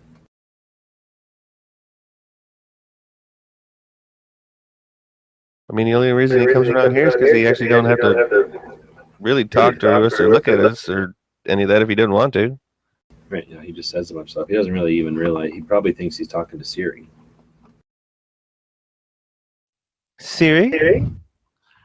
Why is everybody else a bag of dick? Here's how I feel about holsters today, Siri. And then Siri takes him to this chat room. It's like some glitch on his phone. But he said that he's seen enough shit yesterday. He doesn't think there's enough to go back through all them crowds, probably. Well, and that's what I was getting at. Is the big crowd of people you deal with it yesterday, you might reach your limit of what you want to deal with.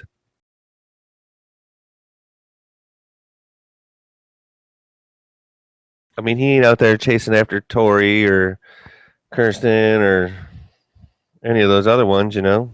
That chick ain't even on clock no more. Doesn't matter. It doesn't make her any less hot, dude. No offense. I don't know about that.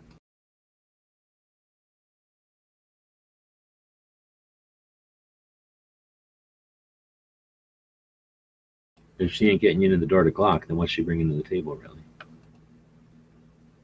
Just another chick. She's still a competitor or whatever, right? Probably. Now she has to be. She's not any uglier than she was 2 days ago.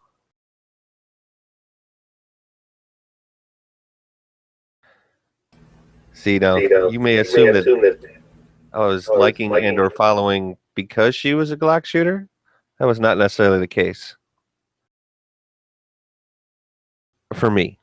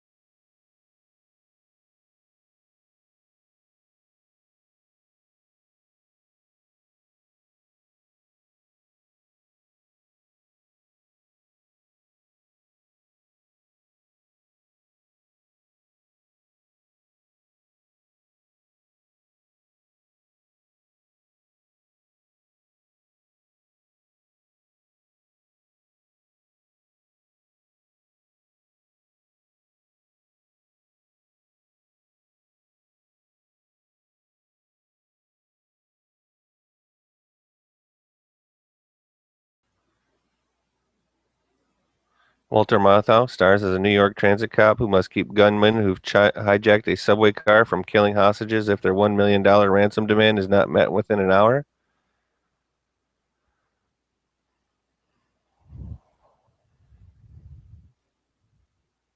What is that? That is Tuesday's gun movie. Oh.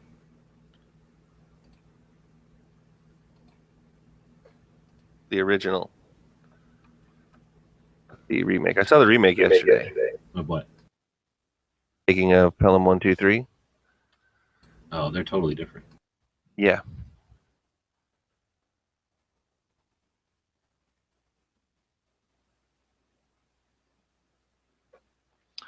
I didn't mind the change so much that they did in the remake. It's just Vinny Barbarino, you know, it's like Vinny Barbarino was good in From Paris with Love, right? He was pretty good in Swordfish. You know, Broken Arrow, nah, not really. Michael, not really. I mean, I guess he was good as Vincent Vega in Pulp Fiction. Like, he's just one of those guys that I don't know. Broken Arrow sucked. Yeah. What you haters have against Broken Arrow? That's the train one? No, that is the stealing of the him and Oh, the airplane one. the stealing the missiles. Yeah. What's the train one? It's Under Siege too. Oh, well, yeah, that's not him. That's Eric Bogosian or whatever is the bad guy in that one.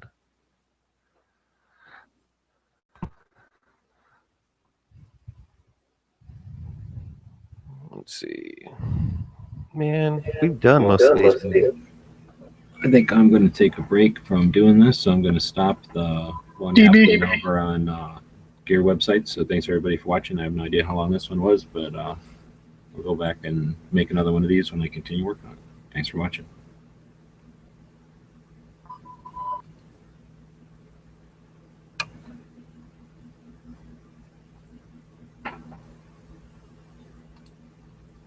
And we're clear?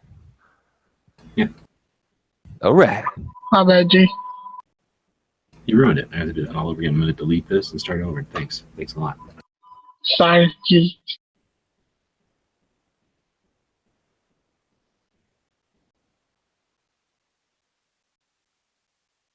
Do you consider the French Toast Connection a gun movie? The French Connection?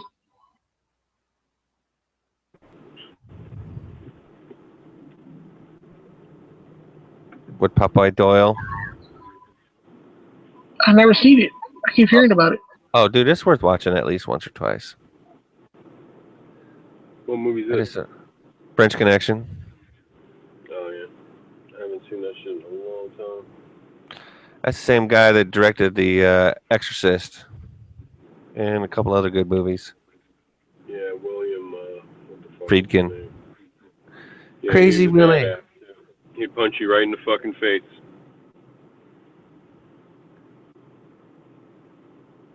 You missed your mark again. Like, cut! Nice. They say he was Right. They say he was a real wild dude, man. He's still alive. He did Live to Die in L.A. was like probably the last movie he did. He did The Exorcist. I think he did The Sorcerer. He did those movies. He did something else, freaking, that was kind of crazy. Maybe. Like I said, he did The Exorcist, man. Oh, I know that. Yeah, that's how he got like super fame. That was his fucking calling card, man. Was what? You did that? Big movie, yeah. I've seen interviews with him where like someone will be like, "So then, why do you think your movie flopped?" You know, like what? And he'd be like, "What? That movie made like what? Don't talk to me like that." Right, talk I will. To me like that. It's like, if what? you're gonna be a little bitch, No, yeah, he's like technically it didn't flop because the fucking company made money. So like, well, flipping out. Well, you got to remember, like 1971 or 73, or like the word blockbuster didn't come until Jaws. You know what I mean? Yeah, the summer blockbuster came because of Jaws. Yeah, there's a good documentary called The Directors, I think it was called, and it showed like back then how the directors had like all the power, even before I think it was like Coppola, Spielberg, and George Lucas, and even what's his face from Red Dawn. They all went to school together. Yep. And they came out when they all got like big. Basically the studios started giving them like all the fucking power in the world, to do whatever they wanted, and some of those projects started bankrupting those companies, like United Artists, I think it was. Yeah. Like, let a director just go fucking ape shit on a movie, like spending and stuff. And I think it was like Heaven's Gate. Anyway, like they start, All right. then they start getting scared. You know what I mean? Anyway, it was a good documentary. Oh, Friedkin's in it, and they talked to him a lot about back then because he was one of those directors, I guess, that after The Exorcist, they were like, oh, dude, you know, anything you want. Right. All you do is make gold. Yeah, then he did a movie that flopped, and then it's hard to come back from that. But whatever. He's a cool dude. Hell yeah. Oh yeah, man. I'm pulling in the garage, man. Yo, man. Just coming in to say hi. Did Dano get his training pistol yet? I don't know. No. Was he going to get one? No. I don't know. He was asking about it on the main page. Oh yeah, I don't know.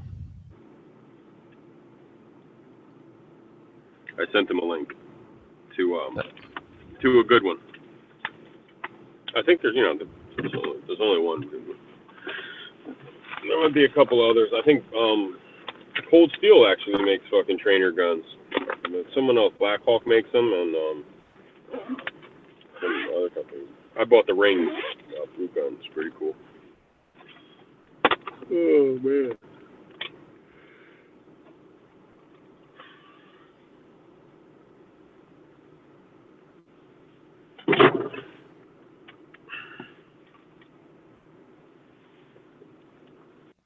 All right, we're putting that one in there.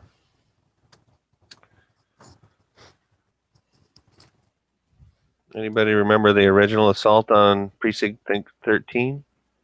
Mm-hmm. Yeah. That looks like that's going to be Thursdays on Daily Gun Show. On a move. Assault on Precinct. I think that was Carpenter, right? Yep. Maybe it was. Oh. I know the soundtrack was pretty awesome. Yeah. Well, and at one point when that movie came out, like that was the it held the record for like the most, like either squibs or something like that. Like it was, like basically the most gunfire that had been in a movie at that point in one scene or something. Mm-hmm. I don't even know whether it was intentional or not. That's just what he needed. Who remembers like Bronx Warriors 2000 and shit? Fucking real bad movies from the 80s, man. I love all of them, man. I mean, what was the one where it was like a high school that was like out of control violence and shit? And there's like a teacher starts working there, and then like he basically like kills the entire school. Like the whole school's like gangs and shit. not the like Substitute. High School Warrior. No, Oh. It was before that. It was like High School 2000 or something. Some Death Race 2000. It was like a high school. And early 80s. I'm gonna look it up.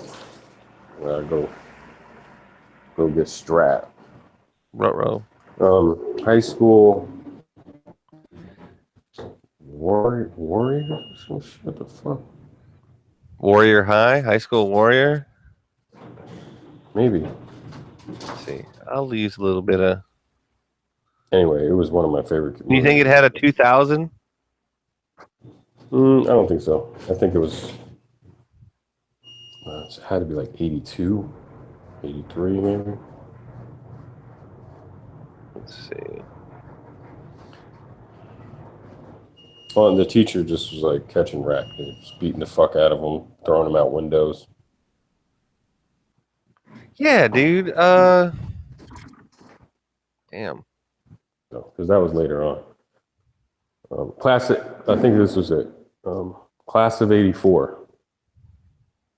This might be it. Yeah, class of 84. Dude. directed by Mark Lester. Google that shit. You'll remember it. You've seen this shit. Trust me. It was like a real popular movie.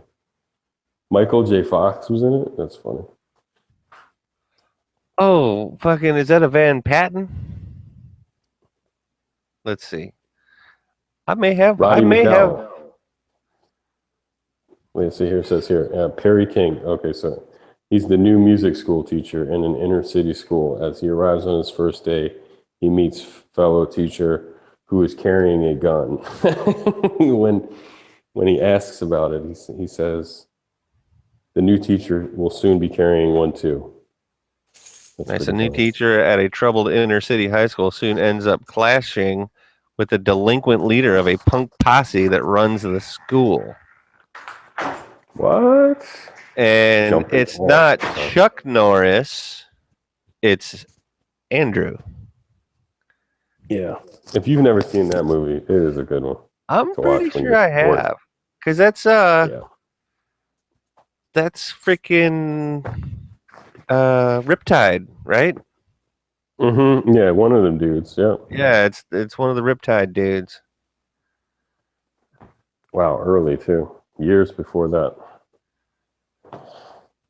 It's a good one. Like they wind up like killing his dog, or it was like some fucking wild shit. It was like John Wick is a high school teacher or something. Nice.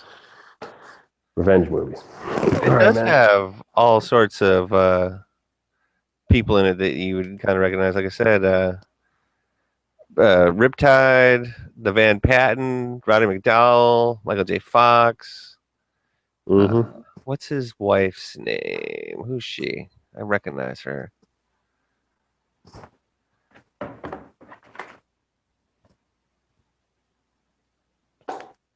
I don't really recognize her though. Can you believe Springfield Armory Island? It's funny. We had a chat, I don't know, last month or the month before or whatever, and it was like top 5 manufacturers, and like I tried to fight to get them included on the list of top 5, and I think my vote may have done it. I pretty much I rescind my vote for that. You feel like a traitor? Oh no, I don't. They are the ones that did the betraying, dude. Not me. They did it to us. They sold us down the river, son. Pretty much is what it sounds like, and it's just to get an exemption, so they said okay, and hey, I'll do it. What the fuck am I doing? Golly gee, take my vitamins. Taking my vitamins. Yeah. Oh, fuck that shit. It's stupid, in my opinion. Yep, I agree. Wasn't necessary. But according to Matt, they didn't sponsor the law. They were against it until they got immunity, and then they're like, okay. Yeah, why not? Well, okay. Yeah. I guess. Well, it's not so bad.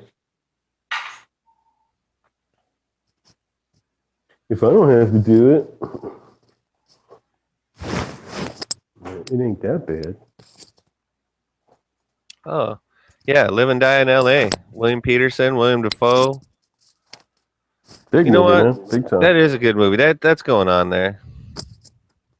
I think so.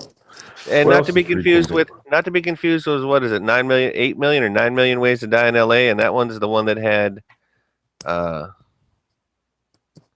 was similar, and then also not to be confused, like the three of them, they're all very similar. It came out similar time, Against All Odds.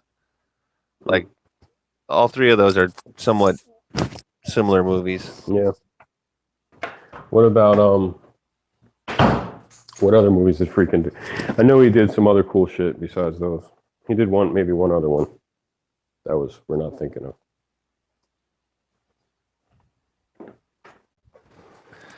Well, I know one way that I can find out. Hate cleaning my apartment. It's coming. It's coming soon.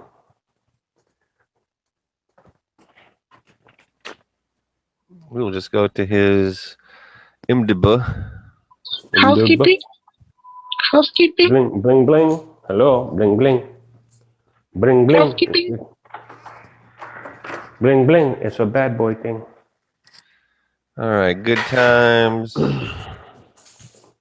French Connection. Oh, wow. So French Connection, then The Exorcist, And the sorcerer. then Sorcerer, Then, Brink's Job, Cruising, Deal of the Century. I Oh. think I remember that one.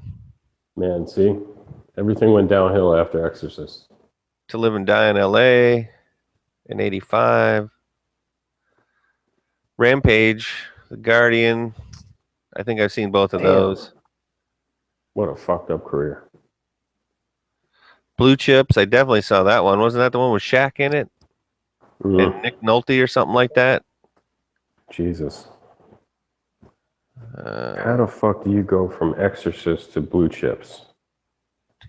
Well, to be honest, though, Exorcist was in 73, so you went 2 decades. And then, so 1994, 2 decades later, 2 decades, as in 20 years later, he did Blue Chips. Jade, who was in that one? I remember that movie. That's a Linda Fiorentino, right? Yeah. She's all Yeah, baby. like that in that movie.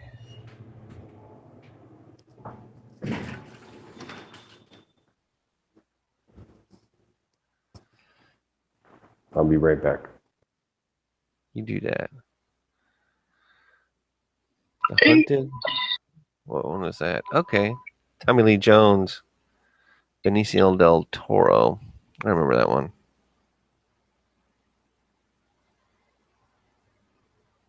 That was pretty good.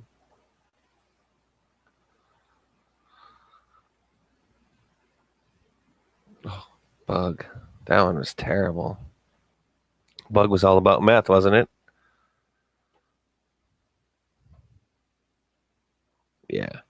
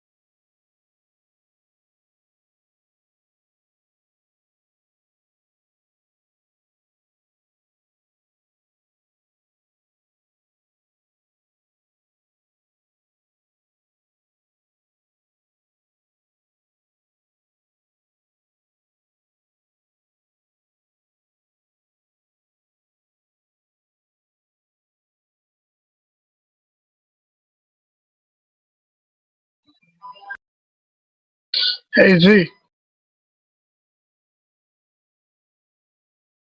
Yo. you know that movie with Bronson and he was shooting up a bunch of gang members in New York? Say that again? There's a movie called no, I forgot the name of it, but it's with Bronson and he was shooting a bunch of gang members in New York with a revolver. I forgot what movie was that. Death Do you Wish? know? Was that it? Yeah. Yeah. Cool, thanks, man. Because he I'm gonna write did that Death down. Wish. Death Wish 1 was in New York, and then I think Death Wish 3 or 4, I think, was in New York.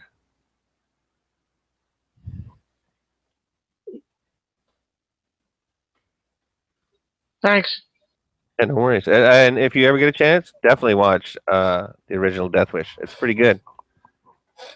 I mean, you got to understand shit takes place in the 70s and all that, so you got to, I mean, if you didn't live through the 70s, then you don't really know that there's a certain level of realism and the level of crime and reasons and stuff like that. Yeah, I couldn't watch the first scene. But here's the deal: there is some hardcore adult themes running through that movie, and there's a reason that he becomes a vigilante. And it's if you watch it not on regular TV, it's pretty rough. Yeah, the first scene I remember it was kind of rough, and the second one too. Yeah. Yeah, I kind of had to skip them over. But you totally understand why Mr. Kersey ends up doing what he does. What revolver was that? Man, I don't know, but it is shot like a 32. Well, I don't even think it was a 38.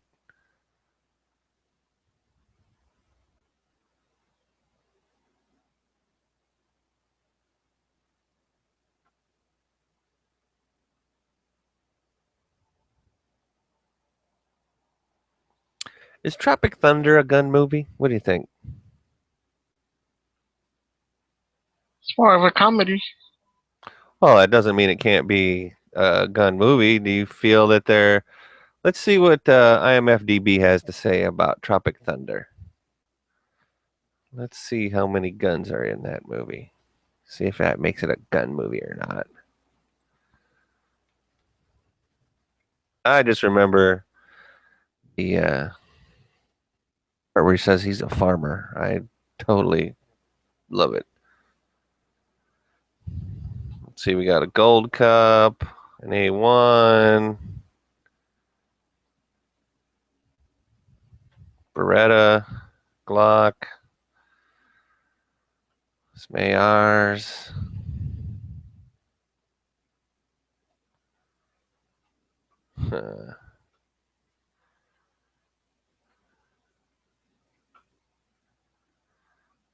Definitely some AR stuff. An XM.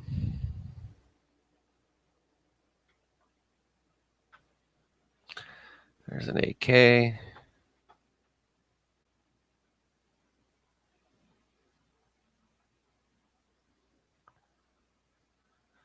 AKM, shoot. You know what? I'm going with yes.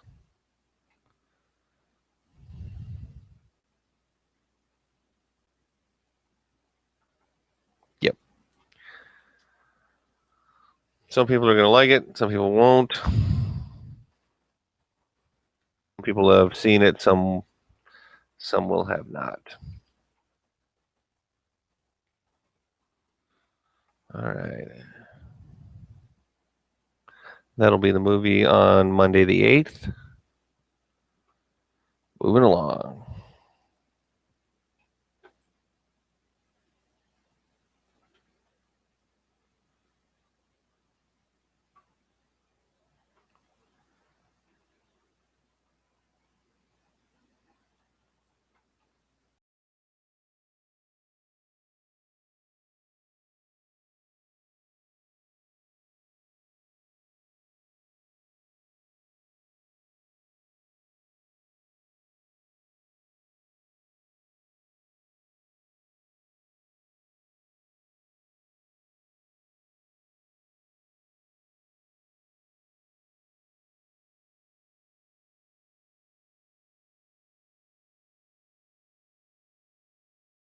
It was a 38.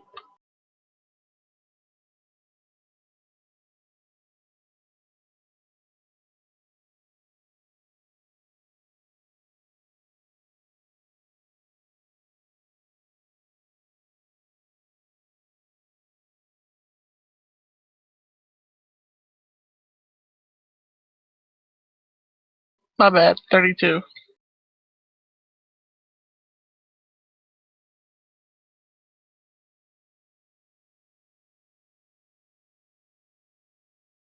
That's what I thought.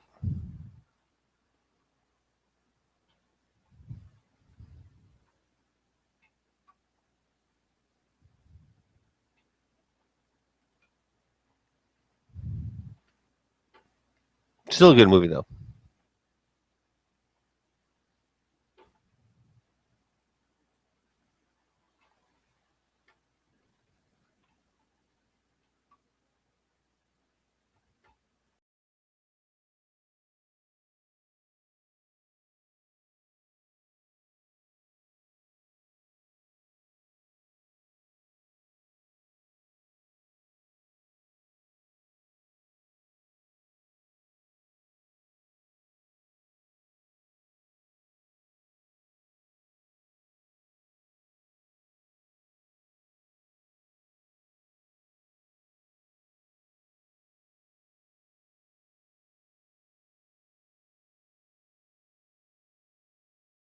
What's your next movie choice? Just looking them up.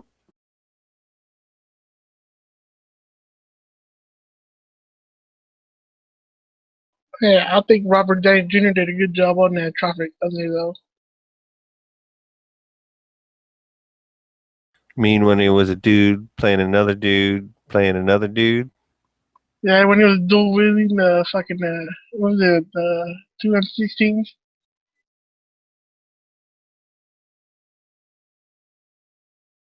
Why? Because he's a lead farmer, motherfucker.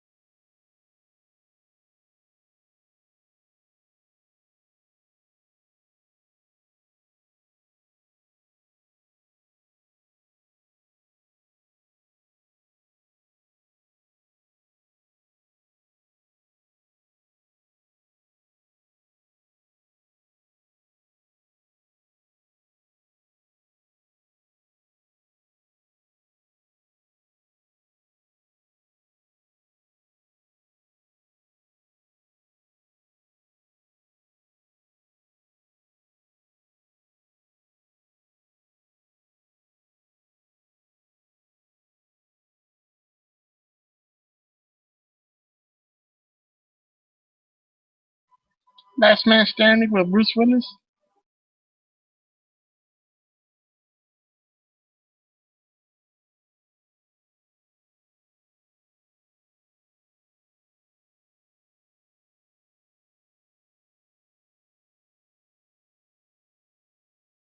We did that one just a couple weeks ago.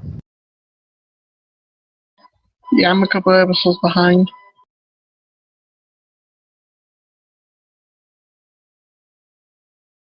Excellent movie though. Nice 1911 though.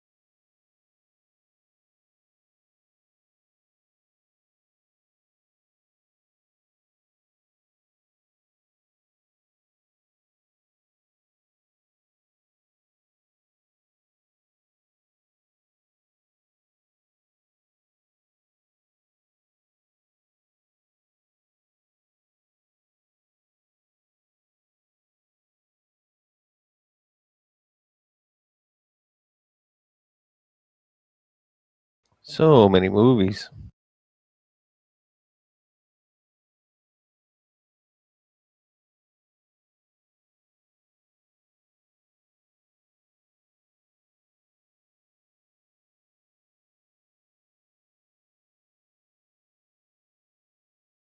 Guardians of the Galaxy comes out on the 4th. I'm gonna miss that shit.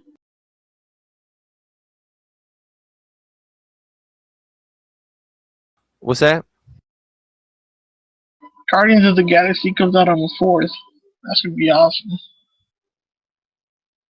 Well, it comes out on Friday, but I suppose they show it on Thursday night, don't they?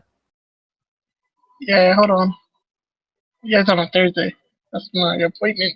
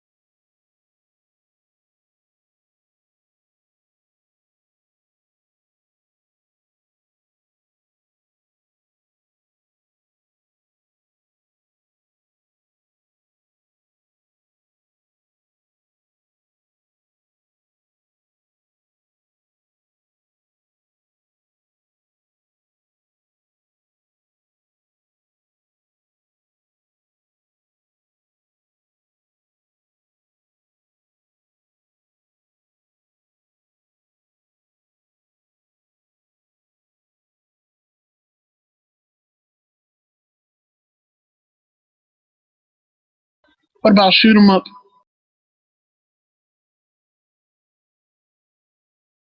We did that one a little while back too, but that's a good one.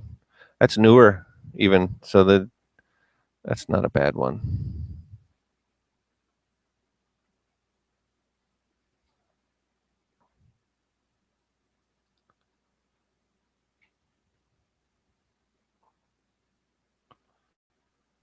I think right now I'm just scrolling through the flick chart list of action movies.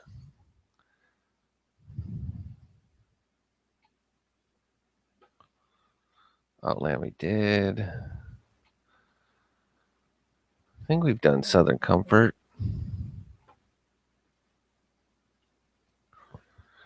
Let's see if that's a gun movie. So I think that counts.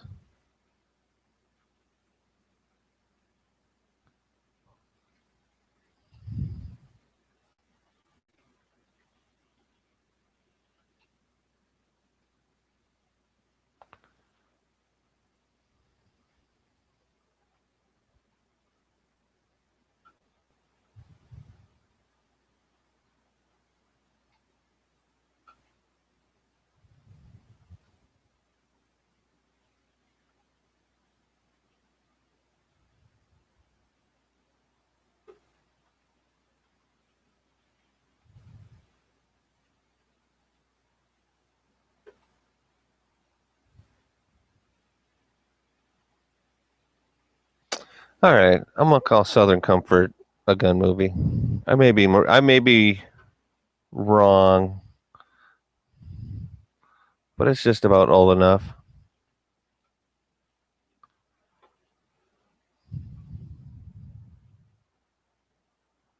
It's old. I think it's 1981.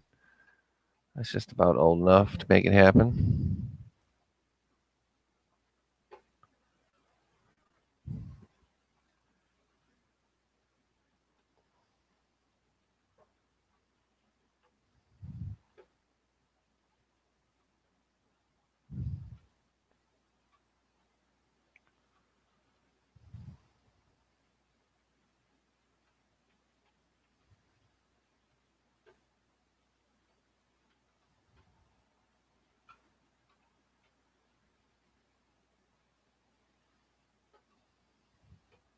Hard boiled.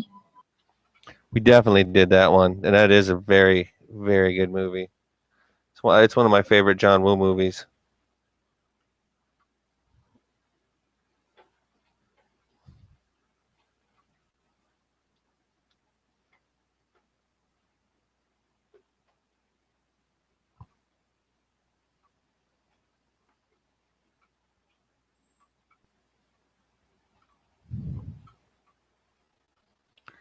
Let's see, where are we at anyway? We are up to the 10th so far. All right.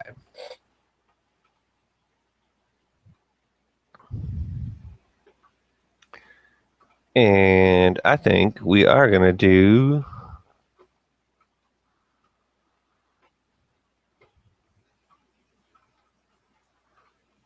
let's see. Let's see. If this counts. What does IMFDB think about Band of the Hand?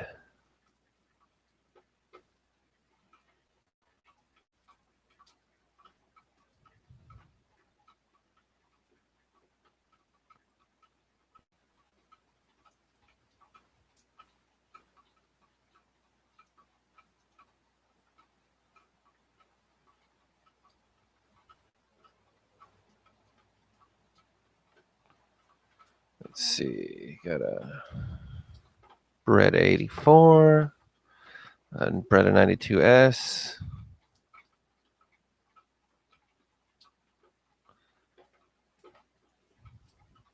A Taurus 1911. Gold Cup National Match. Smith & Wesson 669. A Model 19.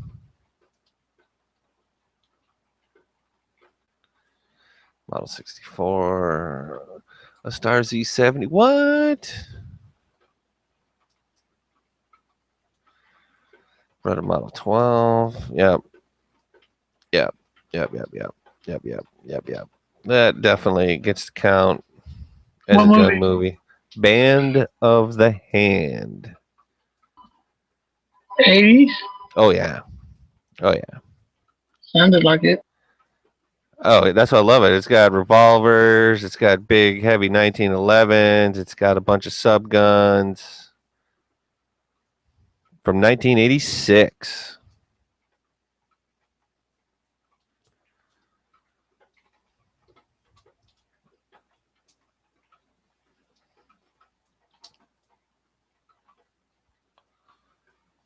Oh shit, they got my favorite movie on here. Shogun Assassin. That movie's fantastic. Also known as Lone Wolf and Cub. Shogun Assassin is fantastic, dude. It's an I never got to excellent see series. one. Two, I saw one, but I never got to see 2 and 3. I think I got one, and then I also got the one where it's in the snow. I think I got both of those on DVD.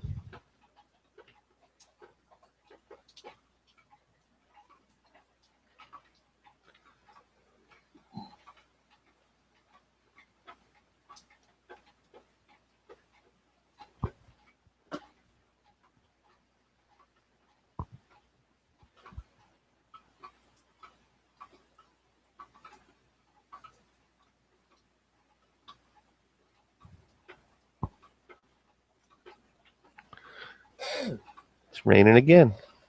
Sweet. It needs to knock that shit off.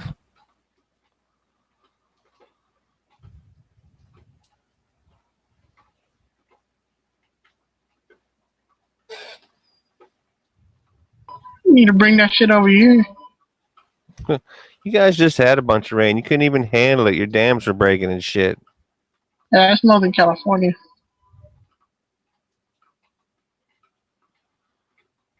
So you're saying none of it made it down south? You had some flash flood down there, didn't you? Nah, man, they really got Granted, so that's already stinky. what 2-3 months ago already. So yeah, I understand what you're saying. Plus, I like it when it's cold. Yeah, it is not hot today. I will not currently. It is not hot.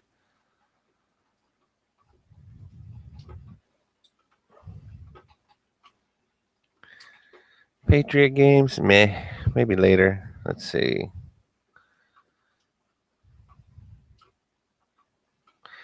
Dark Man. I don't think that was really much of a gun movie. It was a little bit. Oh yeah, I got my brother to start watching Die Hard again, and Lethal Weapon. He started watching all of them. Nice. They're all worth watching. I mean, in my opinion, anyway. Just because it's old, don't mean it's broke. Don't mean it's bad. I mean, now granted, I will also agree that some of the old stuff doesn't always hold up that well. I mean, I ain't gonna lie, but I still find it entertaining, and that's the whole point for me. Is if I find it entertaining, because I like bad movies, I like B movies, I like bad movies as well.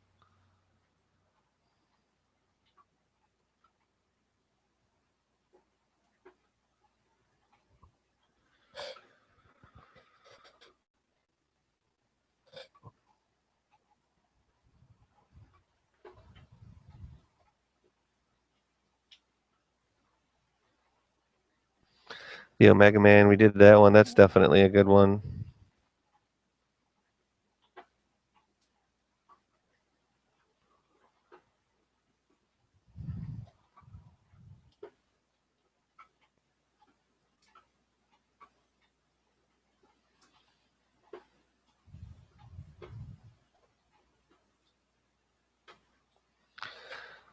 I think we did Sudden Impact. I guess technically the Beverly Hills Cop movies would count, I guess. No, the There's last one always sucked. well, I'm mostly talking about 1 and 2.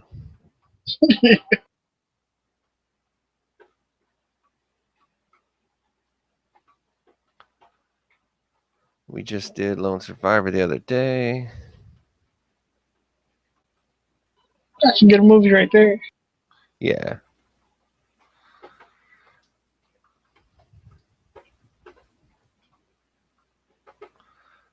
We must have done Streets. We've had to have done Streets of Fire on here.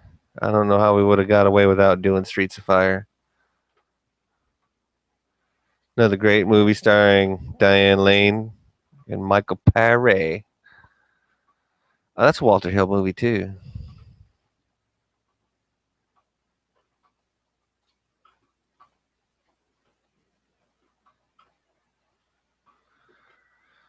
Dang. What was Rolling Thunder? What is Rolling Thunder from Down Under? Sounds familiar. It's from 1977. And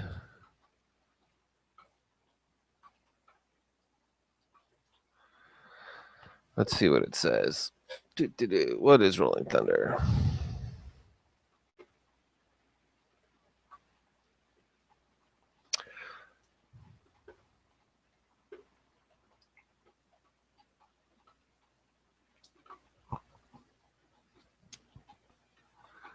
What do we got? What do we got? What's it called? What's going on?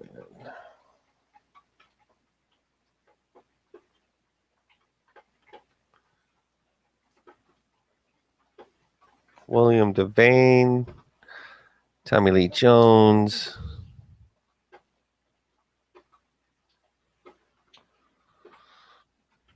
I just don't remember. What's the trailer got here?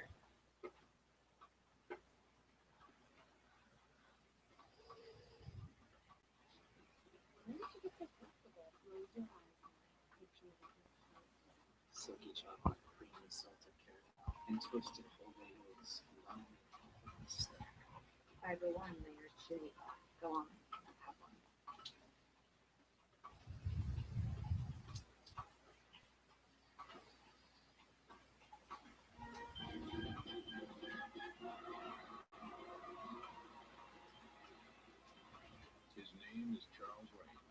He's been away for 8 years. Now he's coming home.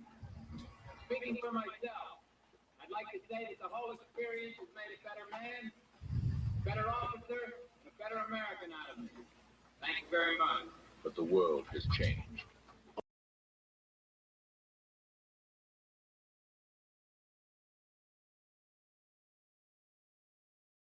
Unforgiven.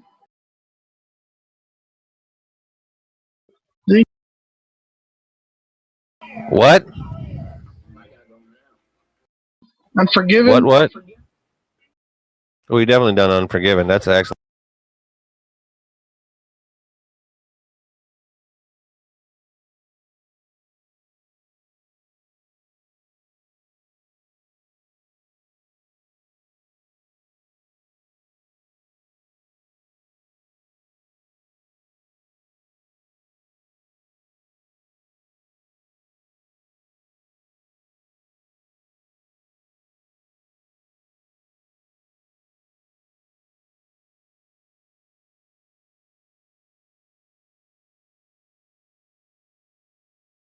Hard way out.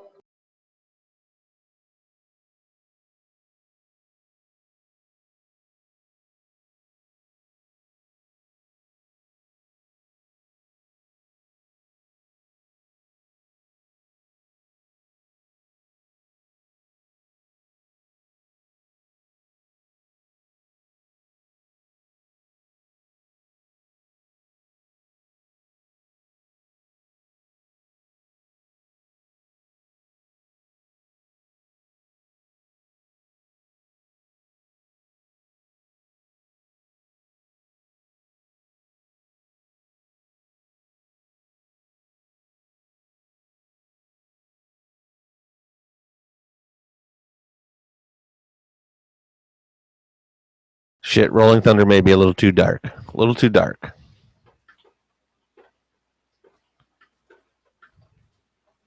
Kind of heavy duty.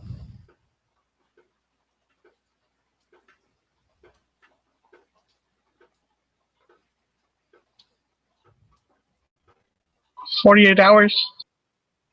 That's a good one. I like that one.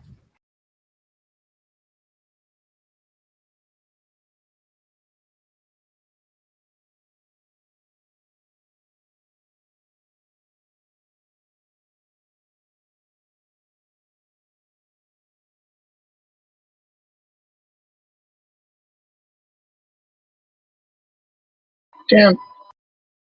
They got Young Guns. I haven't seen that movie in a long time. I think that was on this weekend. That was a pretty good one.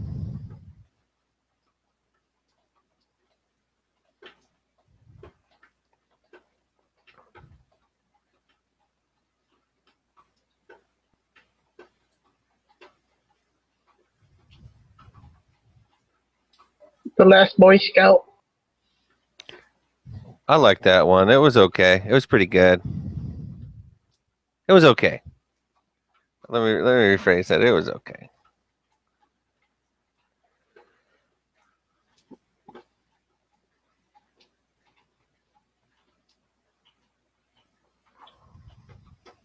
All right, I think.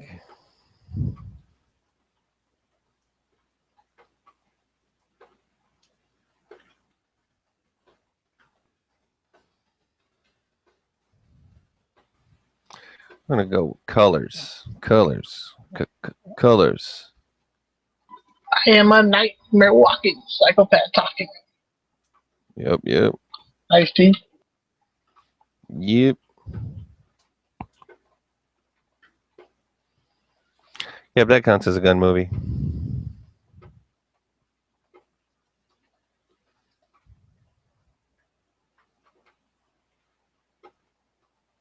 What about Jackal? You ever seen that movie? What one? Jackal. The Jackal with Bruce Willis? Yes. Yeah. I have. It was I don't know. It was okay. Like it was pretty good. You know what I mean? Like it wasn't terrible. It just I don't know. Like I don't know if it was the writing or whatever. I didn't like it that much.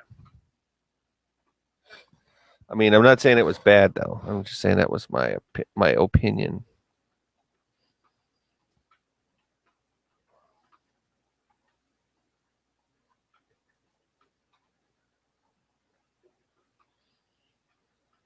In the Line of Fire with Clint Eastwood. That's a pretty good one.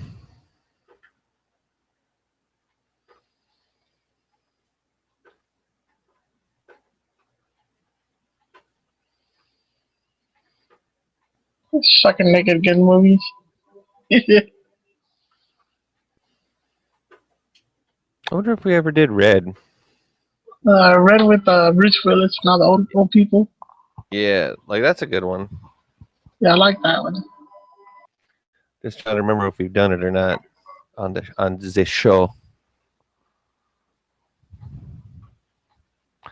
Oh, 7-Ups. Let me check that one out. Thanks, Robbie. Because I think I remember that one. See, that's the thing. Like, sometimes I want to do stuff that everybody's heard of, and get everybody involved. And then sometimes, man, I just want to see some stuff that, from back in the day that not everybody's seen. Let's see. 7-Ups, 1973 crime drama starring Roy Scheider as head of a unique unit of the NYPD called the 7-Ups. Nice. Named so because of all the criminals they catch get 7 years or more in prison. The film is notable as being the only film directed by Phil D'Antoni, producer of Bullet and The French Connection, because Scheider, played a detective named Buddy in this film as well, may have confused this film as a continuation of The French Connection, which it is not. Let's see, we got Model 36, nickel plated and regular, Model 7, which is beautiful. M1A, or excuse me, 1911 A1, and FN11, FN model 1922. The Escort, I haven't seen one of those. Yep, There you go. 7-Ups. Thanks, Robbie. That's going on the list.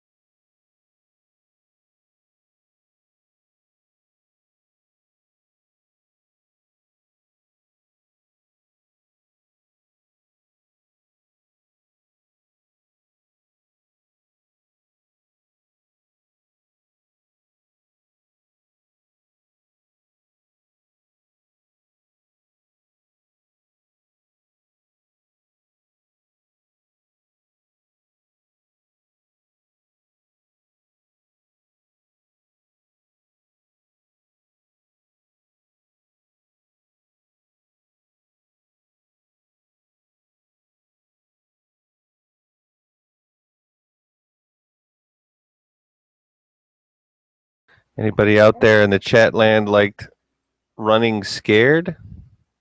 Who was that with? Billy Crystal, Gregory Hines. It's 80s. It's 80s. Jimmy Smits. Didn't Billy Crystal do a cowboy movie? Yeah, he did a couple of them. City Slickers. Yeah, I like those.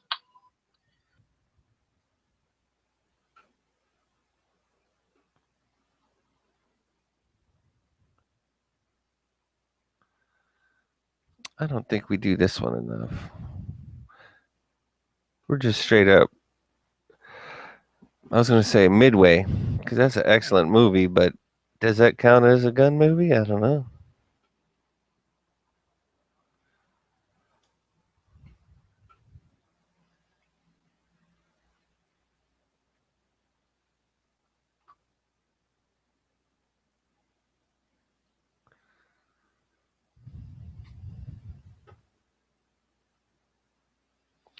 Maniac Cop. Now there's a movie. I'm not saying it's a good movie. I'm just saying there's a movie. Yeah, I kind of liked Running Scared too, Robbie. I mean, it was something different. You know, it's not like Billy Crystal was a serious actor at the time. It was a buddy cop film. That's back when Gregory Hines kind of wasn't dancing as much and was doing a little more acting.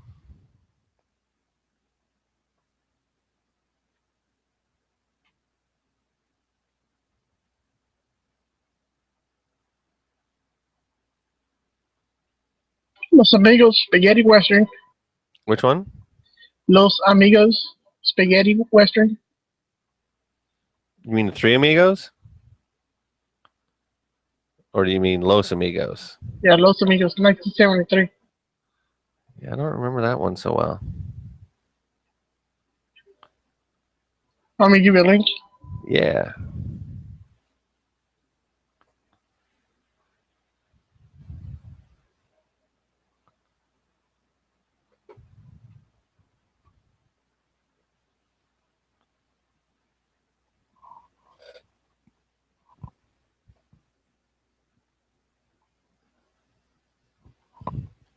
Yes, it was back when cable had the channels on the box with the 3 rows of buttons, and you had to sit next to the TV channel to channel surf. Definitely. Let's see, what is this all about? Oh,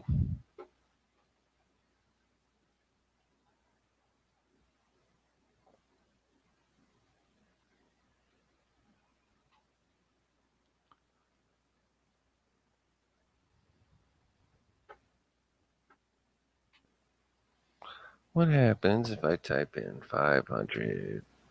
Rifles? Is that what it was?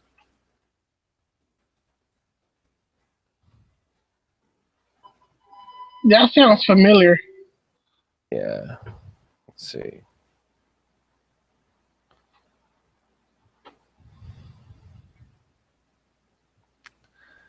Thinking of the one with James Brown and Raquel Welch.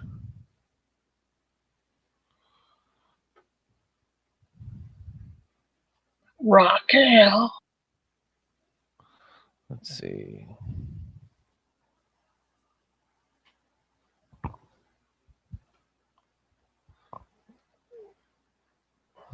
Let's see.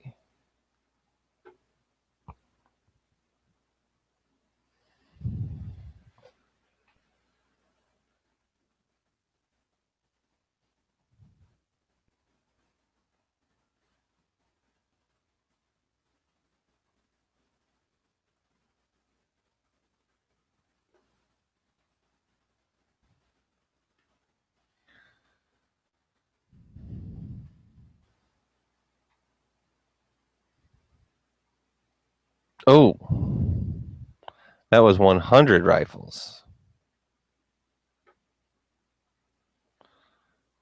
with Jim Brown, Burt Reynolds, Raquel Welch, Fernando Lamas, Dan O'Herlihy.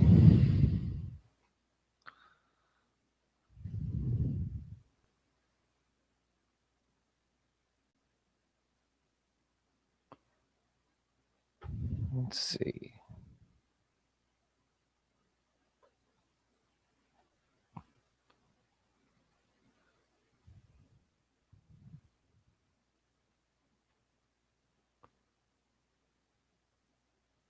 Mother Jugs and Speed. That was a good one. That's just not a gun movie.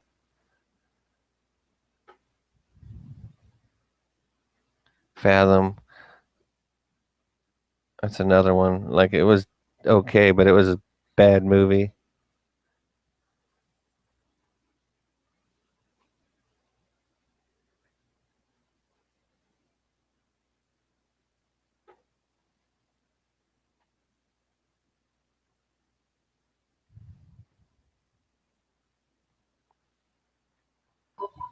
Some of these movies are ruthless. Yeah, they can be.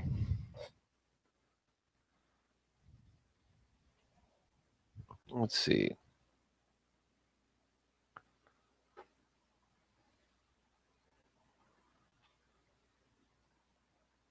Let's see. 100 Rifles is a 1969 Western directed by Tom Grease and adapted from the 1966 novel The Californio, set in 1912.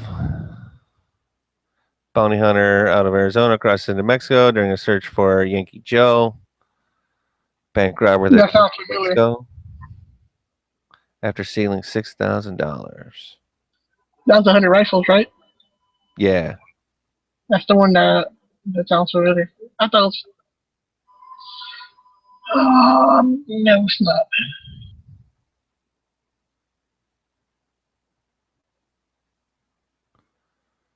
Let's see.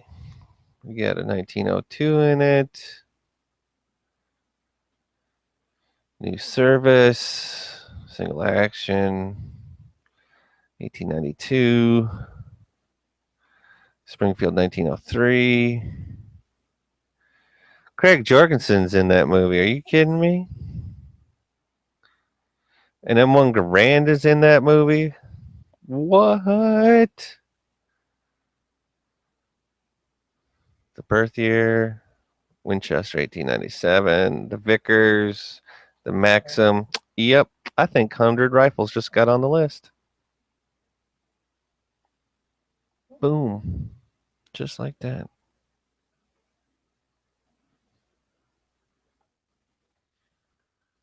I'm not saying it's on there because of Raquel Welch's boobs.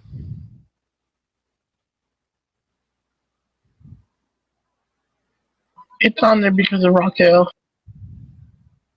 Well, there's a lot more guns in there than I had remembered.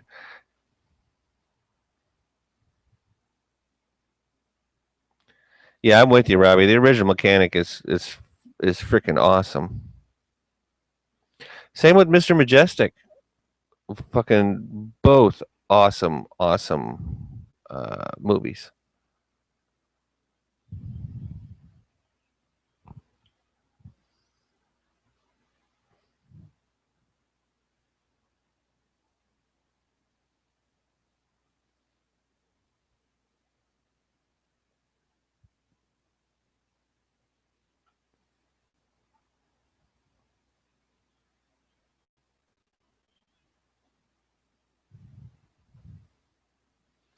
Rock and Rolla was okay, but that's not really a gun movie so much.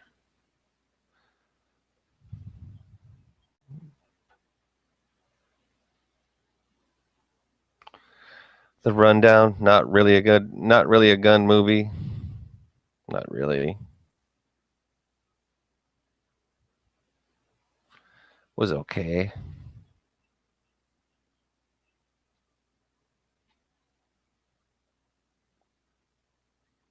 Rush Hour 2, eh.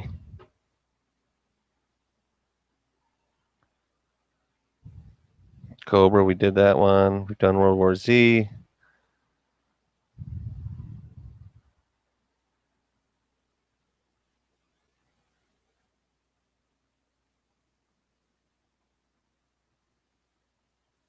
Night Watch and Day Watch are both good, but they're Russian.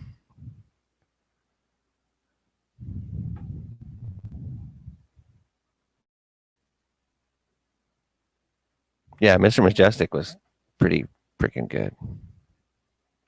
That's a steak, dude. That is a real deal Holyfield steak right there, mister. Someone's hungry. Damn, it's just Fuck about the time to split make some stones. lunch. Yeah, no kidding. The Bronto steak, the Bronto burger.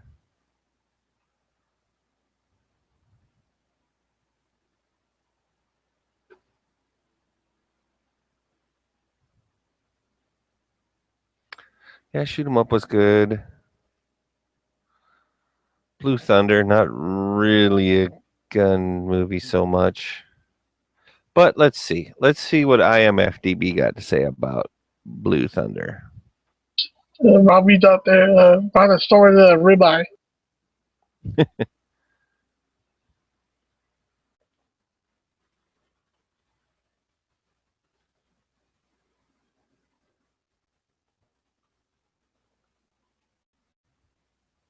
Got a few Roy Scheider movies on there. That's not bad. It's okay. It's got the 20mm Vulcan, which we already know.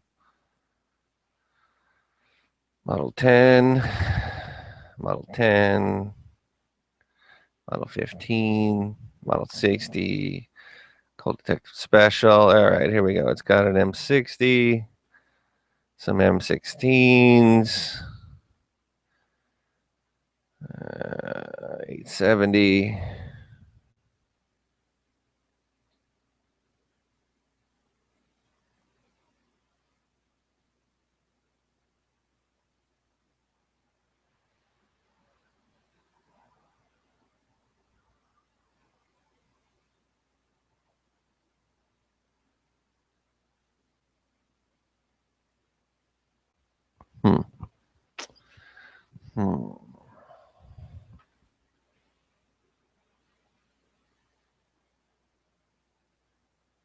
Oh, it had a chain gun too. Let's see.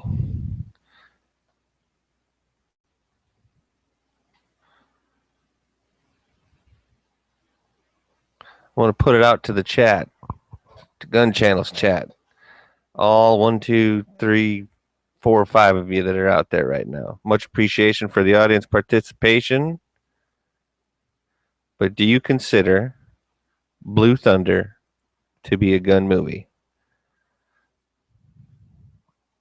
And we will wait.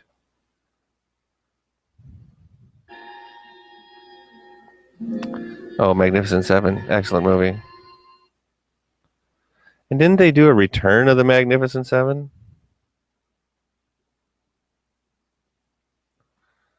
I think they did. 1983? Which Blue one? Thunder? Yeah. Should be 1983. Yeah, 1983. It's got the cool helicopter with guns. 20 millimeter chain gun, an M60, some M16s. Oh heck yeah, dude! I remember this one. I have no guns. Right on. That's one vote. I would vote for it, so that's 2 votes. We're just gonna see if anybody out in the chat thinks that Blue Thunder is a gun movie.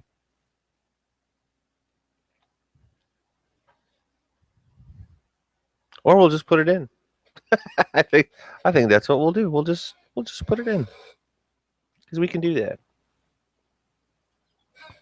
That'll be like on the 17th or something like that. So you got plenty of time to either watch it or not watch it with an opinion one way or another.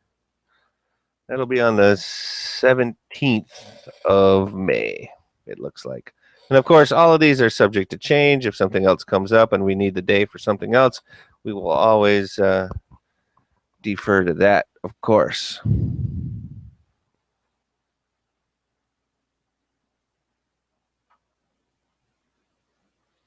Nice. And see, yeah, that was my point too, Robbie, is like not only does Blue Thunder have that awesome gun on it, the little Hughes helicopter also had the chain gun on it. So like it's gun centric. I'm gonna have to retract my vote because I thought it was doing it Clint Eastwood. My bad. The other movie with the helicopter. What was that? I'm gonna have to retract my vote. Never seen the movie, dude. Oh well, it might be one of those ones that's on YouTube or something around. Yeah, I thought it was the other movie with the blue helicopter. Yeah, it is. That's the one. Yeah, it does have it's a like an Apache or whatever. Blue helicopter. Yep.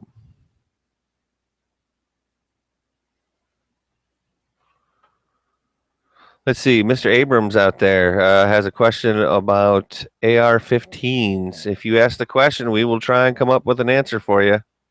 Oop. We will effort to help. Absolutely.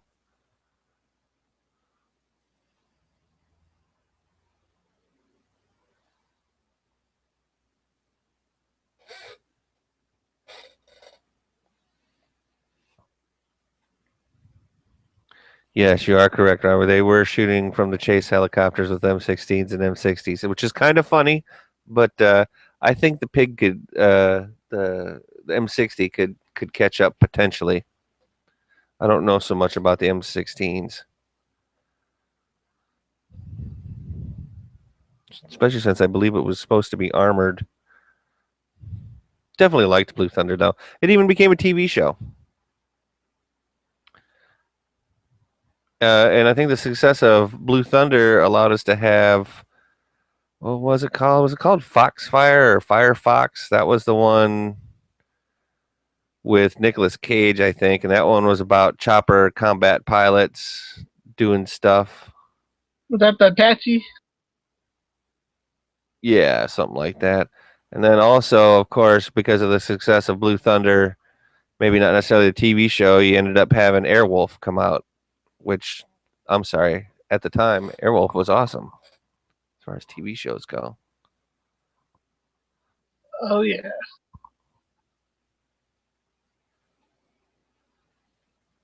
Yeah, pew, pew, pew. You are correct.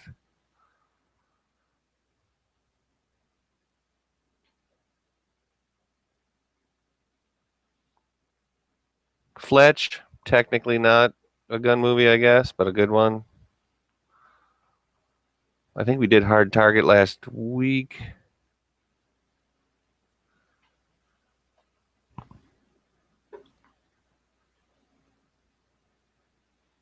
Let's see.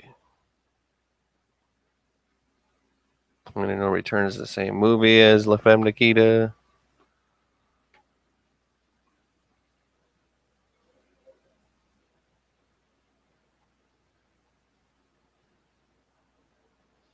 Red Heat, I guess technically, I don't know. Red Heat.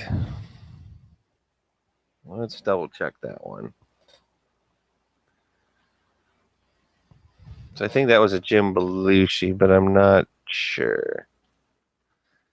And it's not necessarily one of Arnold's best acting jobs. What are we really talking about here?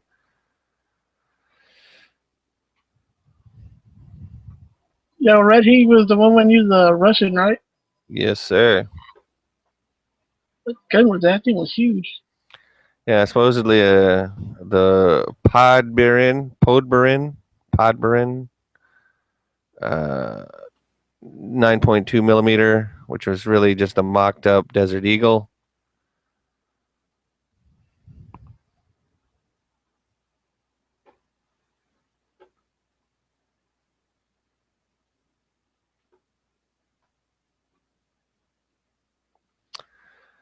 Let's see, the sleeve pistol, which was cool.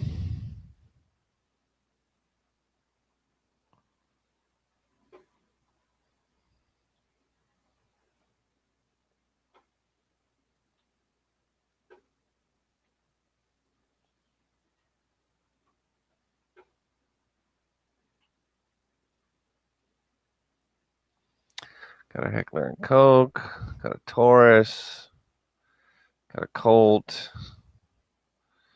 Commander, a Beretta 92, an FEG.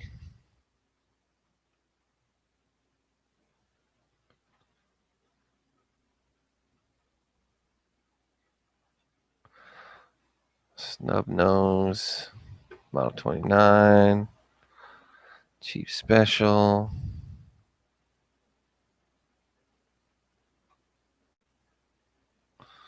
.586, Bodyguard.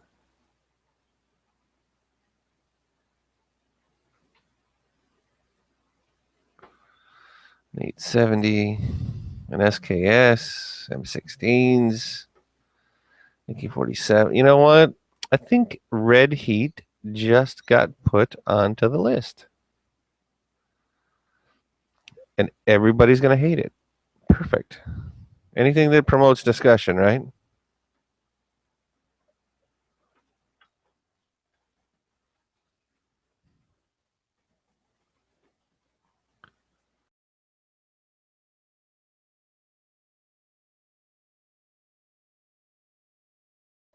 Yeah, I'm good with Red Heat.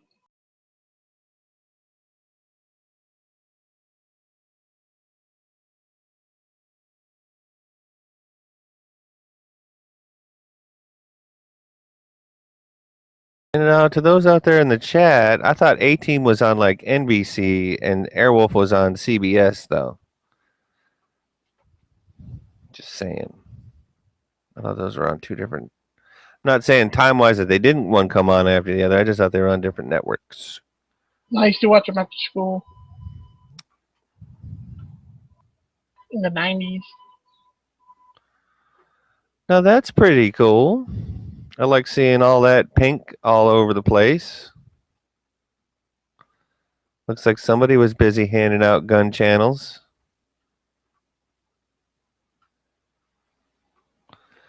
Except I don't see anybody tagging gun channels. Oh well. That happens.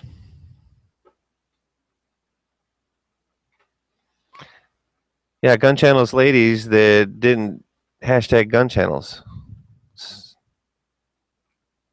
So we'll see how that works.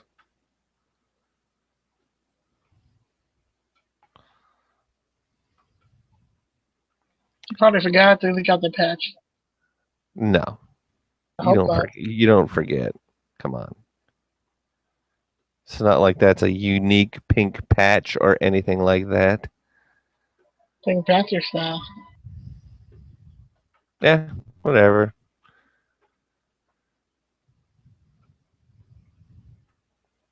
They're just out there busy having a good time. That's good. That's the way it's supposed to be. Ain't got to worry about the small stuff.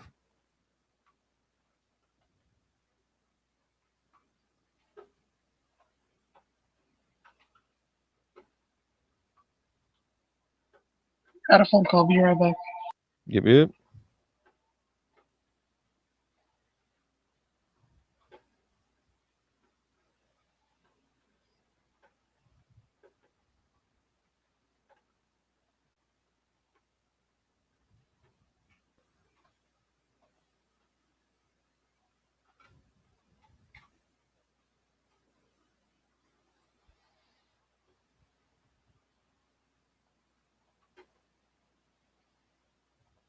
Yeah, I think that's her channel. That Robbie. I think that's whose Instagram that is originally.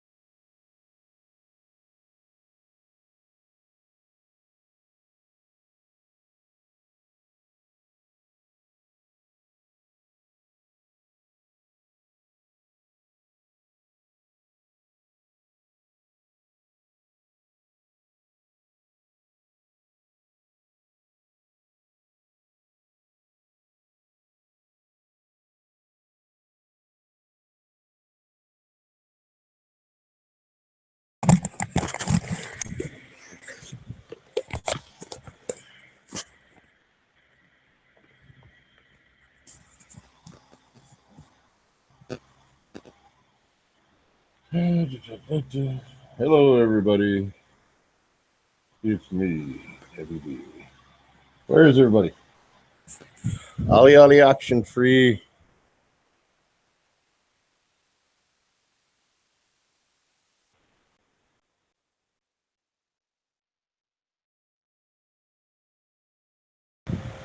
Chris, where you at?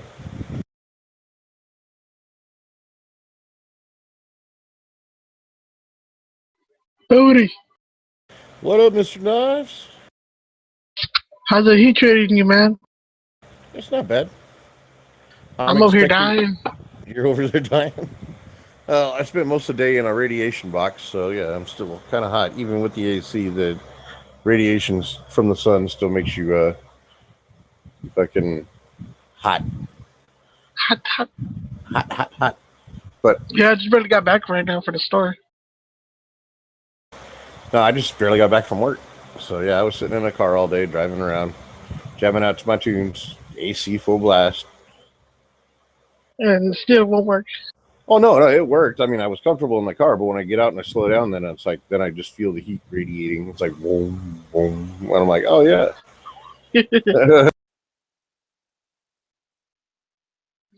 So what's up? Not much, man. Talked to my brother today, let him know I was moving out that way. He was like, cool. I'm like, yeah, do any of your fireman buddies have, because he's a fireman. Yeah, any of your fireman buddies own like apartment complexes? He goes, yeah, but in downtown Phoenix. And I'm like, I don't want to live there. And he's like, no, you don't. Well then, whatever. He goes, well, I'll keep my eye out for you. I'm like, right on. So, my aunt has an apartment complex in Phoenix. who does? My aunt. She does? From my dad's side. Oh wow, that's cool. Freaking, yeah, she's about to sell them. She's what? Oh, about to sell them? Yeah. Yeah. Don't blame her. You lose. He was telling me that you lose more money on an apartment than a house. Oh, I'm sure you do, because not everybody always pays on time and shit like that. You know? You still got to pay the bills. Yeah. Still owning all that. Everybody else is complaining about bullshit that it's so easy to fix. Just put a fucking new bulb. They call her out just to put a new bulb. See, that's kind of the price you pay for having an apartment complex. You get people going, well, I'm paying you. You need to keep this shit fixed. It's like, yeah, but I mean, really? It's a light bulb.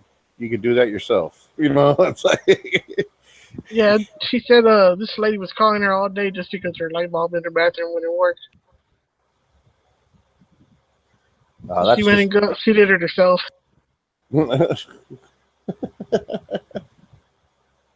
Says, I'm done with this. She had it since like what 2006 when I got out of high school. So yeah. Right on. I should have stayed in Arizona.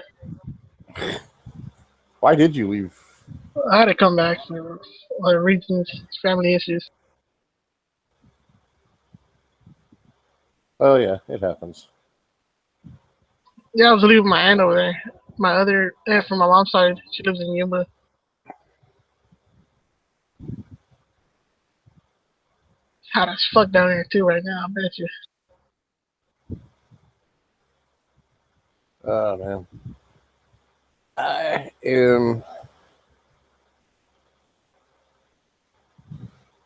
You so happy you're leaving? Yes, actually, I am extremely excited. Sorry, I was kind of like distracted. Freaking. Yeah, I'm still trying to find an apartment. So, you know, that's just the battle. Have you been looking up on Zulu? On what? Zulu? Zulu?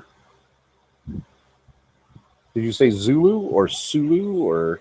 Zulu. Where you can find homes and shit. Oh, well, I will have to look that up. Try that as well. Hold on. I'll give you a link.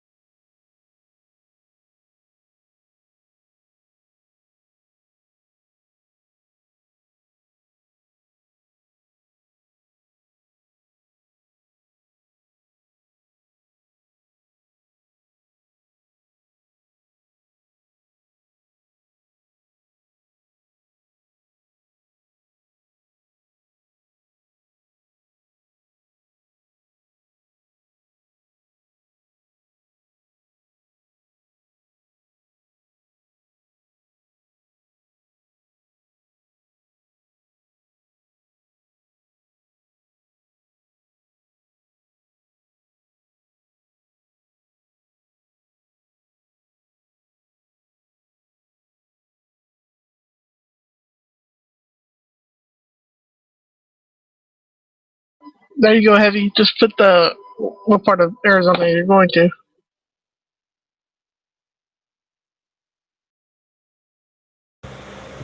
Right on. Let's see what we can do here.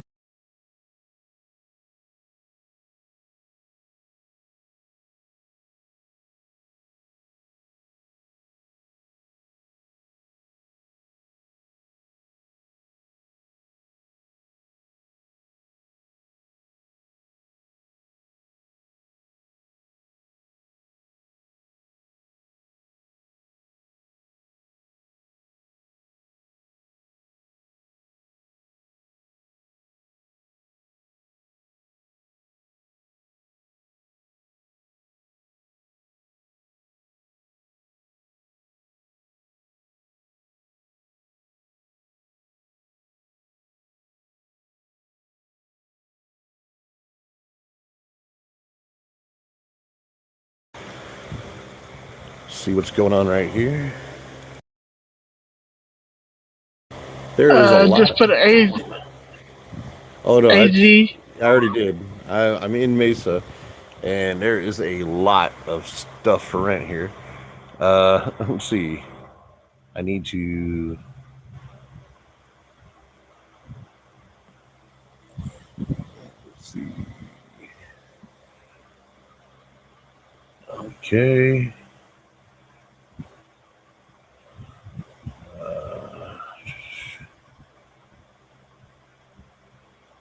Damn, you can rent a house for $1,400 a month. Shit, I'm paying $1,500 Wow. for rent at an apartment. Has narrowed it down a bit. That's still a lot.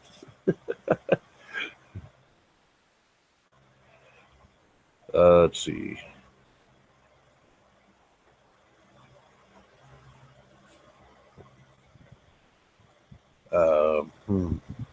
Where's the filters? Here we go. It says home type.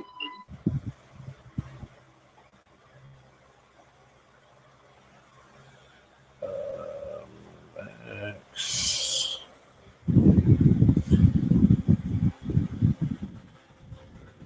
Okay. Got that. That's good. Ooh, that narrowed it down.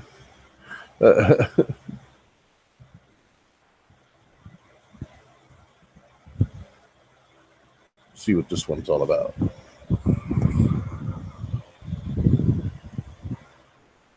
Oh, that's not too horrible. $629 a month. Dude, that's what we used to pay back in the 90s. That's more than I pay, or less than I pay here where I live.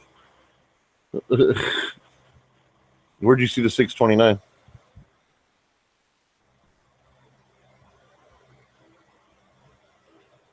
That's not good. We'll go ahead and close that out. Check out this one.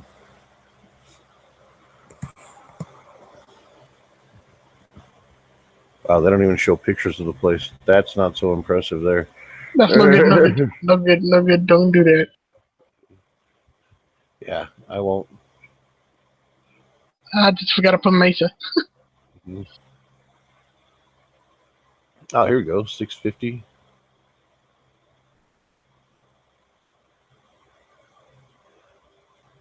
We'll click on it. Nope. Ain't moving there.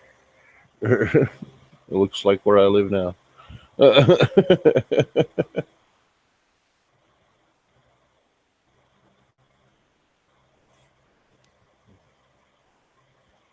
That actually doesn't look bad.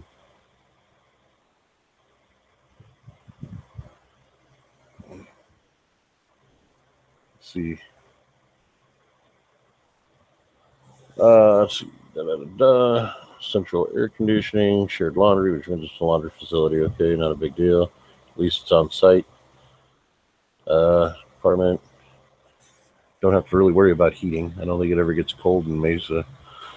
Let's see. Parking off street. That's good.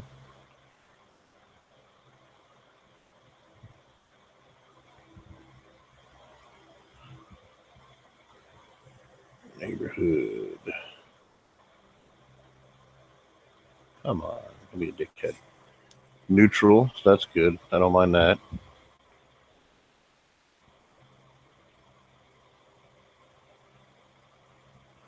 All right. That's not horrible.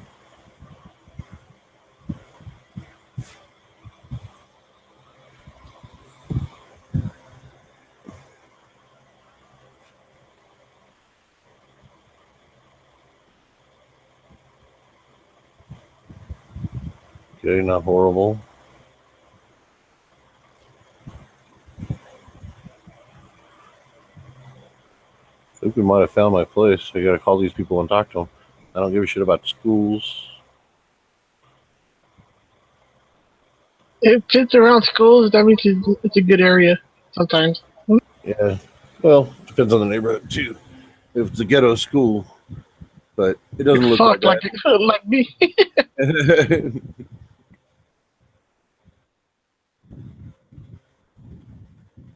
Yeah, I'll keep looking though. Make sure you save it. Oh yeah, I definitely will.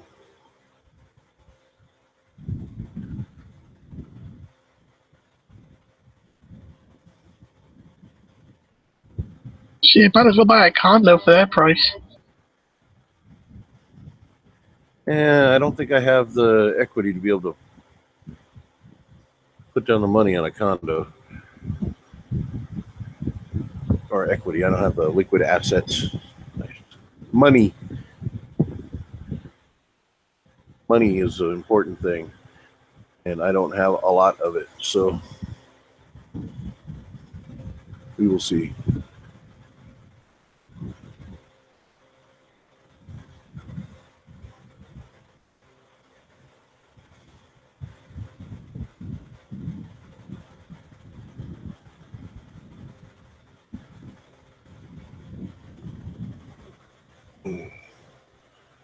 All right, we'll do that. Let's see. Now wants me to fill out a bunch of shit. Okay. How much was the one you were looking at? What I'm looking at, $6.29 Oh a shit! month. It's not bad. It's cheaper than what I'm paying now.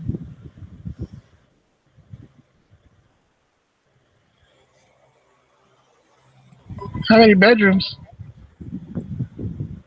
Just one.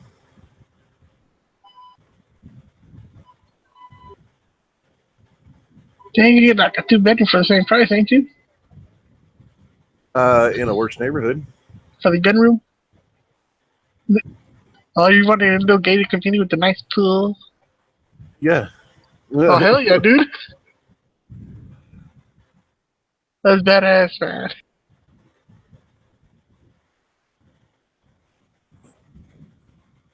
Let's see.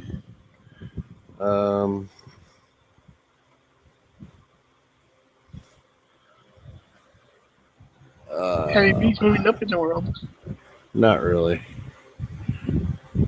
I'm just And a here. little gated community? Shit. Let's see.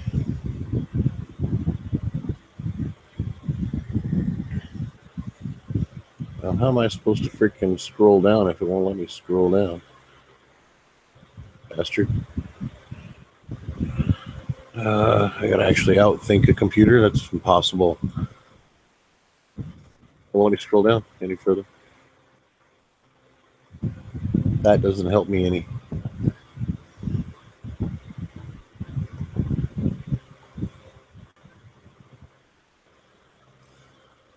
Let's see.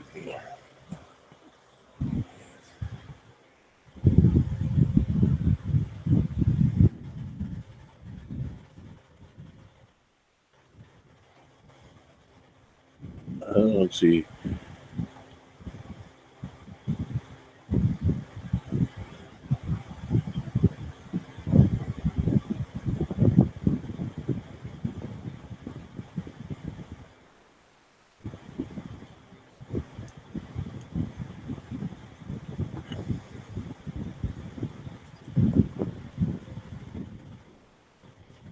won't let me fucking scroll down, motherfucker. Site's broke. Every time I click on it, it fucking... Fuck them. Sounds good to me. They don't know no different.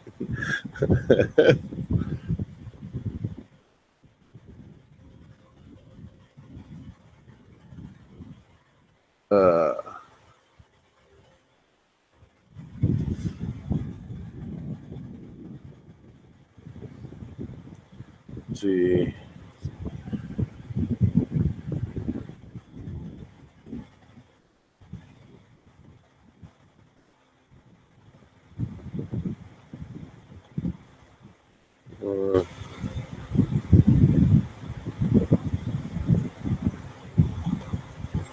See.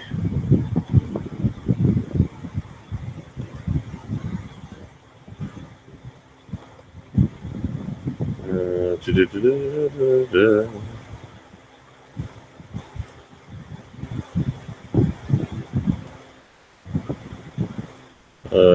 Yeah.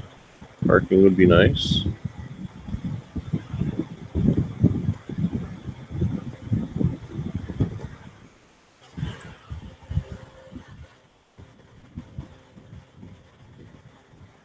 Okay.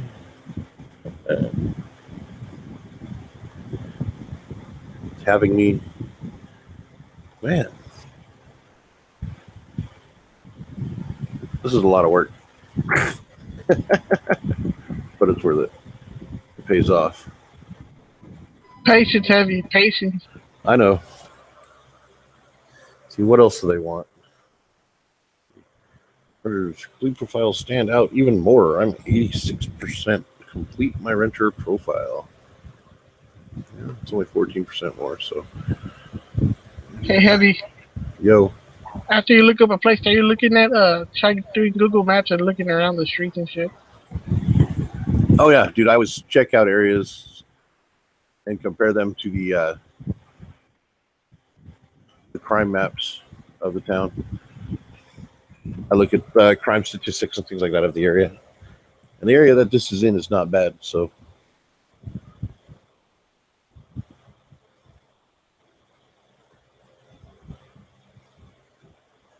See, I've been here since 2005. No, I've been here since 2005. I've been here 12 years. Well, no, where was I? 2005.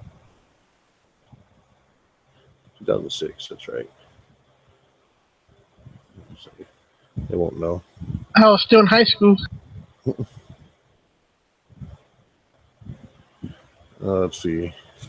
You were still in high school in 2006? Holy crap. Yeah, 2006. Then I moved to Arizona because I wasn't going to complete it here, and I was kind of in a bad way right now. I was taking the wrong road. So I went over there in Arizona and completed it. Right on. Let's see. Yay! I got 100% completion on it. So we'll see. That probably means they'll just send me a bunch of shit, so that's cool. But the one I was looking at, right there, I like that. Let's get the number. Let's see if they're even open today. They're probably not even open today. Not now, anyway.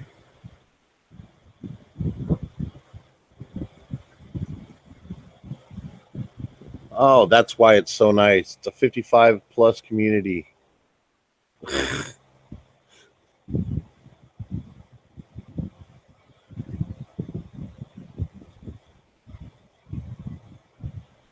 Well, we'll see. Damn it.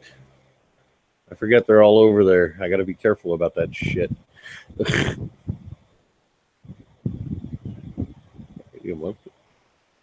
Where's What, that the at? old folks home?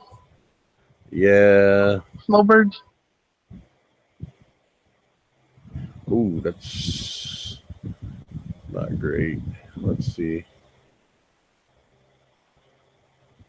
Sure, there's something up there by McKellar's. Hey, what's that? I don't need a 2-bedroom. I just need a 1-bedroom. See what their 2-bedrooms cost or their 1-bedrooms cost. Nope, don't want to live I there. found one for the same $675 in the ghetto. Yeah, it's pretty fucking. That one's not too great. Looks like where I live. That looks nice. Oh, where'd you go, fucker? I didn't say go away. I'm looking at you.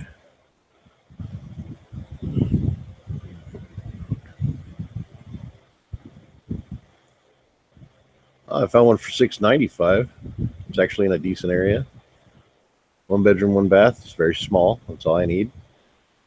Got a nice looking pool. Oh yeah. Is that a good I'll area? that one. Yeah, it's up by McKellips and North Mesa Drive, or McKellips and North Mesa. Well, damn it, they've got dots on the shit. I can't see.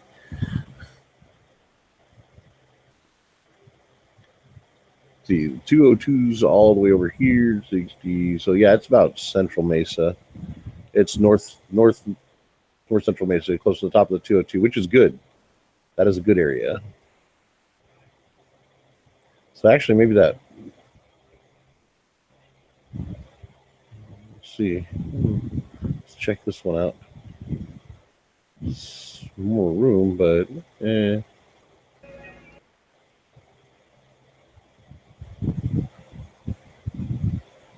see, that's going to be by Broadway. It's not a bad area. 65 a month. Yeah, rent's going up, dude. But I'm like within a month, it's like rent's gone up like $30 to $50 in a lot of places. Where, in Arizona or here?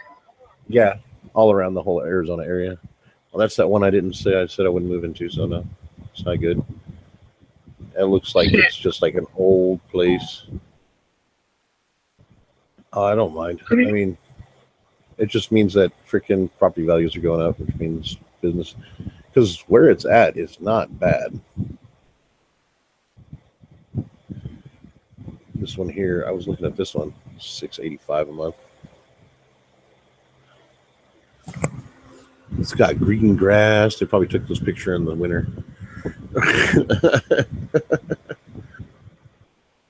It's not bad.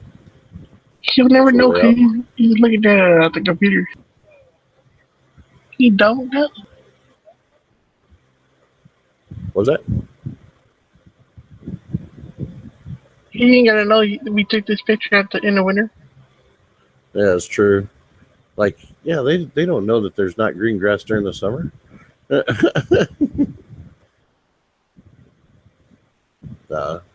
that kind of money for a 1-bedroom in this area, it's not bad.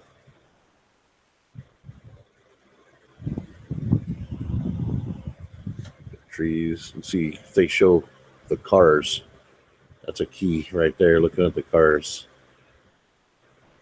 Actually, it looks pretty nice. I mean, we'll see. We'll add this one to the list. Some of these houses look like they just put a stove. Yeah, just put a stove in the middle of nowhere. You seen that shit? Some ugly ass tile.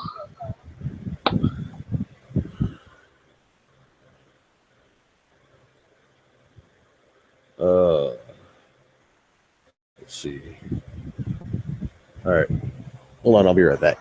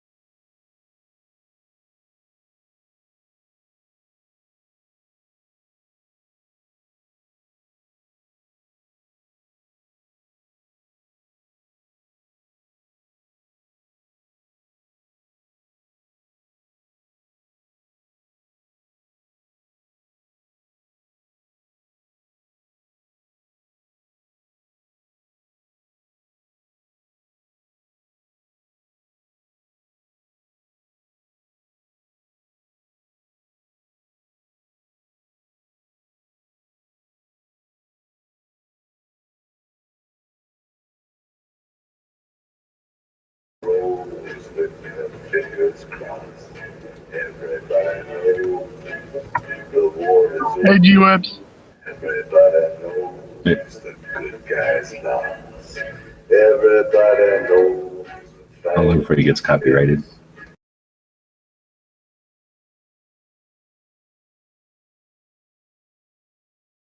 What was that from?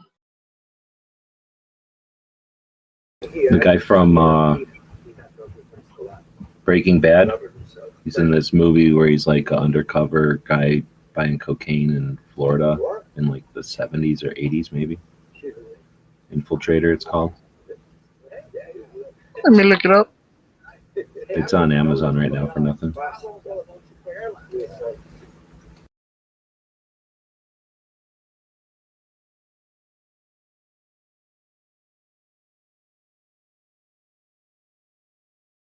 Does it work if you link an Amazon link? I don't know if that works or not. Who's ready to go to Jersey, right? Let's go.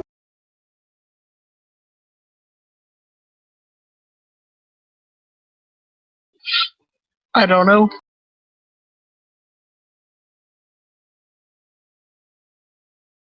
I'm back. Oh, God. I think I gave birth there. Fucking hurt.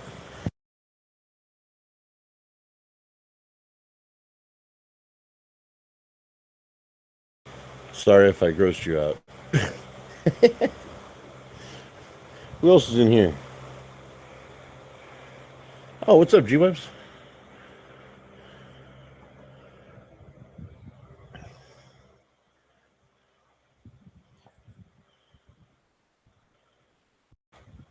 Hello? Is anybody there? Yeah, hold on. Watching a trailer. Middle of Okay. clicking on stuff, it would just, it's a pain in the ass if I click out of there when I'm in the middle of clicking it. Hey, have you checked that link I put out? 675.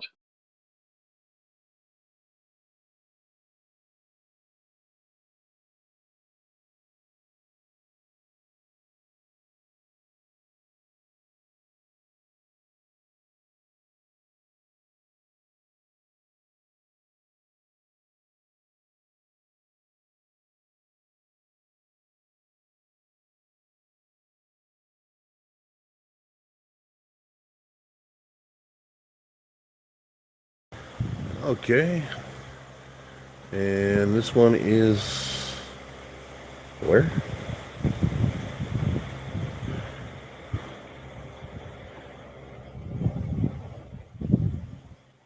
There's no data on any of this shit. It doesn't tell you if there's fucking central air, if there's a laundromat on scene, or if you got washer and dryer hookups.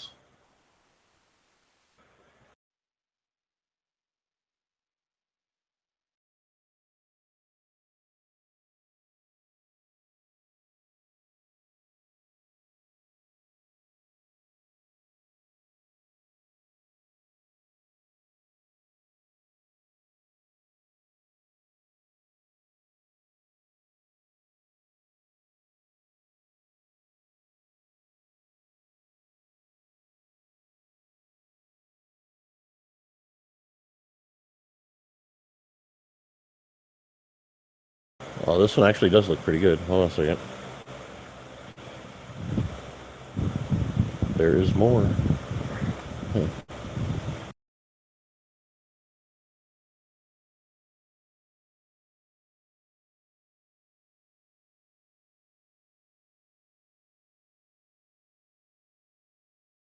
Thank you, G. Now I gotta fucking watch this movie now. What movie? The Infiltrator. Pretty good. Infiltrator. Like, That's pretty good, man. is it on Netflix or something? Or Amazon. oh, okay. I don't have Amazon Prime, but I'll fucking find a way to look at watch it.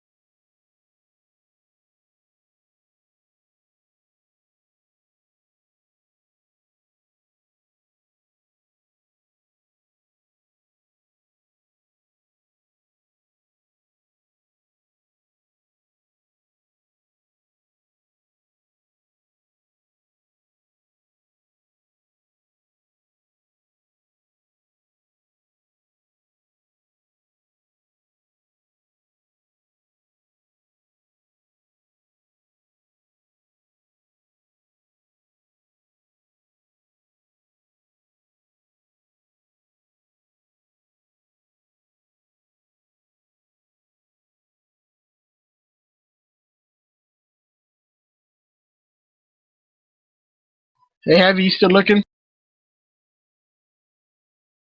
Yeah, I'm looking still. I Is that saved with, that one. That was a nice one. is It's a that bit. website real helpful? It does simplify things a bit. But sometimes it like acts weird and shit.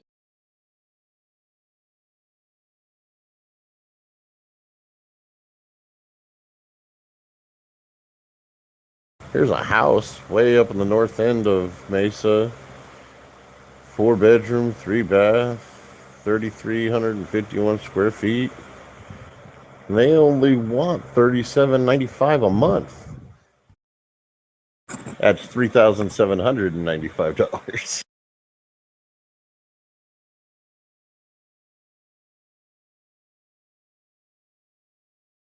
The house here for 2 bedrooms, they want $1 million.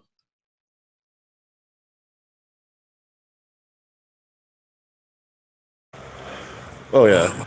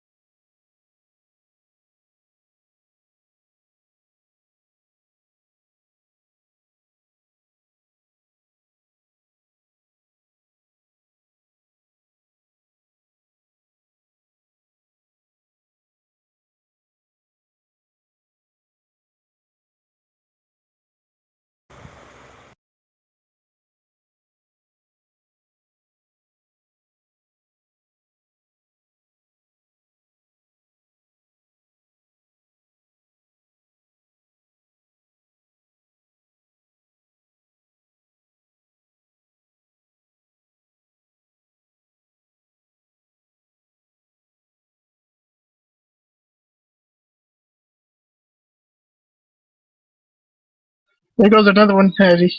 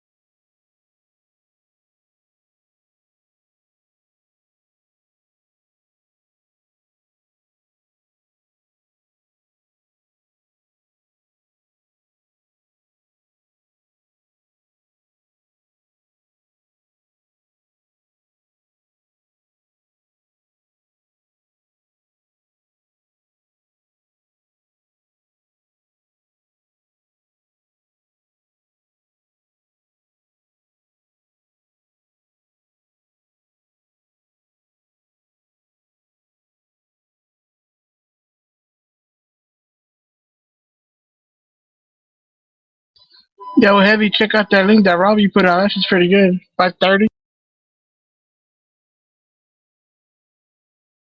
I think looks like a pin pad.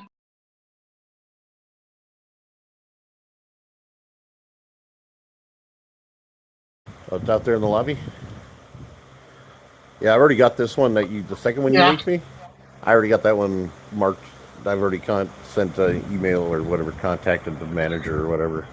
So I'm waiting to hear back from them. Probably won't hear back till Check tomorrow. out the one Robbie. Check out the one that Robbie put up. That's pretty clean. All right. All right. Give me a second here. Gotta I'm gonna get keep there. yelling at you till I hurt your feelings. Need your safe space. It's gonna take a lot more than yelling to hurt my feelings.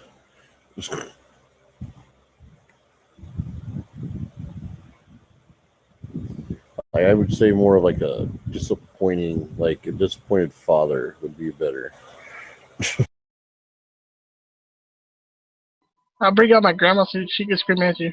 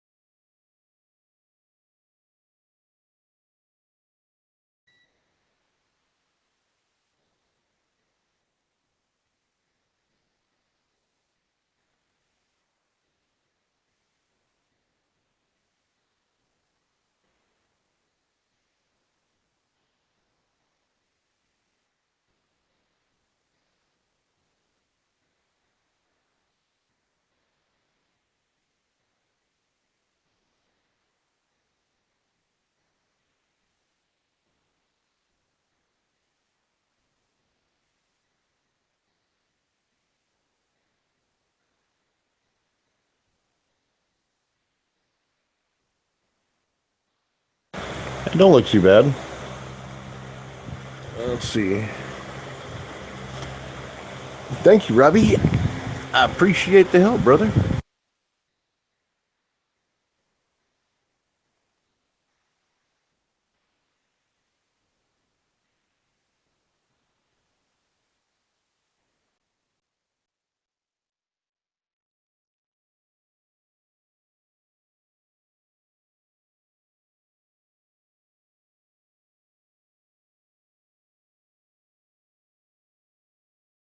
It's hard to type when you're laying down, so I have to remedy that.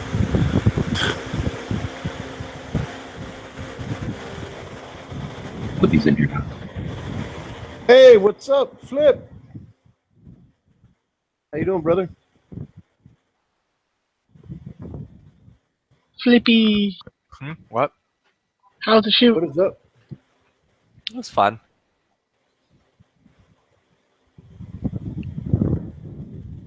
.556 ammo smells really bad. Well, oh, you got gassed? Quite heavily. Mark 18. Yep. I also melted my nylon bag that I carry my gun in onto my silencer. That was another cool thing. Because I was just like, I was looking at it. It was discolored. It was like mad hot. And I'm just like,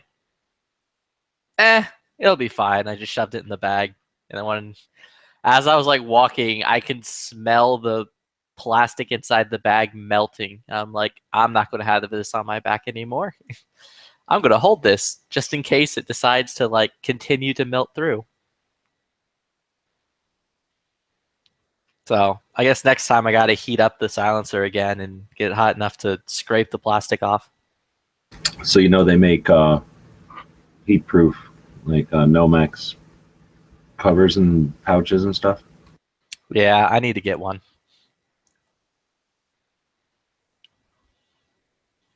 So now you get to decide which kind you want to get. There's all kinds of cool ones, and then there's like lame ones. You'll probably get a lame. What's the lamest one? Depends on what you consider lame. Some of them are like different materials, rubber, Nomex. Well, I'll get one of those cloth ones from Silencer Co. that has the little. It's saran wrap. You put it in like a block every time you're done shooting. Ziploc with ice. Tupperware container. Tupperware with ice. That. Yeah. Dry ice too, so that way it's just like I have the Shekinah glory going on. Yeah. Just drop it in there and just watch the thing levitate.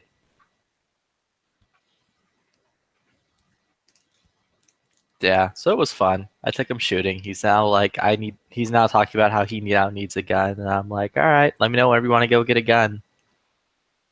Who's this? One of my friends.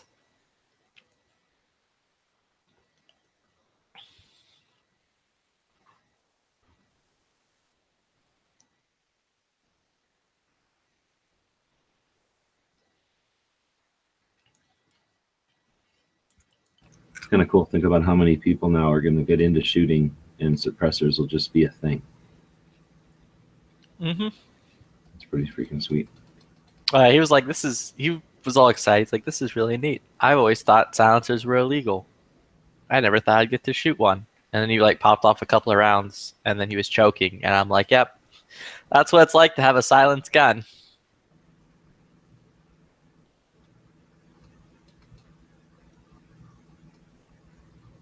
Yeah, because I have that PRI gas buster, and it doesn't Have help you all shot- that much.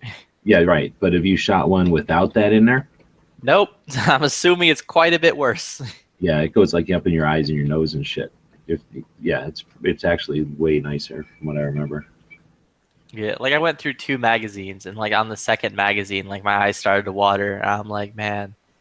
There's other things you can do though. Get some standard household caulk, like under your sinks or whatever, and just jam a bunch of that up into the upper, and that'll basically effectively seal that area around your bolt carrier, and you'll be good to go. Yeah, I should look into something to get something done with it. And it's just like afterwards, every nook and cranny on that gun that's like open, it's just debris like pours out of it.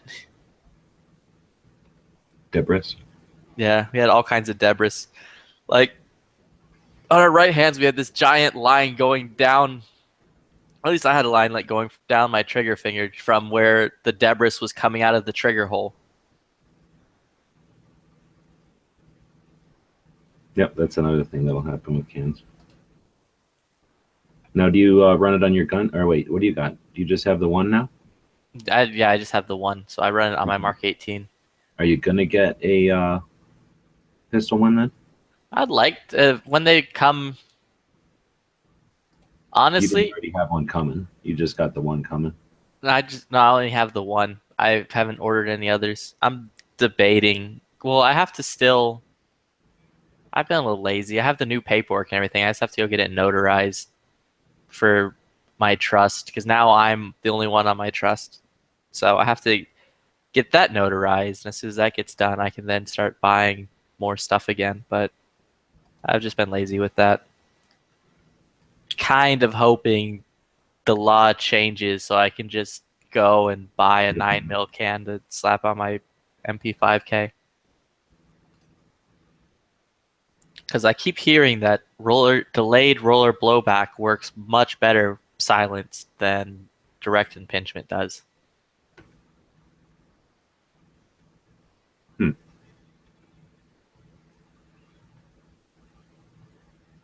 Also, that gun hates brass. It's the greatest thing. Like, the brass coming out of that thing literally goes everywhere. Like, I had it land in my hoodie behind me, and then the next one like dunked me right in the middle of my forehead. And then the other one somehow managed to go in front of me. So it makes no sense. It's like one of those wacky, wavy, inflatable tube men.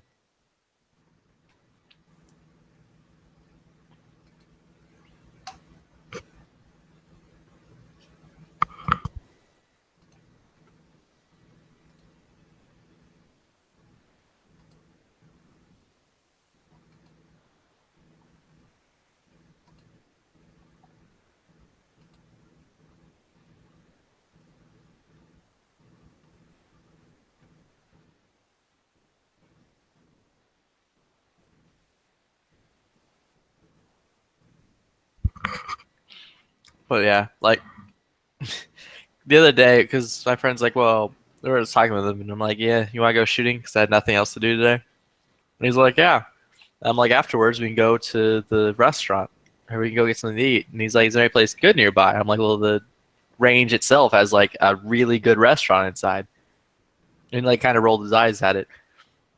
And then when we went today, he's like, this place actually does have a restaurant inside. And I'm like, yep, there's a coffee shop over there. Over there's the cigar lounge. Over there is where they're going to put in the massage parlor. Really? Mm-hmm. I just told nudie fancy or whatever. Oh, that's super fancy. Oh. And like, so he's just telling me, he's like, the only other ranges he's been to was when he was in Washington hanging out with his brother. They went to some outdoor range, and then like he was at this other range in Plano called the Bullet Trap, which the people there are super friendly. I just don't like the range. It's like old, dirty, and not great. So I was telling him, I'm like, dude, I'm like, this place has ruined me. Like my standard for what a good firearms range is now like up here, and like for sake of audio, for the audio's sake, I'm holding my hand like above my head. I assume that it was down by your feet. Oh, okay, yeah. So now, like, if anything doesn't, if I go to a range and it's not like my gun club, then I'm just kind of like, this range is garbage.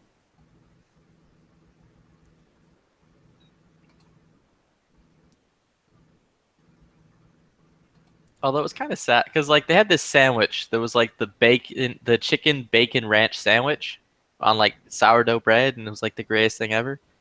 They removed off their menu, and I was like, oh. But then like the waiter dude's like, yo, Chris, don't fret. He's like, we still got all this stuff. We'll make you your favorite sandwich. And I'm like, man, this place is the greatest. I had a similar experience, except it wasn't at a range. Oh, fuck, I just lost count. Me and Bob went over to eat at this truck stop, though, and the chick's like, comes running over with a coffee to go, because I'm always cheap ass, so I always get coffee to go when I go to places. And then, shit, I think I'm doing this right. And then and I'm like, oh shit, yeah, thanks for remembering or whatever. And then she remembered my other weird ass order. So I was like, oh shit, it's pretty fucking cool. Also means I eat out too often. I doubt it's because I tip good. Cheap.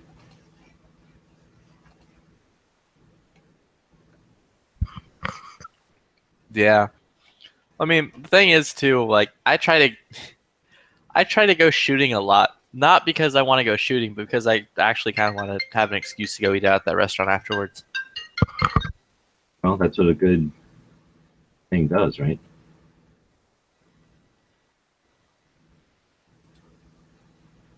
Brings you back, makes you go there instead of the other place.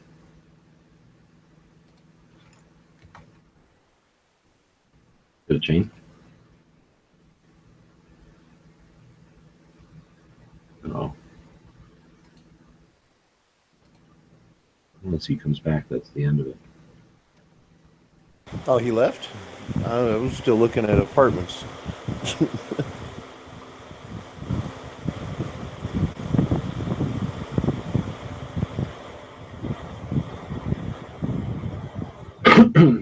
So you're saying they're like $700 up there? No, the one I'm there. You can go anywhere from like $550 to or $530 to like $1,500. So it all depends on what you're looking for. No, he's back again. All right, so I was still looking at something. You said how much to 1,300? From about $530 to $15 plus. But Oh, shit. Yeah, so I mean, there's 7 is a decent one then, probably. Yeah. Are you still looking at a room? Actually, I'm looking at apartments and rooms. I'm waiting for my tablet to charge up. How much you're going to spend $700? I'd spend that $700 on a van, and I'd live in a sweet van for a while. Yeah, no. Dude, $700 every month in the bank. Boom, boom, boom, boom. Yeah, no air conditioning. Finding a new place to live. No air conditioning. You go hang out in public libraries. Yeah, but what about when I sleep? Sleep in your van. It's fucking cool as shit at night. Or with the ladies. Hey, baby, want to come back to my van? Go back to her apartment or whatever. Well, I try to do that anyway because I don't want them to know where I live. But that's what I'm saying. You don't need it. You can just live out of a van. Is this part of see. Does that look this one? Yeah, what I did. part of town are you looking at? Mesa? Yeah. Mesa. I'd like Northeast Mesa, which is up there by the really ritzy area, but I can't afford it. Have you looked at any gun shops or anything yet? Well, Jimmy and I went to one when I was out there. But there's a bunch of them out there. To get a job in, I mean? That's a good possibility. I mean, there's a bunch of them out there, but I haven't even really looked at them for work. So, but that's a possibility. I definitely would not mind that, as long as the money's at least what I'm making now. That's kind of like important to me. I'm not making a lot, so it shouldn't be too hard to match.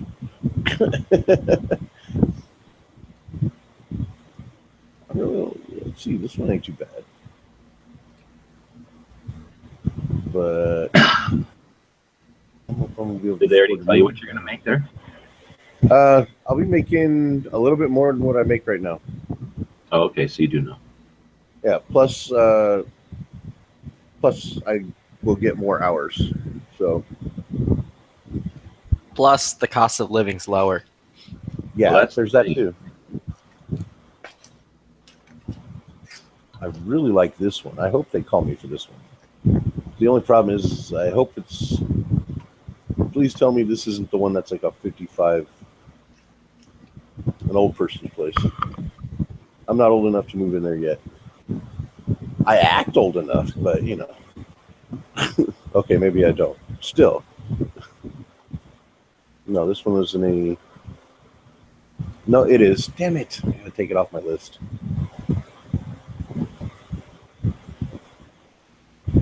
I really like that one too.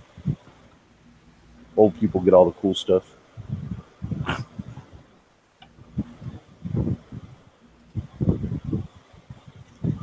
Did I say anything to them? Did I save that one?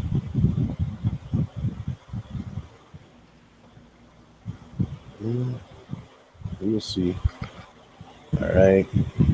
Does anyone know any places running specials right now on SLR 104s? No. Okay. But if you send me the money, I'll make sure you get one eventually. Do you want an AK? Yeah, You decided to go with the AK then, huh? I think I might go with the AK. It's cheaper. Magazines right now for it are $26 a piece, so it's like they're not that bad.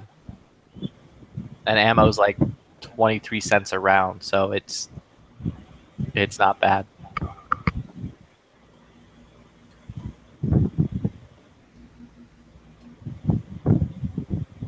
Is that some kind of a 223 AK?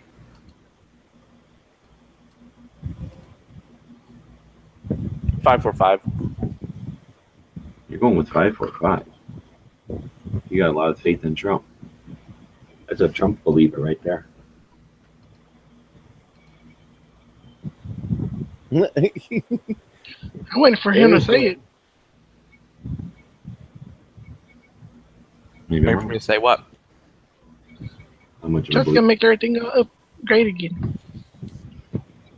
He's already doing that. He's gonna make 545 great again. He's about to make North Korea great again.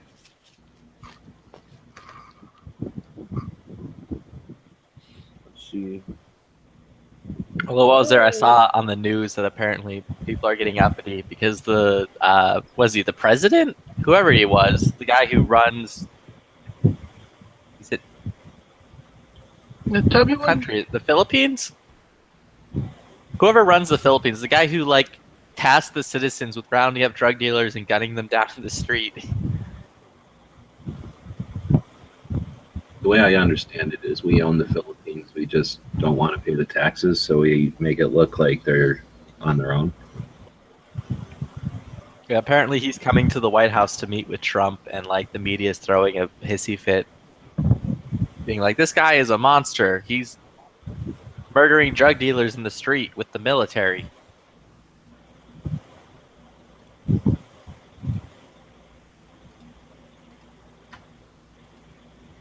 He's killing the bad guys. He can't be good.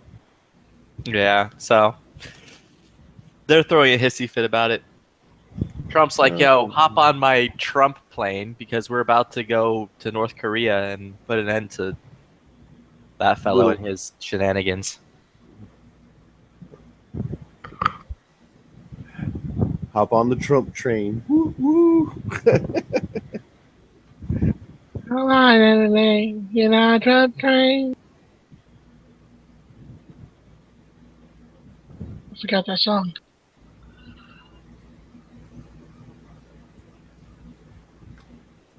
Let's see.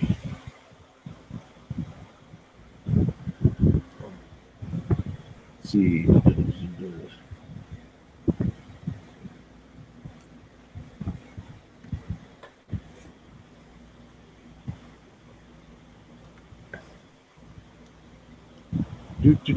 Do. All right, so I'm looking at this one apartment. I'm like, okay, looks decent. Now, let's see what happens. Why does it want me? I don't want to give you my email, asshole. I just want to use the information.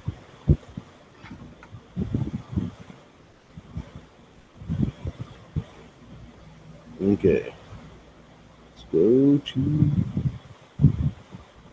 In case you're ever wanting to check stuff out, you can go to like things like Spot Crime. It's actually pretty decent.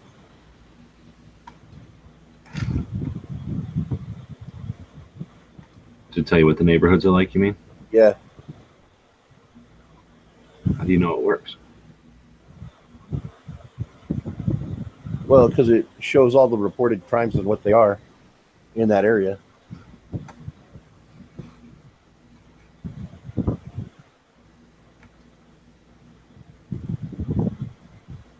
Actually, it doesn't look so horrible.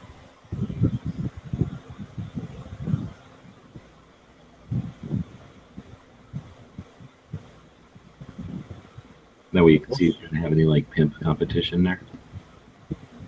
Yeah, pretty much. I don't want people to know, or cutting into my. I want to be able to move in nice and quiet without anybody having any problems. That way nobody gets butthurt over anything. Yeah, they're not suspicious of all your hoes coming in and out at all hours. Exactly. And my hoes are well dressed, so they just probably think that they're like Avon or something. Avon, stuff like that. Yeah, so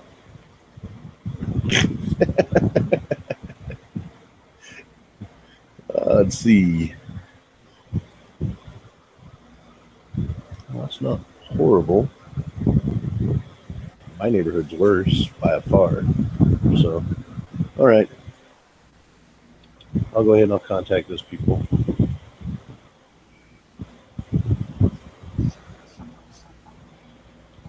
I think I just wait. I didn't. All right.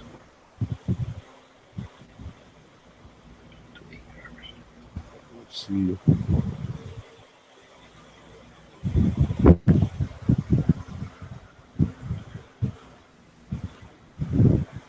The one we just looked at.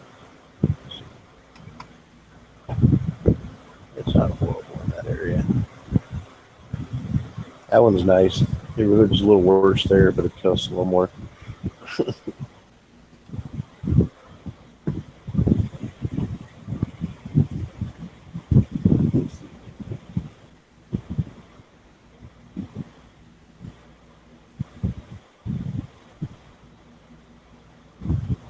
No, it's right there, but the same area. Oh, I gotta go back and check this out.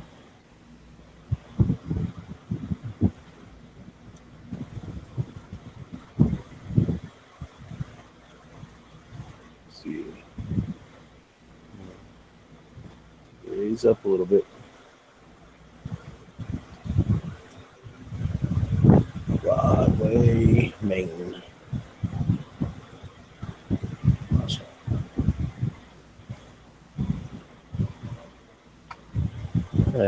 That's nothing.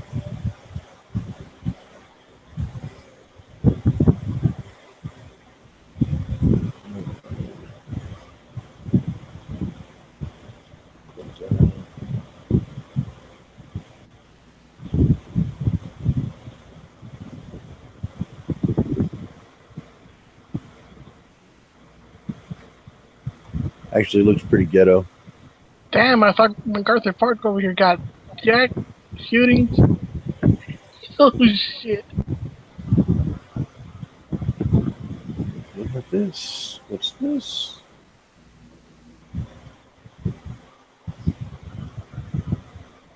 Guadalupe Road. Where's Jimmy at? Need to ask him about some of these neighborhoods. That's us. Find out, because doesn't Priest live there too? Priest? I don't know. At first I thought Carlos was up that way, but no, he's down by you.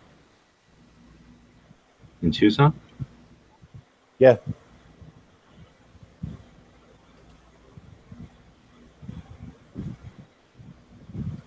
Angry's looking to move out this way too.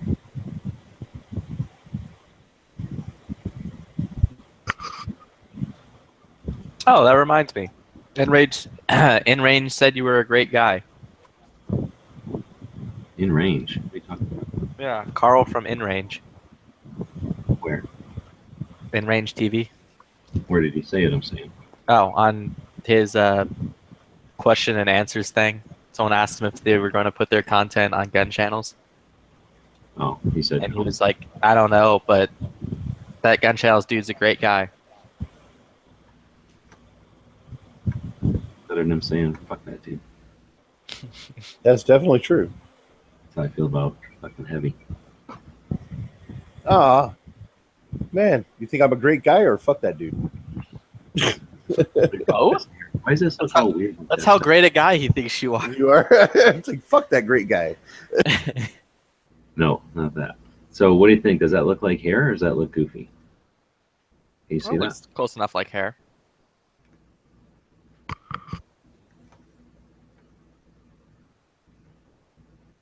I guess I can do this. No. My shitty ass image doesn't really tell you not to go with. Honestly, it looks enough like hair that it's fine. I don't know how you're going to do the face and not make the face look horrifying. Well, I'm not going to use that face. I'm going to go use the real picture.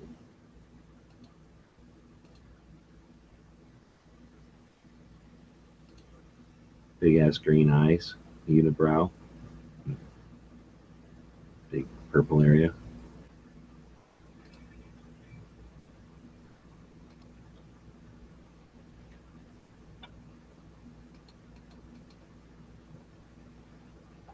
I don't know why I can't get this shit to turn brown. What the fuck?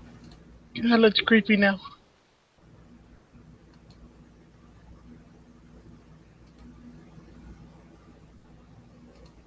Don't give me enough colors.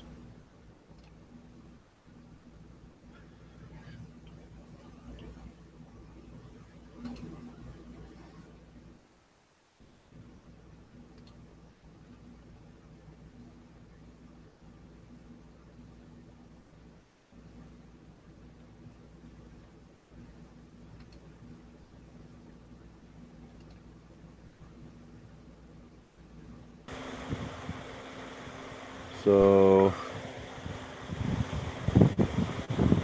when are you gonna pick up your SLR 104? Well, I'm not. Somebody gonna pick it up for you? No, I'm going to have to order it. Because there's no shops near me that stock it. So. Okay. And it would honestly be cheaper to order it from an online source instead of having the shop order it for me because I'd have to pay tax at the shop. Whereas the shop, it's only $10 for the transfer fee for my gun to get transferred to me. So if I can find a place that's not going to charge me tax and shipping's like $20, $20, $30, then it's more beneficial.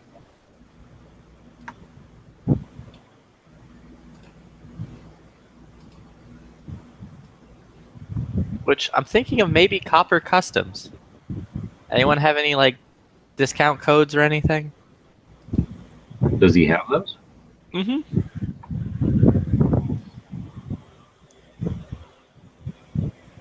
It's like he charges $10 more though. Instead of being well, actually it's less than $10. It's like $9 more. To acquire it, you mean? Yeah, because Kvar it's like $1,066. On Copper Custom, it's $1,075.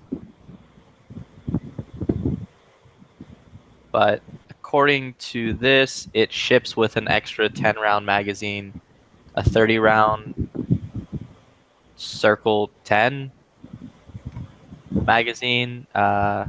What's the thing?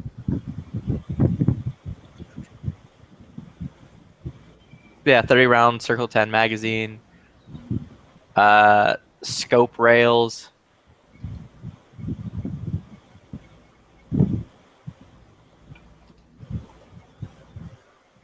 Yeah. Or I just buy it from Kvar and it's like $9 less and just comes with a 30-round magazine.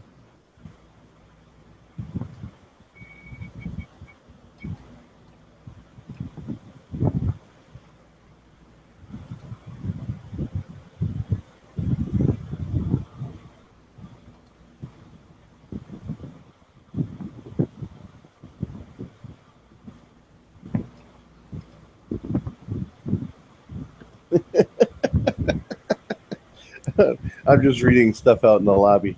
Thank you, Robbie, for giving me that credit. What's that?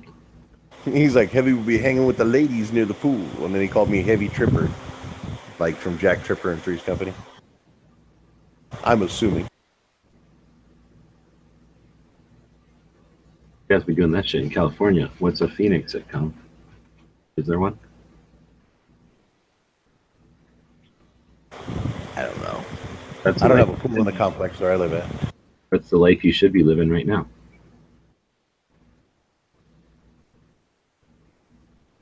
Well, I don't have a pool in my complex, so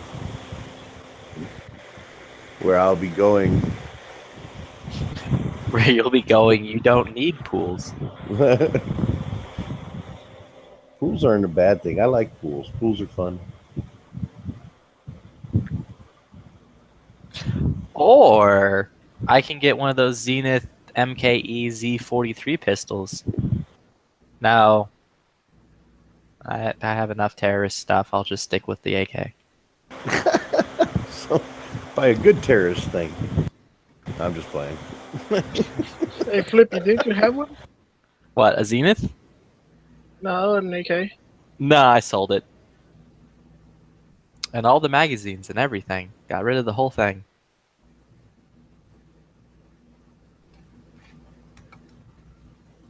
I woke up one day and decided to stop lying to myself about the AK being an okay platform.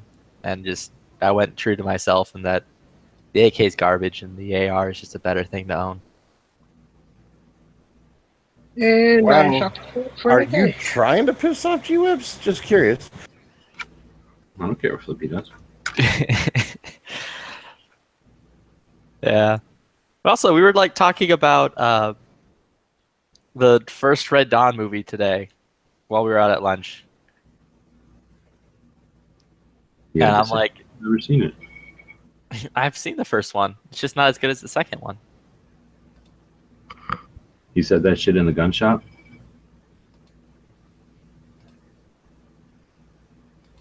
No. Yeah, I didn't think so.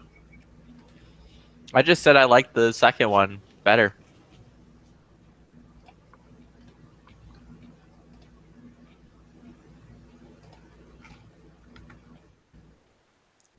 I mean, you gotta keep in mind, the first one doesn't have Subway.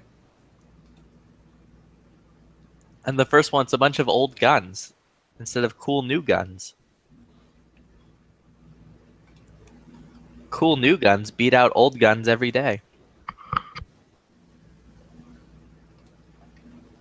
Dude, on a second one, on the newer one, I was expecting Thor to come out with the fucking hammer the whole time.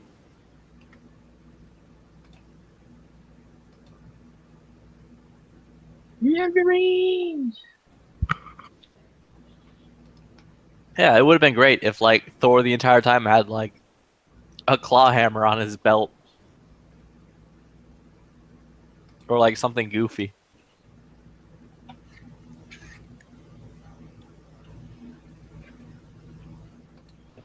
Just fuck up the whole movie that one. Plus, in the second movie, there wasn't some weird pilot dude trying to pick up some underage girls.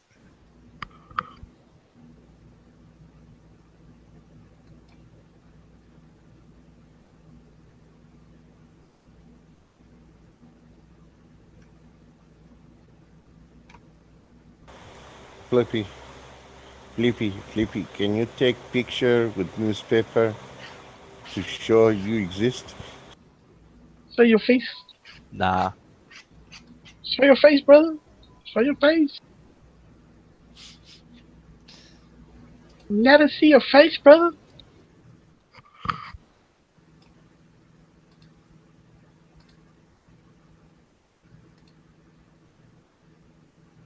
You guys still remember that chat? That chat made me laugh, dude.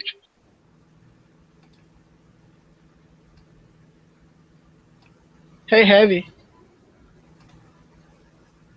Yo, How long was were they asking Flippy to show his face for like an hour and 35 minutes or what? oh dude, it was on for a while, like a long while. It just kept popping back up too randomly. Like we wouldn't be talking about anything in particular, and I know I was like, yeah, that's great. But seriously, show me your face. And the more he said no. Like whip it out.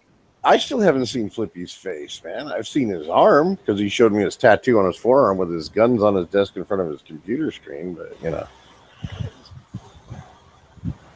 Moon has I don't awoken. even. I could literally walk by Flippy, and I'm like, wouldn't even know it was him if he wasn't talking. If he started talking, I'd be like, Flippy. You go past that many pandas in a day? That would. No, I don't. Well, He would notice very instantly by just the amount of smug that just hangs out around me. no, I just think you'd be like a typical California douchebag. Nah, it's at a level But then higher than that. But then I'd hear you speak, and I'd be like, "Ah, that motherfucker." That level of smug. That's all He good. walked right by me. He knows what I look like, and he walked right by me without saying hi. Yeah. That's all good. When I get remarried, you can like come to the wedding. Oh, right on. Don't worry, I won't pull a Farva.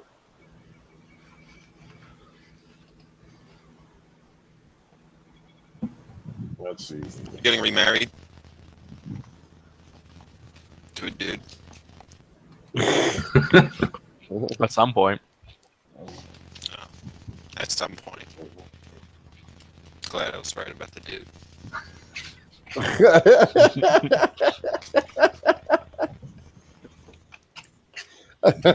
Yeah, Flippy, you probably should have, explained yourself better.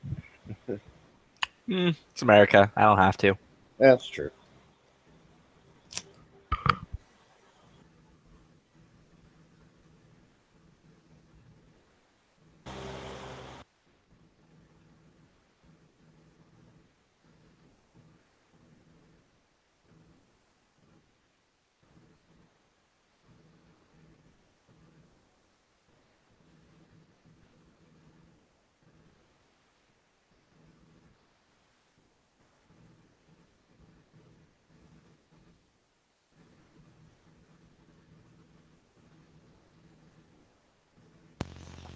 Is this still the same lobby from earlier?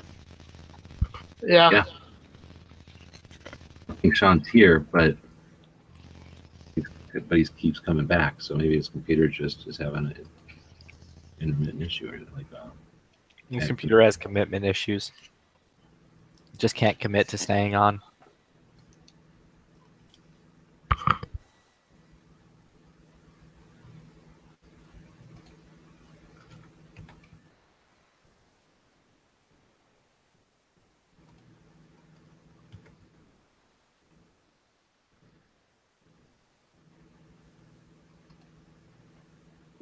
Flippy, show us your face.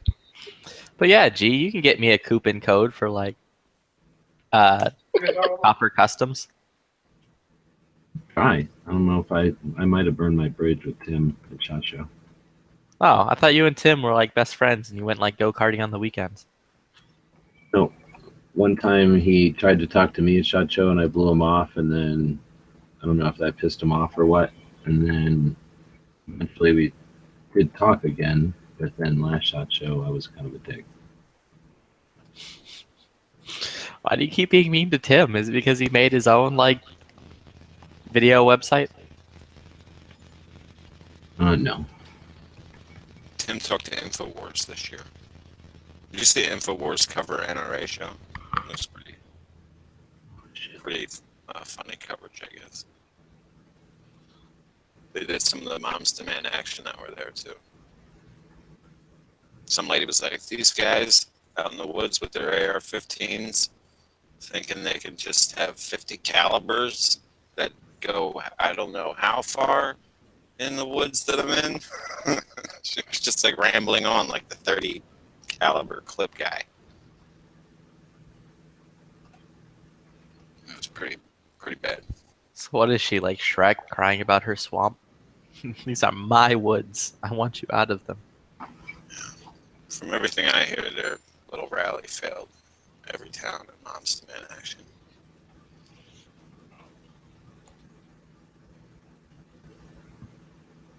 People see them all gathered and they go, oh, look how cute, all the moms. Okay, moving on.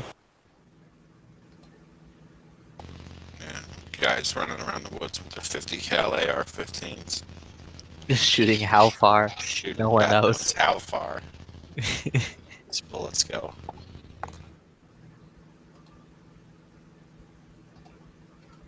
Does KVAR charge for shipping?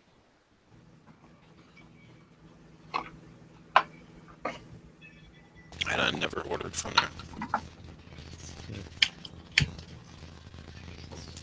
What are you ordering? A 104? Yeah. You can get it cheaper than there. I mean, I haven't found any cheaper than KVAR yet. Like, local places are telling me 1,100, and I'm just like, you're too expensive. KVAR's like 144.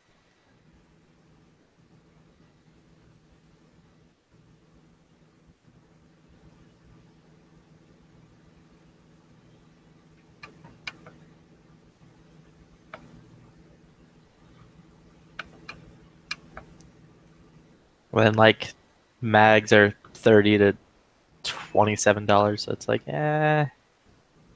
maybe I can give the not as great AK platform another chance. It's like maybe it's not the platform, maybe it's just the caliber. Yeah, who knows? Maybe 7.62 by 39 is just useless and no one should ever use it anymore. Newer is always better, they say. Yeah, just like the newer Red Dawn's better than the older Red Dawn. Oh, snap. I went on 5.45 AK, but there's not a lot of options out there. Just try one. Yeah, I would like a Russian, like an actual Russian one with the folding side stock, but Trump isn't fixing that yet, so. Century had some parts kits, but after I saw that one explode from headspace, bad head spacing, it's like, I can't buy that one. And I saw some cheap 104s. I think they were like under 1,000. Yeah, I also found out that apparently Rifle Dynamics is only taking in SGLs right now and doing customizations in SGLs only. And apparently to make it silencer ready, it's 1,300.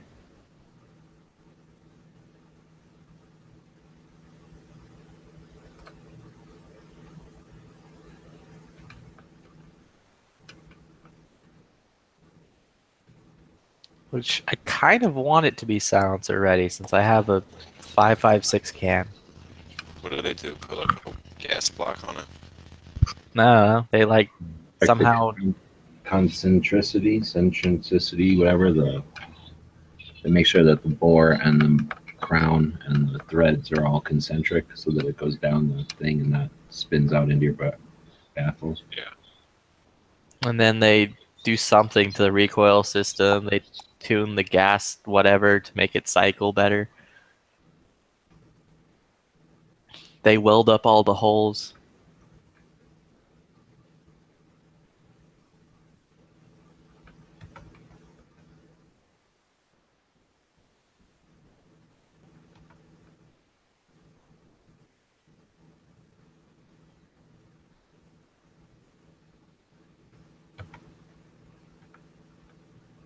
Which I'm wondering how much it would be just to order from them a rifle that's already like ready to go.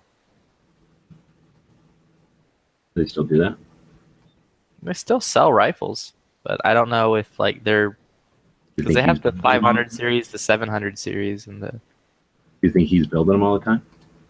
no, I don't think he's building. I don't think he's really building much of any of them anymore. So then, is there any point in getting it? Because people are building it to supposedly the same specs that he built them to. Does he sell like a whole Sharps, or that Sharps receiver, like a whole rifle? He used to. I don't know if he still is. He looks like. It looks like he's still selling the receivers though. If people wanted to get them.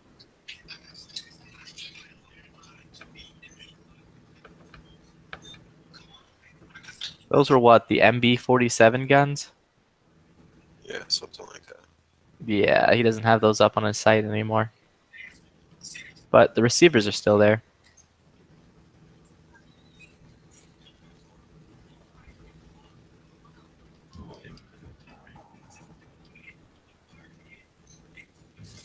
Yeah, I forget what you have to do with that. Just press the barrel and whatever. There was like all kinds of shenanigans. You just like press the barrel and hit space.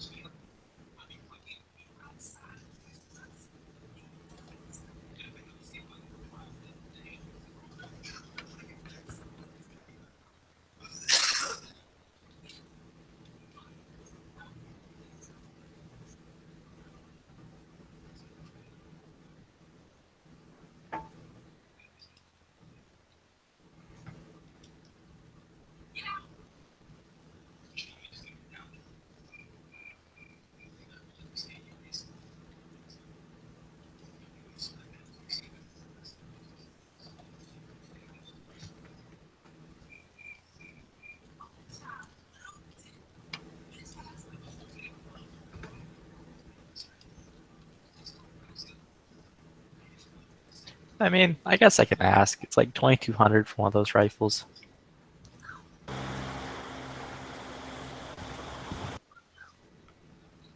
For what? 104. For the Rifle Dynamics rifle. 74. Thing. Like here's the what's it called? The 501. Has like the Nito triangle folder.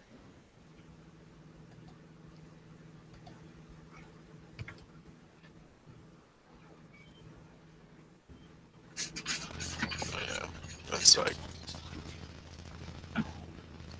his signature model. Is it not?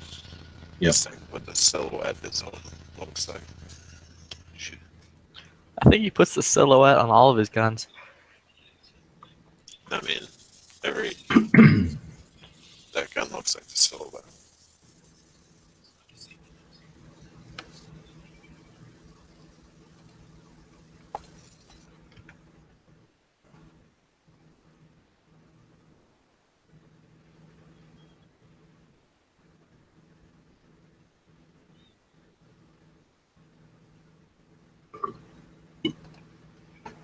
But I need to find some handguard for it to like put flashlight stuff on it, I guess. Oh well, it's a cool gun.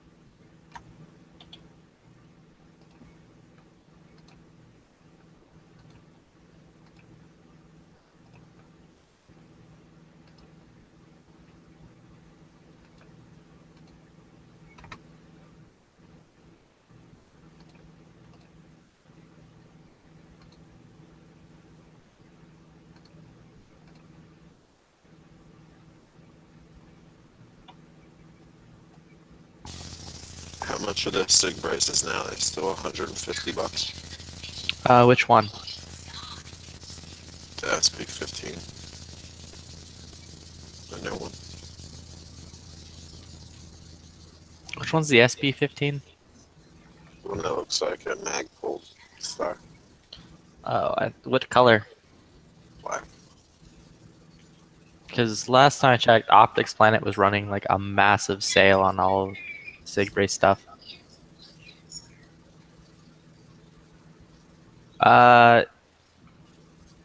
Which color did you say? Black. They have free 2-day shipping on a black one that like has the AK extension on it for $130, and it's $120 for the brown one. Yeah, I don't need the AK. Which I'm assuming that free 2-day shipping means it's actually in stock. Because when I bought mine, it was not in stock, and I'm still waiting on it. There's a link to it. Thanks.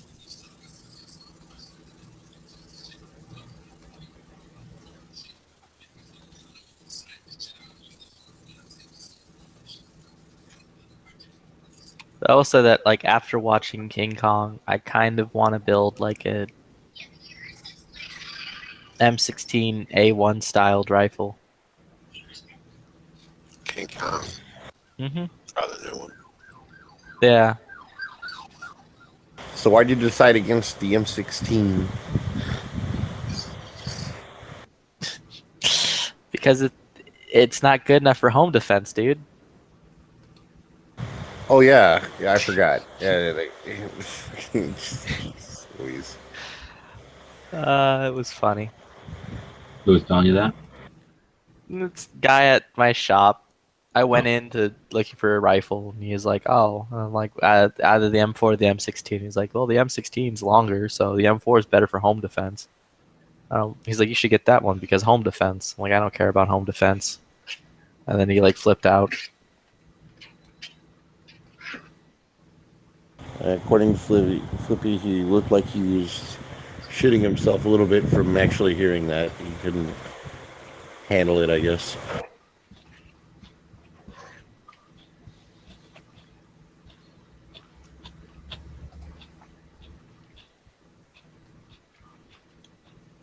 That was a little bit later when like my friend walked by and was asking me how my fancy tactical stuff was. I was telling him it was fine. Then he looked confused, like I don't understand.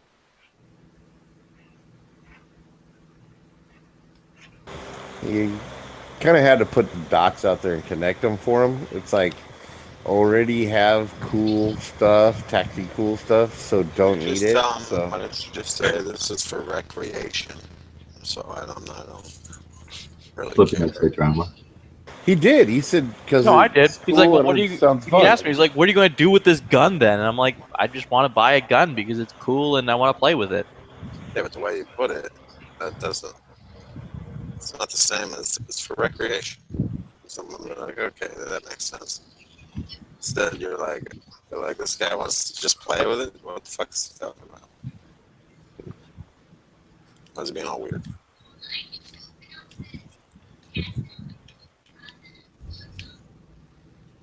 Okay. It is what it is. Just trying to explain his craziness.